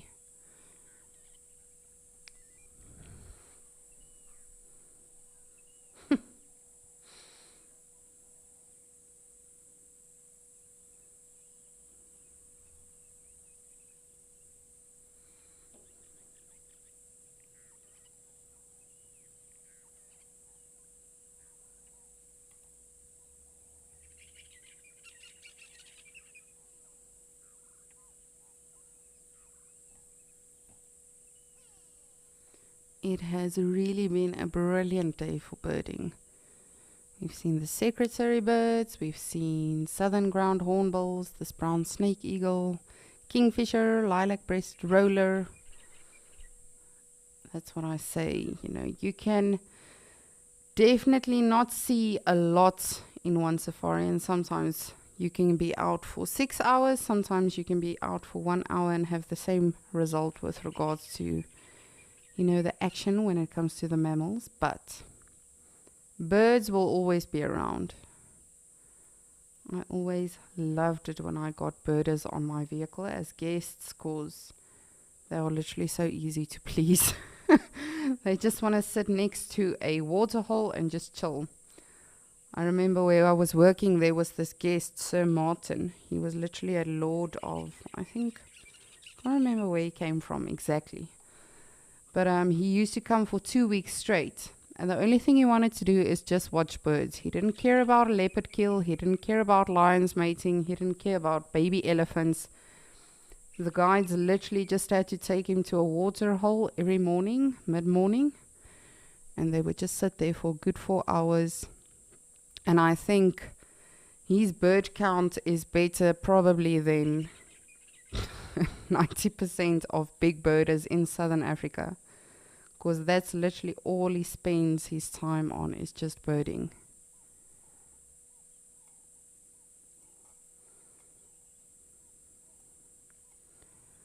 But definitely something to get into, especially if you're a wildlife enthusiast.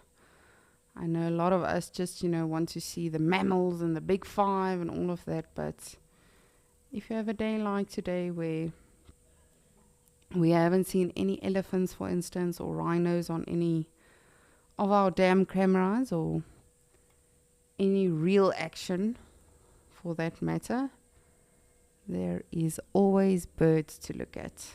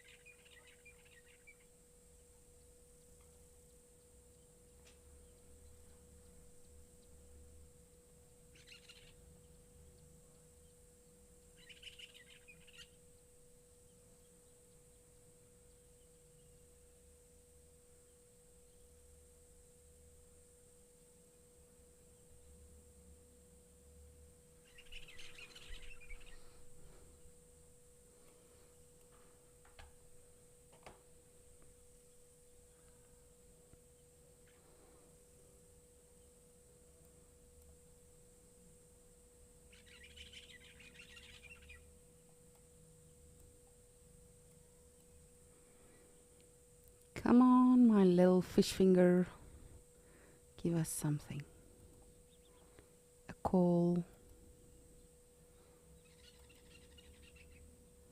I remember my first assessment that I did actually when I became a naturalist. I actually had no idea what this bird was.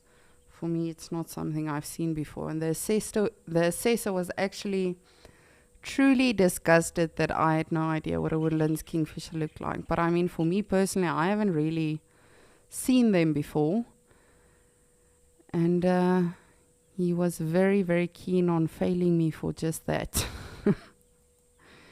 But that truly is the beauty. There might be some things that at that stage I've seen that he's never seen. We can always share our experiences with one another. Because I promise you, there's something that even if it is about wildlife and animals and all of that, there's definitely something that that I don't. There's behaviors and animals that you have seen that I've never seen, and vice versa. But I will never forget that day in my life. I still remember the exact turn on the exact road where it happened. It was literally just minutes after an elephant sighting that we had, and this guy was not at all impressed with me.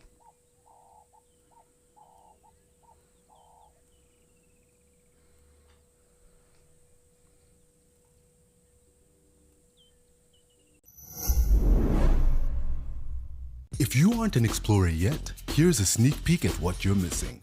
The amazing weekly newsletter. We handpick the best animal moments of the week, our most interesting question that we received, hilarious unseen behind-the-scenes content, and exclusive previews of upcoming Wild Earth ventures. This is all packaged and personally delivered to your inbox with love from Wild Earth. Sign up and let us spoil you every week.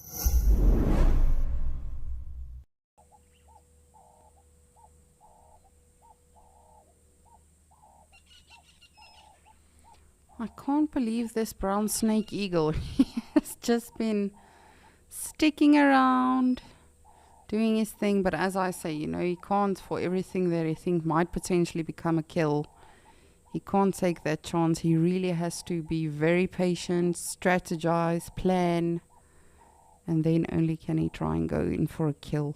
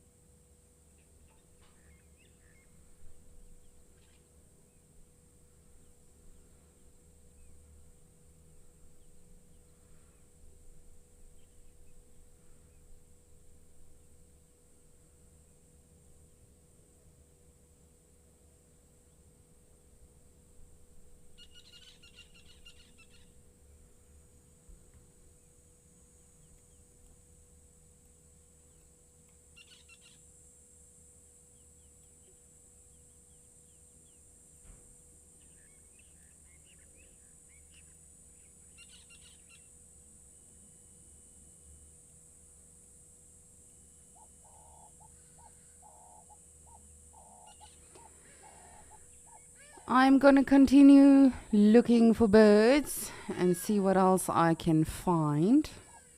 But in the meantime, I'm gonna send you back to Sam and BK and their beautiful security birds.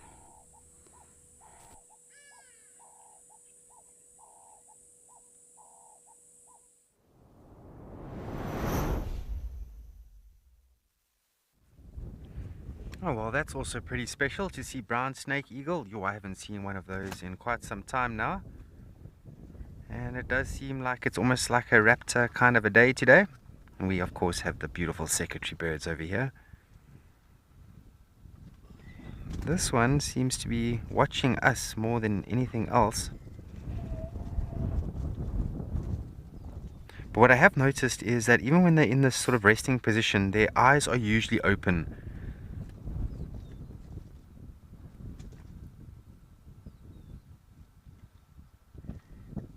And each day that we come along here, we're noticing that that orange color on the face is becoming more and more burnt, starting to resemble the same color as that of the adult. So any day now we can expect them to fledge.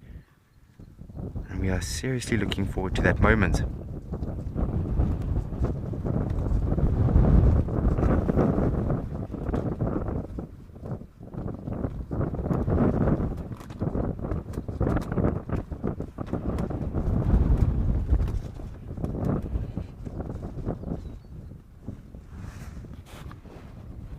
Okay, I do apologize. There is quite a strong gust of wind coming along here, so I'm just going to crowd it with my hands here. I hope this is better.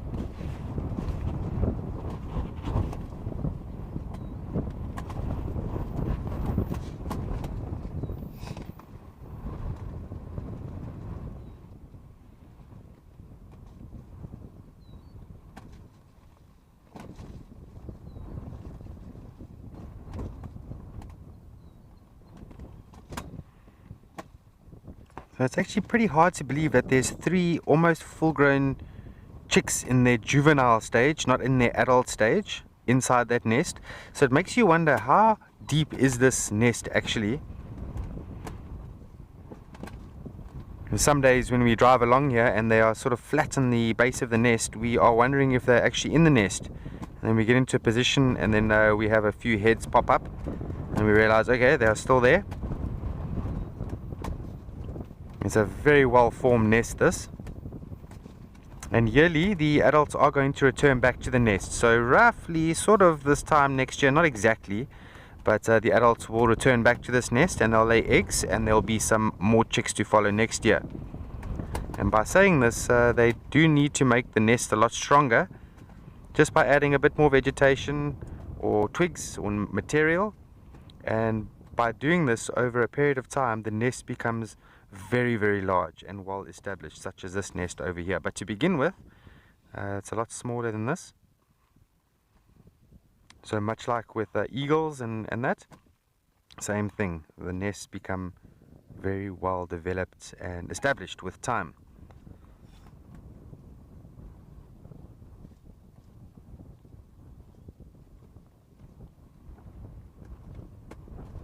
So the outside of the nest and the base of the nest is comprised of mainly corky branches, so strong twigs.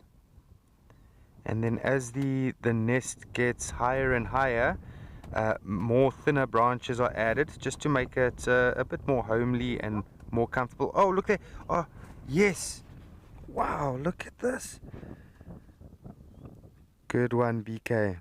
So, some food has been returned to the nest.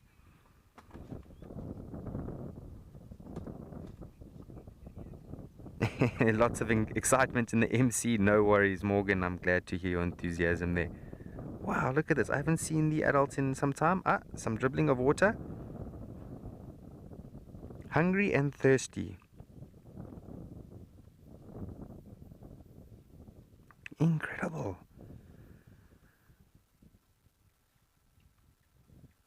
Look at this chick, eh?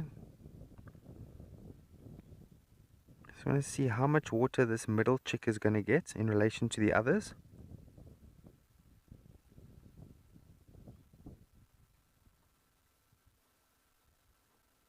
Yeah, really trying to get more there.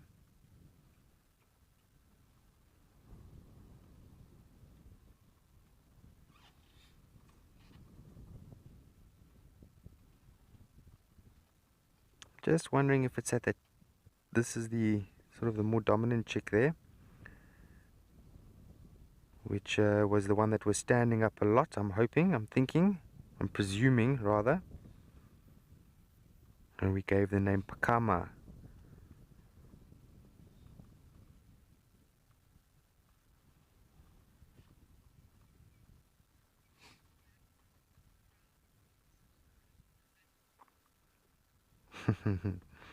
Look at that black feathers on the back of their head, eh? Okay, adult has gone off. So now that food item has been dropped in the nest.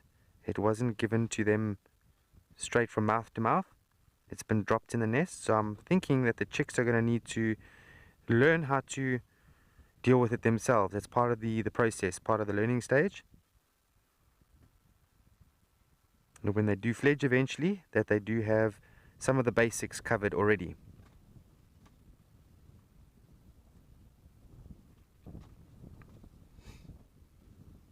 So that looked like a mouse of sort.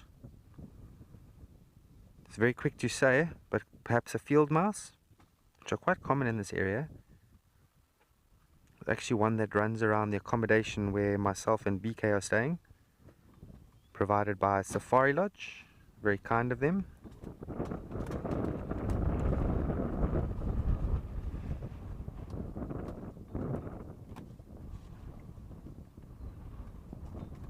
Well, it seems like they're not eating it, so they'll probably be full. They probably had their fair share of meals today. Rather bring too much food than too little food.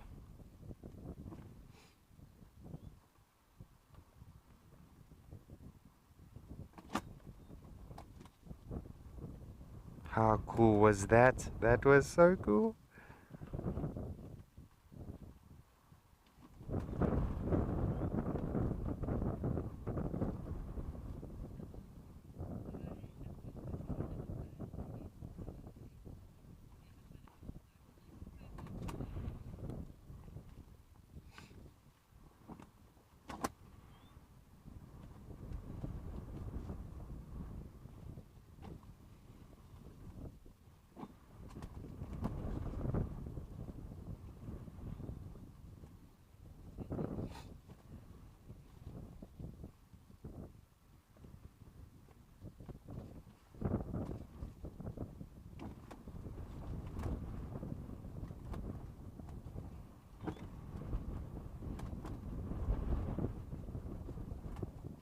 Beautiful. So they're all wide awake, clearly.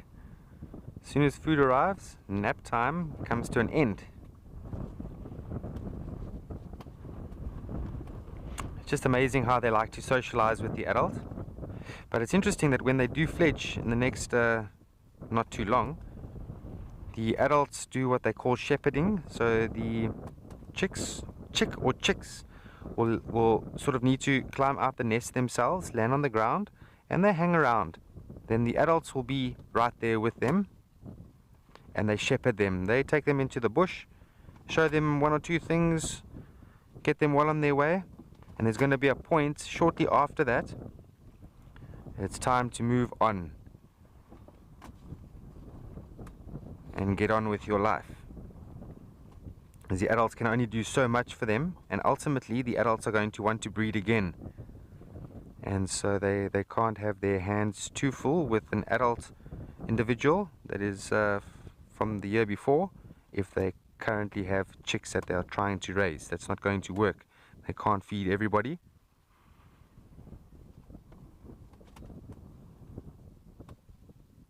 And I know a mouse seems like a really decent meal for them, and it is. But they're going to need to eat a lot of them. Snakes as well, and insects. Not just one or two, but a lot per day. If they're going to grow to be big and strong like they are.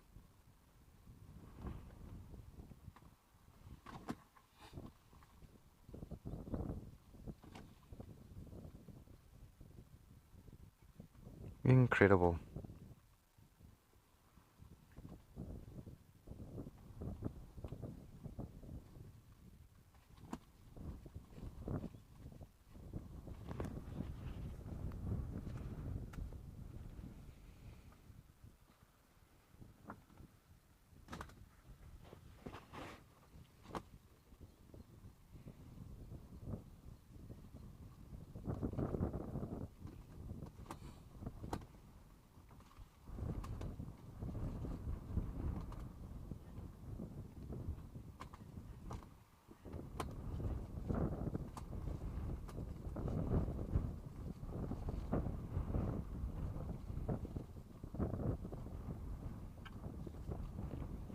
So you often got to think to yourself how strong these chicks need to be to survive sort of the weather that they're going to face, such as the blistering heat of yesterday, being just under 40 degrees Celsius of heat, but then also extremely strong gusts of wind, because as you know, wind does take a lot of heat out the body.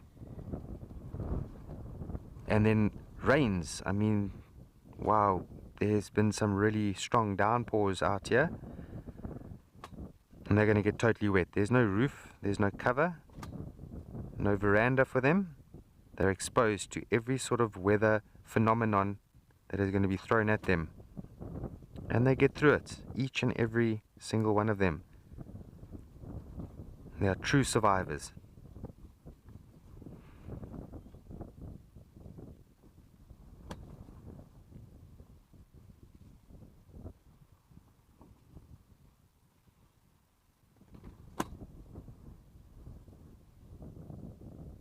Incredible.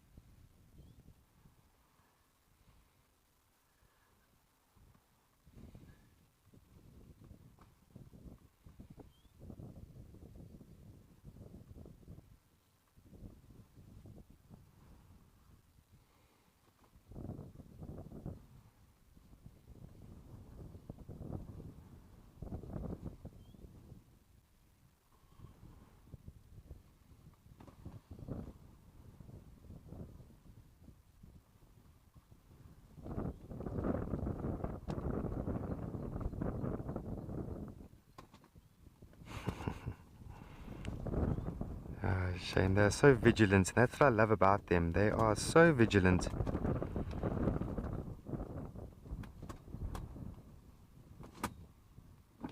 Always have their eye on something. That's what I have noticed. And the one day we came here and there was quite a few flies. I'm not quite sure what fly it was, but it was like these very small flies, almost like a fruit fly in a way, that size. There were hundreds and thousands of them the one day, and they were flying all around that nest, and you should have seen those young ones. They were really curious as to what are these things flying around.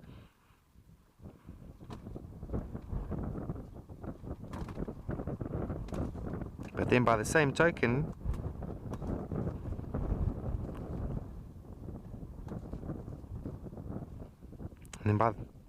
by the same token that Cape Glossy Starling did have a look inside the nest the other day, and they paid no attention to that Cape Glossy Starling. So I think that Cape Glossy Starling probably has been here before, or perhaps different ones have been here before.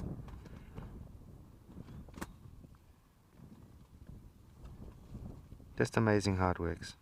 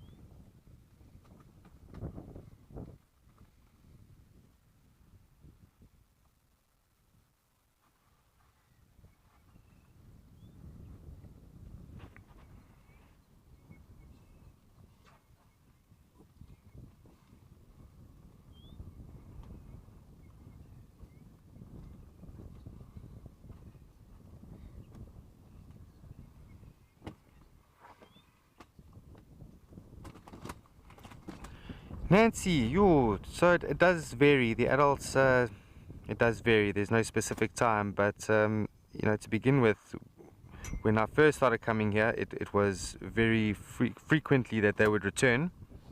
That's because they were much less developed and required a bit more care.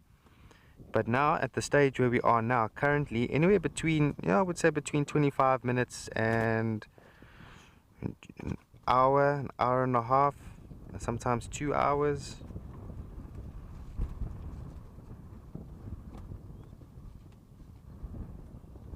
So I think the reason for that is, to begin with, the adults would regurgitate food to them. And I think, the adults would eat so much of whatever, and it would be enough to fill up the chicks because of their size. But now the chicks are much larger, and so bigger prey items are being returned, which at the end of the day is going to sustain them for much longer. So I know we saw a mouse being returned now, but it's not going to be the first mouse today. There would have been dozens already, perhaps even a few snakes. And as they get closer to the fledging stage, the adults are going to need to really come back with truly wholesome meals. But when they do become adult, these chicks over here, they actually eat about 80% insects. It's a lot. 80% of their diet is made up of insects. But what we have noticed is now, because they are chicks, they're feeding them small mammals like rodents and some reptiles like snakes. And I think greatly the reason for that is it's going to be quite a mission for them to go out and catch an insect, bring it back, catch another insect, bring it back. It's too much work. Far too much work. So rather catch something wholesome, something big, can sustain them for much longer periods of time.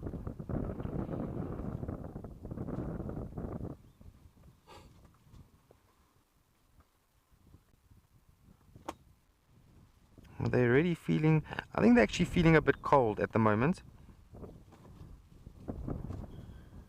because they will open their beaks for warming up and cooling down, so both for thermal regulation.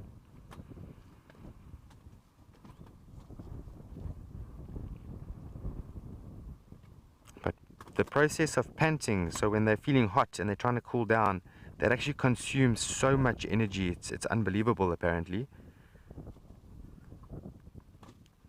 So temperature does affect them, especially heat does affect them, because most of that energy, which would be usually for the growing process, is transferred into the cooling process. So when you have a week of high temperatures, they're going to be panting every single day.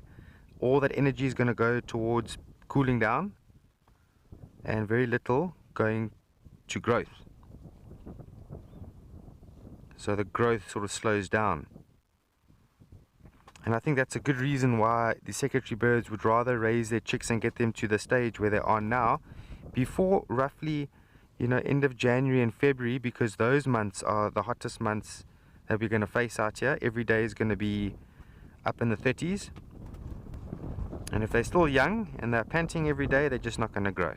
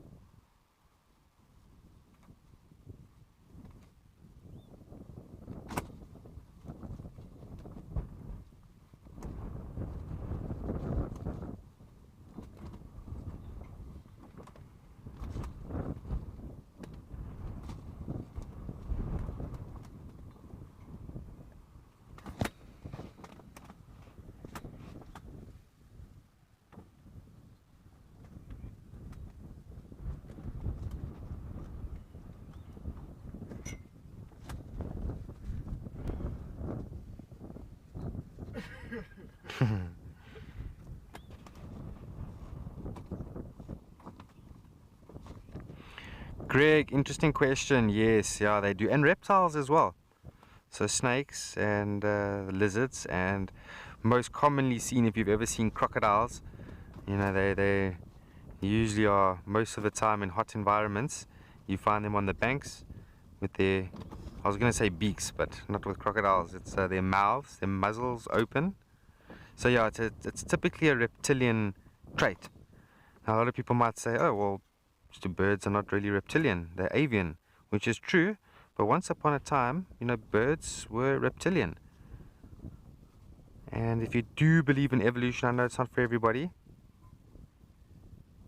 that the closest relative to the Jurassic dinosaurs, as we know, are actually birds. When you have a look at their feet, they still have scales on the feet. Very reptilian, Jurassic-like reptilian traits. And then a feather, next time you see a feather, pick it up and look at it. It does look like a scale, just become developed over time for flight.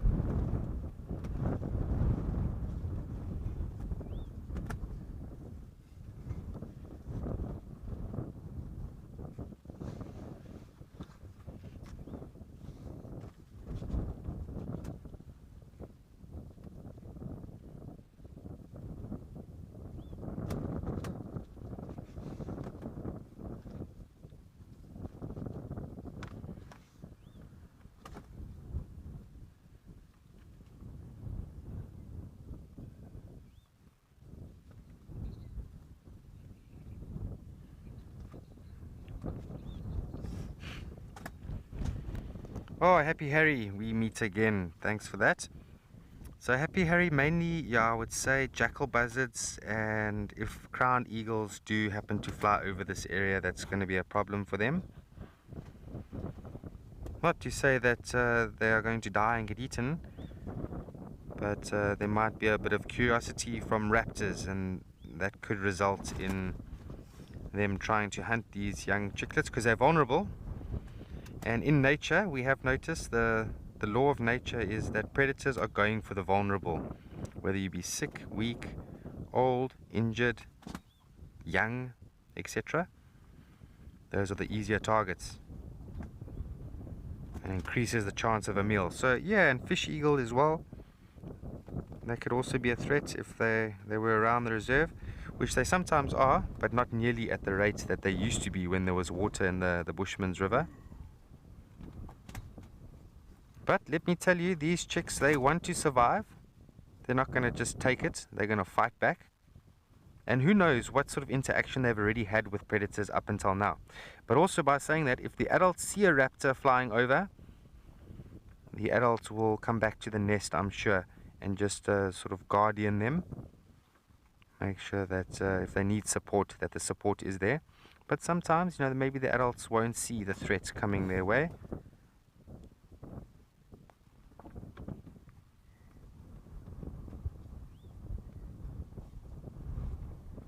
And I often emphasize how proud we are of these young chicks over here. They're doing so well, but also want to say that I'm very proud of the adults, their parents. They've done a fantastic job. They're great examples of parents of secretary birds. They're very successful at what they've done up until now, raising all 3 chicks. Because the fatality after the eggs hatch is actually quite high with secretary birds. Some books say that they haven't been known to practice siblicide, which is when the stronger chick kills the weaker chick. But then other books say that that could happen. But as I say, there's very little data gathered about secretary birds up until now. And that's just astonishing, because how much information do we know about the moon, yet not too much about secretary birds?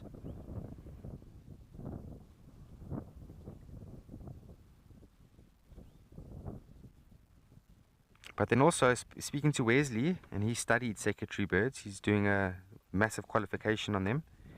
He said that in the fledging process, there can also be a few fatalities. And yeah, so I'm going to leave it at that for now. I'm going to send you over to Lisa in the meanwhile.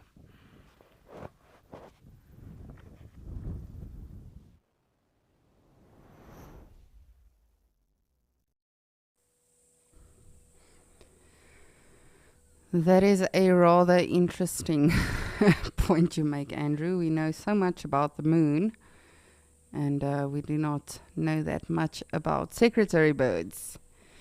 But I finally saw my elephant for the day. I was just scanning around on the dam cam. Our brown snake eagle is still around. Our kingfishers are still around. Oh, and now we've got some nyala too. And then literally I was just checking the open area just to make sure, you know, we are not perhaps missing out on the southern ground hornbills that might still be around. And this elephant bolted to this water like it was late for a meeting, and you know, it's got a very important point to make at that meeting. And yes, obviously just wanted to come cool down, have a drink. But so far it seems just like the one elephant. It's a young bull, or a bull, don't want to say young, but it does not seem like it is part of a herd. However, that being said, let me just make sure. We'll get back to this Ellie now.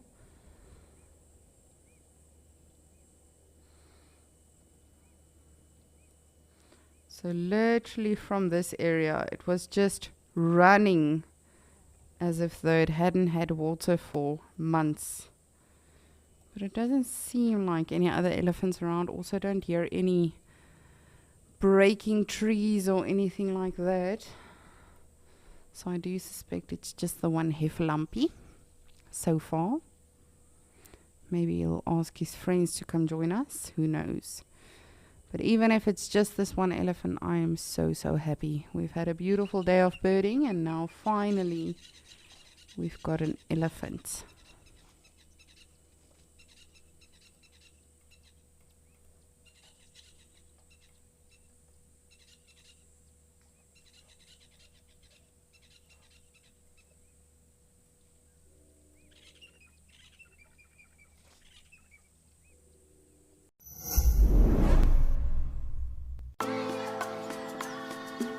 The elusive Tingana, Duke of Djuma, has not been spotted in many months.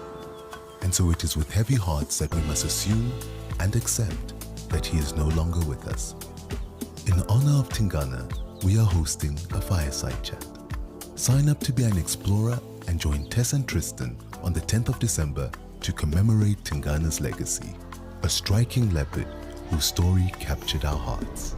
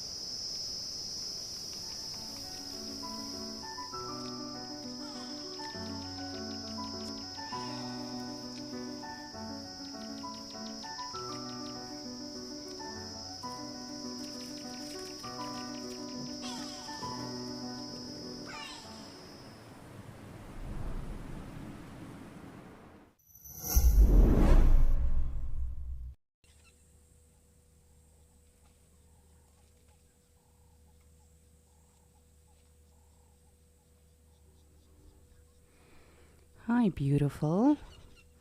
Are you done now?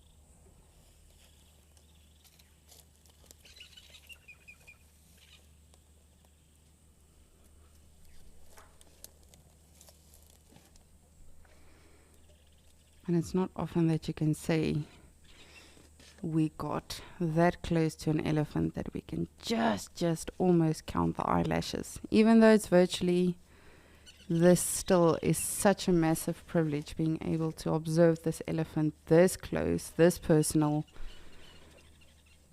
And it's still doing its thing, you know, as it would if we hadn't been here or hadn't been observing it. But of course, you know, this elephant doesn't really know that there is people per se watching it. They do definitely hear the cameras, or the camera, I should say. Sorry, I'm falling over my words now. But yes. Super, super, super special.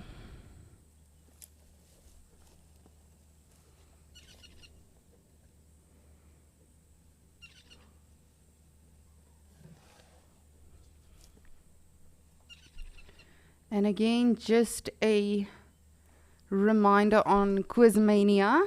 So of course, Quizmania is fast approaching, and I really do hope that all of the teams have been brushing up on your knowledge and listening to everything we've been discussing and, you know, paying attention. So for the teams that have entered, please do send us an email with your team name as well as your confirmation of your team numbers to quizmania@wildearth.tv, just so that we can make sure we are not missing anyone, so that we have all of the teams. And I really do know we are going to have loads and loads and loads of fun. I'm very interested to see who's been paying attention, you know, on Escape to Nature, on Safari, on Penguin Beach, on everything. You can always pick up something during one of these shows at least. So definitely looking forward to that.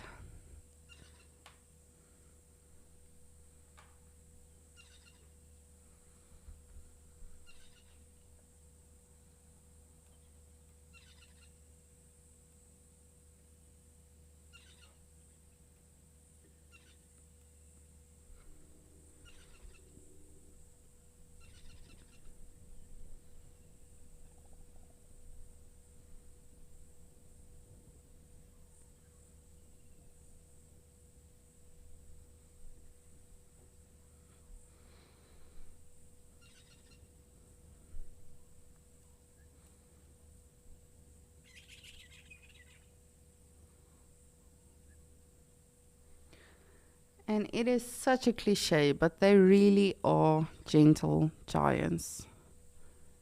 This has got to be one of the most chilled out animals. Yes, if you do provoke them, one of the most, or one of the scariest animals out there, definitely. But just look at this guy. Just came for some water, carrying on with his day, doesn't care about anything else.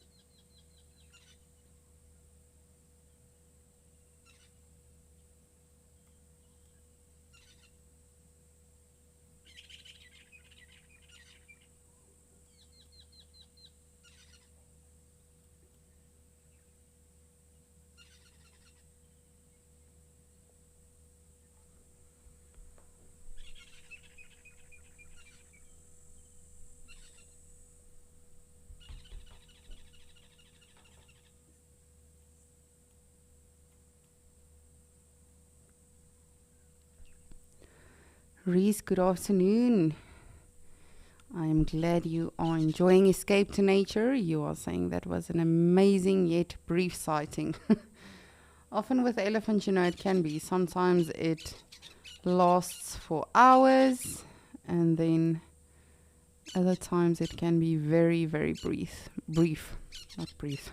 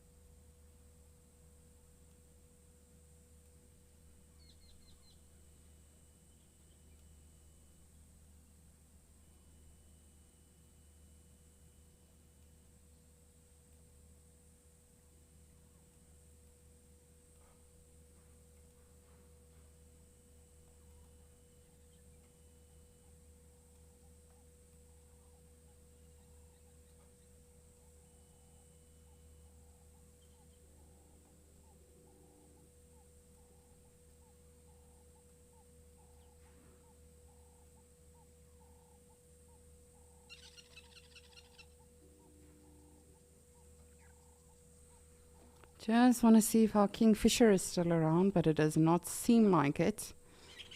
Definitely hear them somewhere, but not sure where. Gonna take one last look to see if the brown snake eagle is still around. Just to see.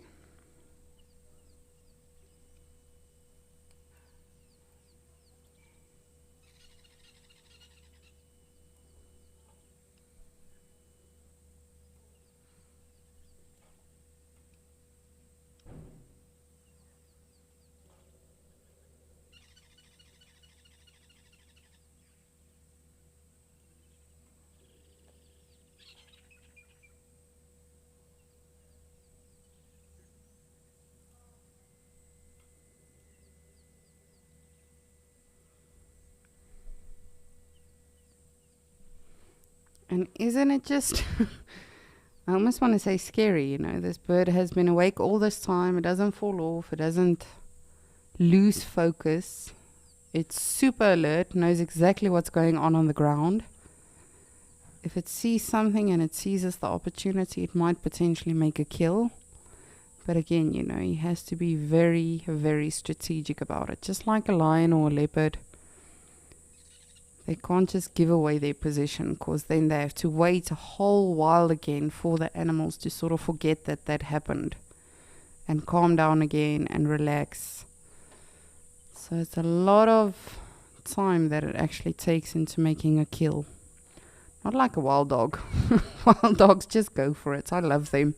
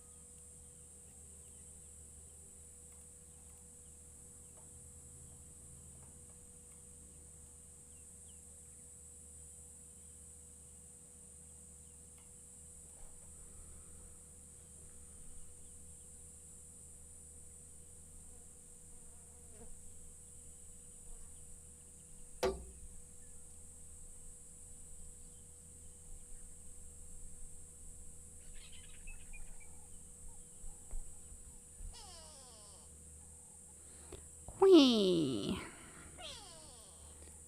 Can you hear the grey go-away bird? Alrighty, well, I'm going to send us to Mashatu, as there are some animals there which we have not seen in a while.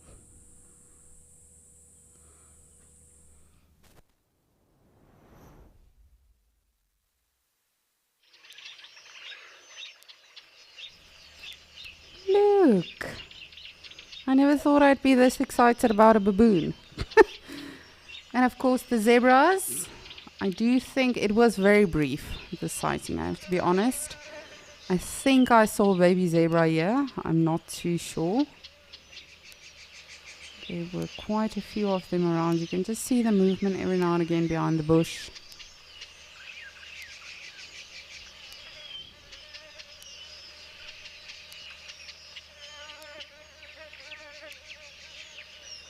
But how wonderful that the animals are finally coming around again. Slowly but surely, taking time. But we are getting there.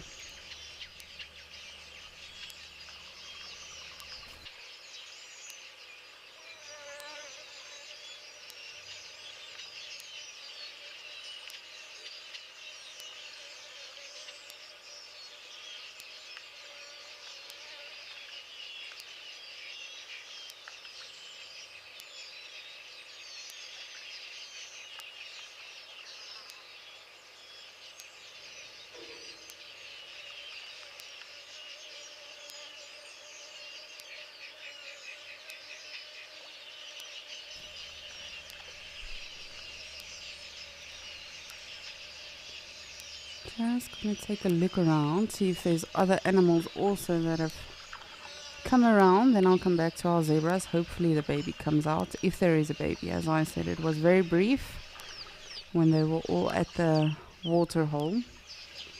In fact, it seems like they are moving as a group now. So let me just see if the fourth one comes out and if it is in fact a baby.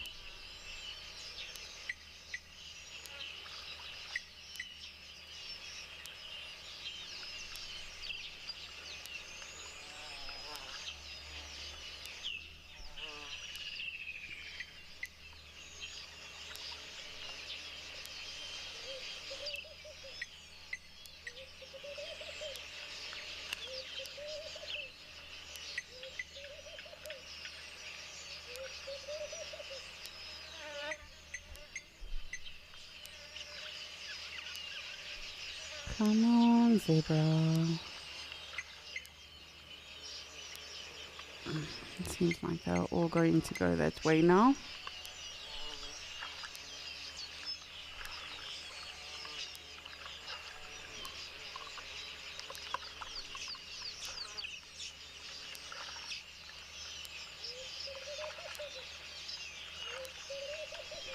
Well, that's not a baby, but it seems to think it still is.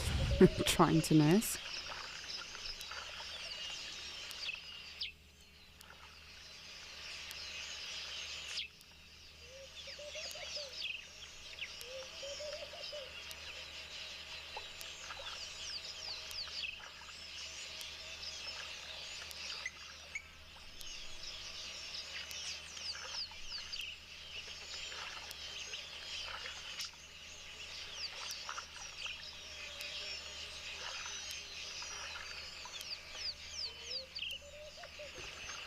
Just bear with me, I just quickly want to have a look at something. It sounds like water being slurped up, but I could be wrong.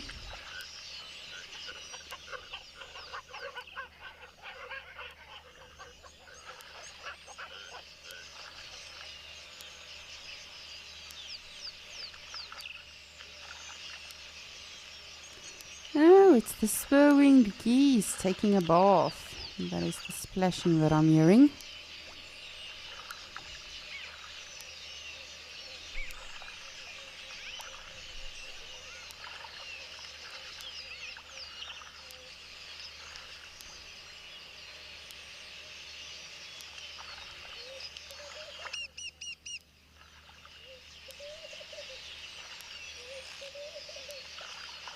Oh, that must feel so nice. Getting clean, cooling off. I know I enjoy a good swim.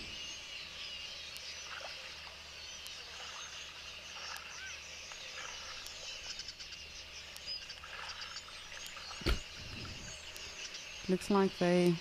What do you call that thing that's also... I think it's an Olympic sport actually, if I'm not mistaken. I know there's a big thing around it. The synchronized swimming. Please don't crucify me if I use that incorrectly in a sentence. I don't know too much about it. But for a moment it looked like they were attempting that.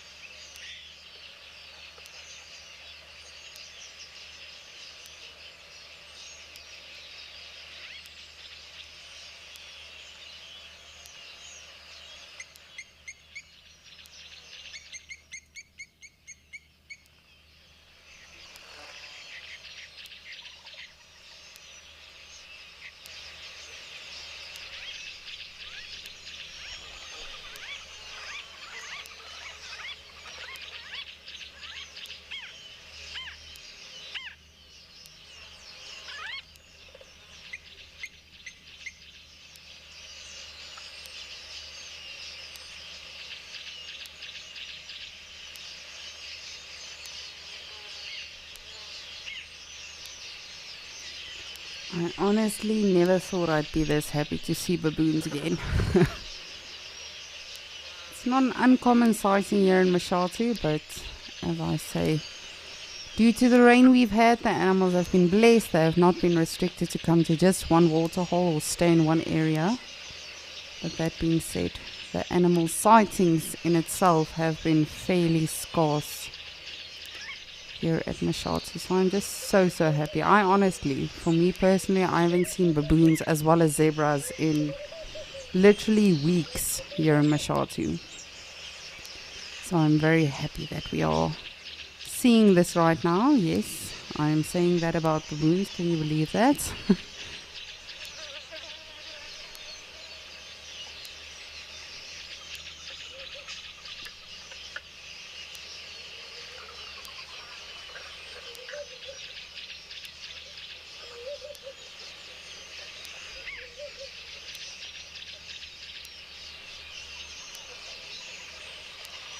Oh my goodness, did you see that? That baboon just made a handstand. That was probably one of the coolest things I've ever seen. Especially with baboons. They don't easily impress me. That was so cool. That was very interesting. I've never seen that behavior. Wagon Pitbull, you would like to know, do baboons give birth seasonally? Yes, for the most part. Now, before I finish that answer, I have seen them giving birth throughout the year as well. But for the most part, for me personally, in my experience, again, you know, every single naturalist might tell you something else because the books are not always right. But generally, for the most part, like a lot of the other animals, they will give birth in the summertime. But that being said, as I said, I have seen odd babies here and there during the rest of the year as well. Ooh, hello Impala.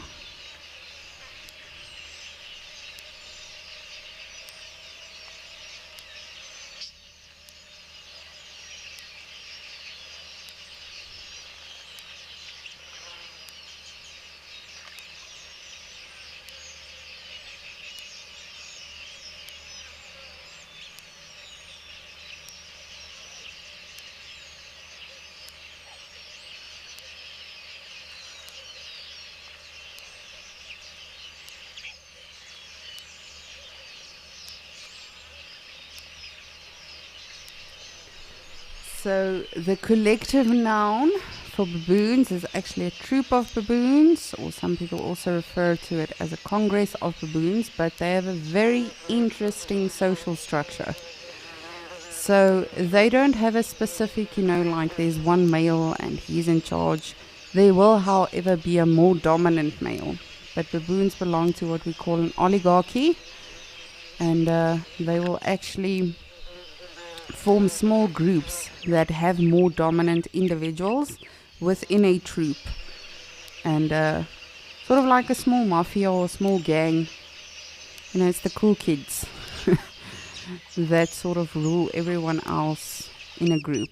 And that is ever changing, you know, sometimes one becomes more dominant than the other.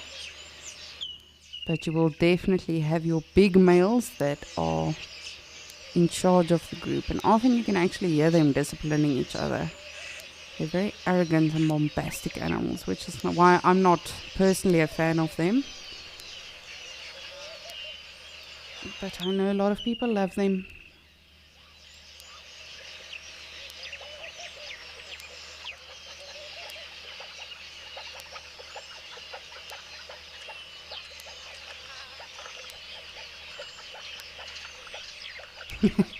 I was actually talking about them this morning when we saw the vervet monkeys in Juma. Isn't it scary how similar their facial expressions, their behaviors, their movements, everything is very, very similar to human beings.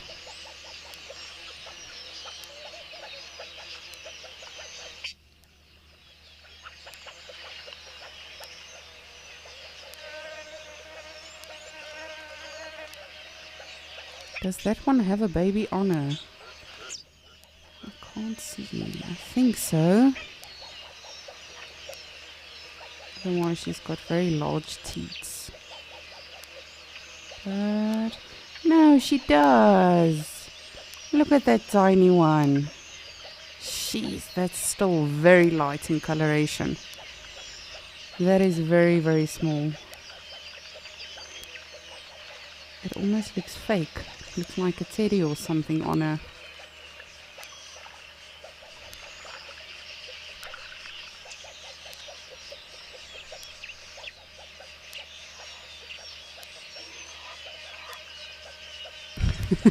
Very protective, as expected.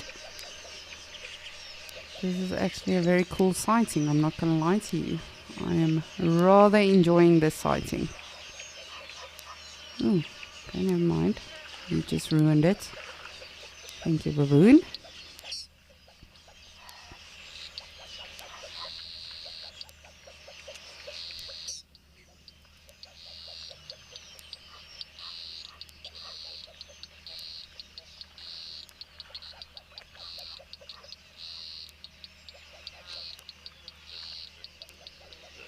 I'm gonna see if I can find that mother again one last time. Because they're probably gonna go get into trees now or slowly move off. We'll just have a look, see maybe they stick around for us.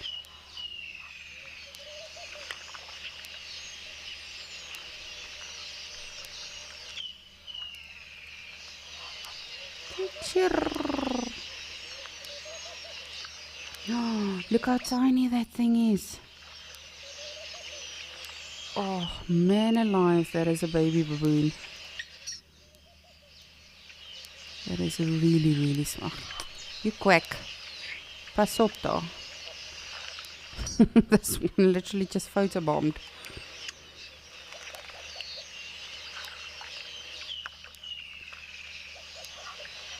Look how tiny that baby is. Look at the hands and everything that's attached to that female. That is very small. That is not more than a couple of days old.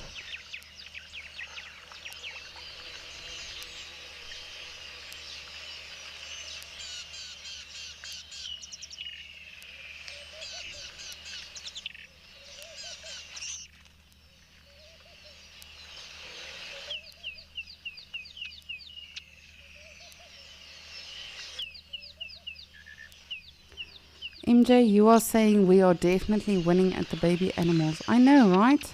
Should have been baby bingo again today. we would have had the baby oryx, baby zebra, baby baboon. But this baby baboon is by far winning. That thing is really tiny. I'm going to try and get us an even closer look.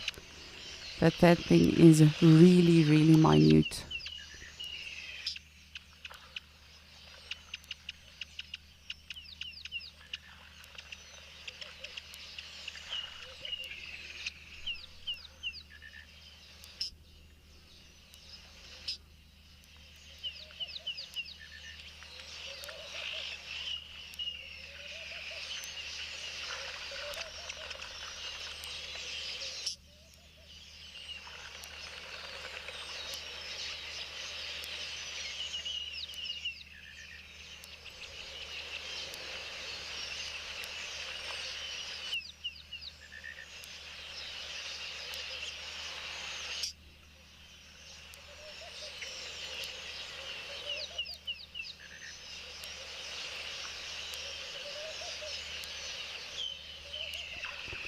For me personally, that is by far the smallest baboon I've ever seen in my life. As I say, that thing is very, very tiny. You can see it's constantly suckling. Of course, you know, they love milk. Any baby animal loves milk, but this one is not even taking 1 second to take a little bit of a break.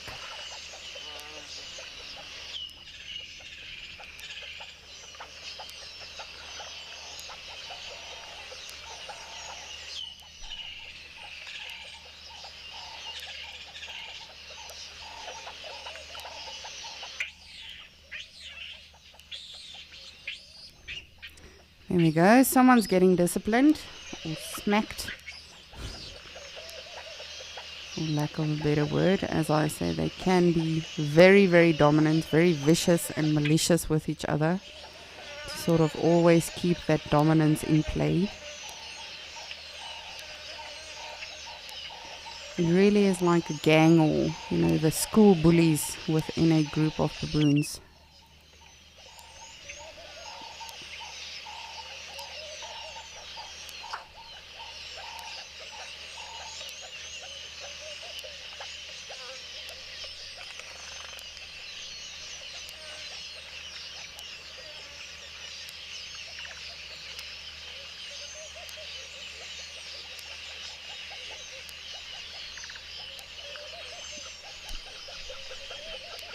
Zane, you are saying that baby doesn't look real at all.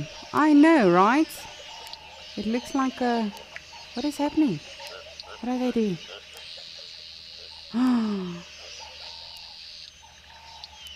It's almost like that one baboon took the baby from that female now. That was very interesting.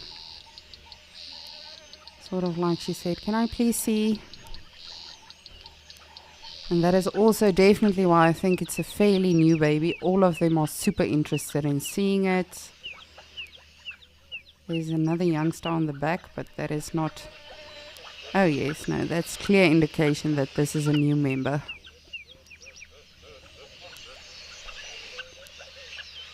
It's literally like a ceremony. Everyone is coming to look at the baby.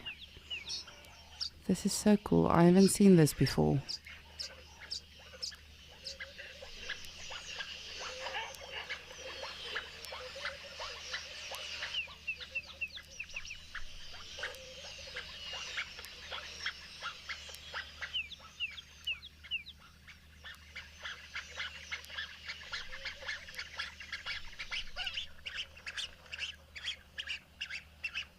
Oh, calm down.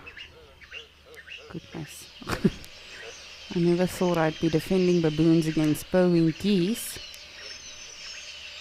But there's always a first time for everything. That is super, super cool. Honestly, I've never seen this sort of ritual or ceremony within baboons. Of course, it does happen, like with a lot of other animals, when there's a new baby, like with elephants, like with impalas.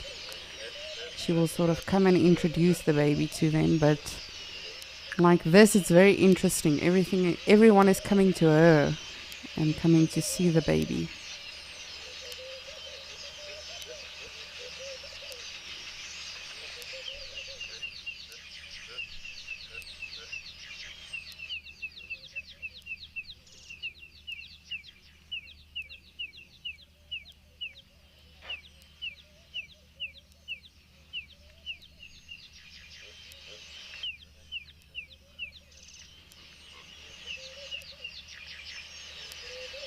There we go. I don't know who of you saw that big male, but that is obviously a dominant male. And you can see a lot of the baboons immediately took off, specifically the female with the youngster, because if he's in a bad mood, baboons are literally like humans, you know, a lot of their actions and behaviors and reactions are dependent on their mood. And of course, again, the dominance they find within a troop. So if he's in a bad mood and he doesn't want to see that baby, you know, he might injure the baby or be nasty to it.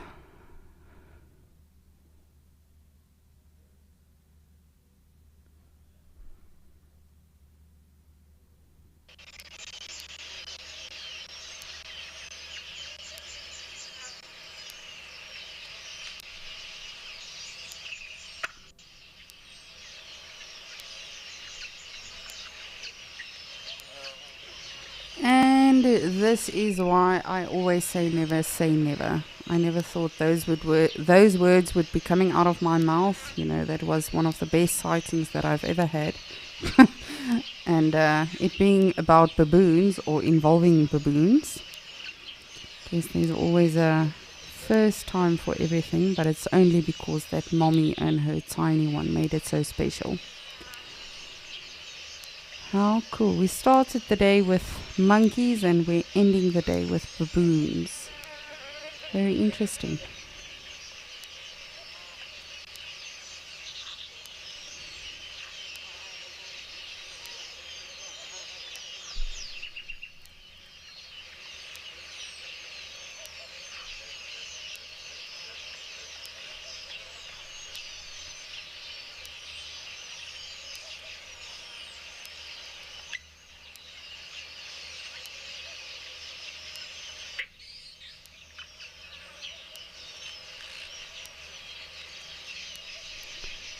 Bear with me, I think I see a bird. Just want to see if it is in fact a bird. And some impalas.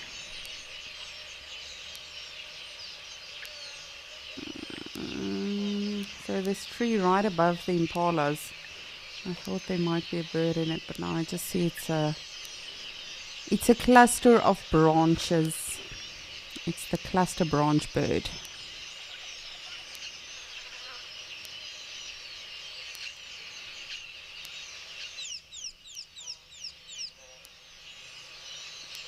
Actually, I'll come back to these impala now. I just want to keep up with these baboons and see if there's perhaps another female with a baby.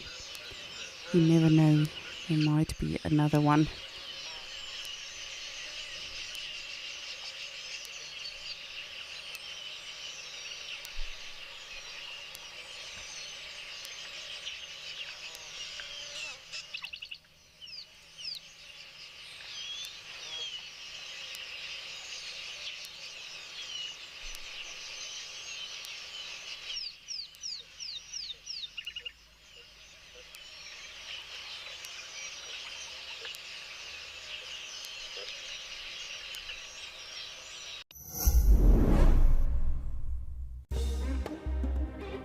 To sit down around a fire in conversation is a practice as old as mankind. There is an ancient sense of magic about sharing and learning as embers twirl into the night sky. Here at Wild Earth, we see the value of this practice and want to retain it in an age where so much divides us. If you sign up to be an explorer, you can join in this gathering and return to the ritual of connection with Wild Earth.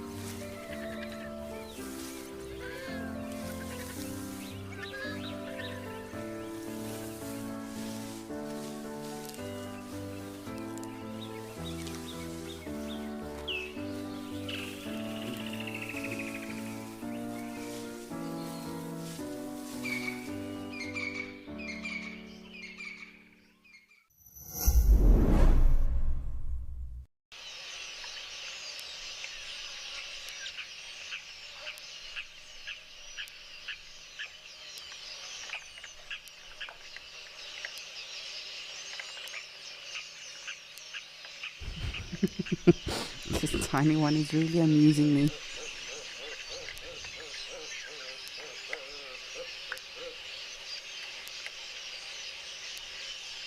Don't you agree? They are so similar to humans. Look at these two sitting on the ground. It looks like they are having the deepest conversation ever.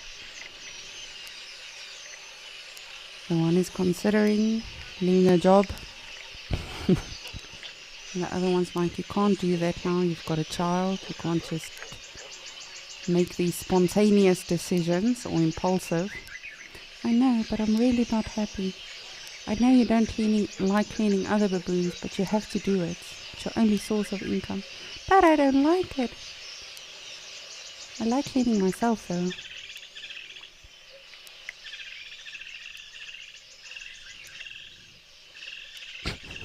That baby at the top. Ooh, I never thought a baboon sighting would make me smile this much, I'm going to be honest with you. Never in my life did I think I would say that ever.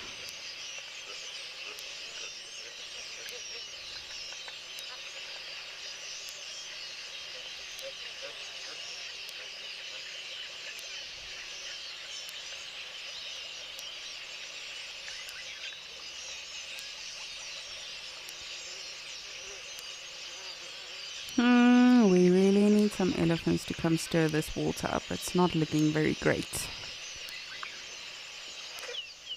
Mix it up, make it fresh.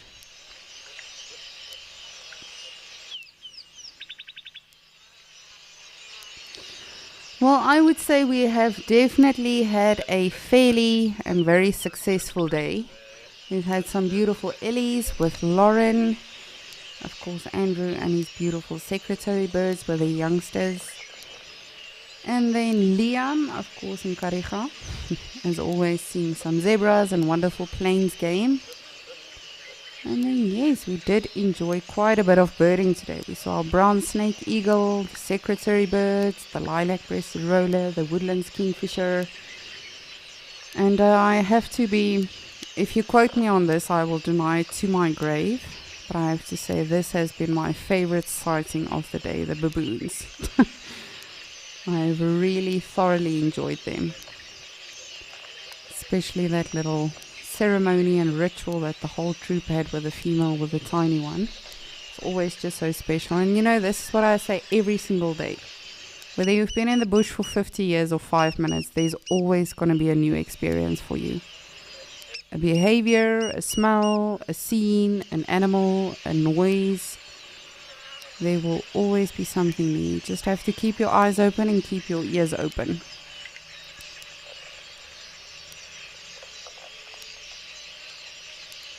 So definitely a successful day, I would say. Oh, and we saw our baby zebra and our baby oryx. So that was absolutely wonderful. And tomorrow, of course, we'll be back same time, same place. And we would love for you to join us again. I think tomorrow we'll also just take it easy like we did today. Just absolutely have a relaxing escape to nature. But that being said, we never mind any action. Mother Nature, if you are listening. But thank you so much for joining us today. To each and every one of you that have answered our questions, that have asked us questions, that have just showed interest, we really do appreciate you setting time aside and just spending all of that with us. It really has been a wonderful day on Escape to Nature.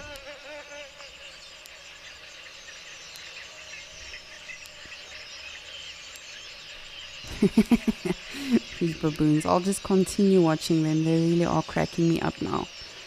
But from Liam in Kariga, Lauren in Madikwe, Andrew in Amakhala, and then of course myself, Lisa, your waterhole naturalist.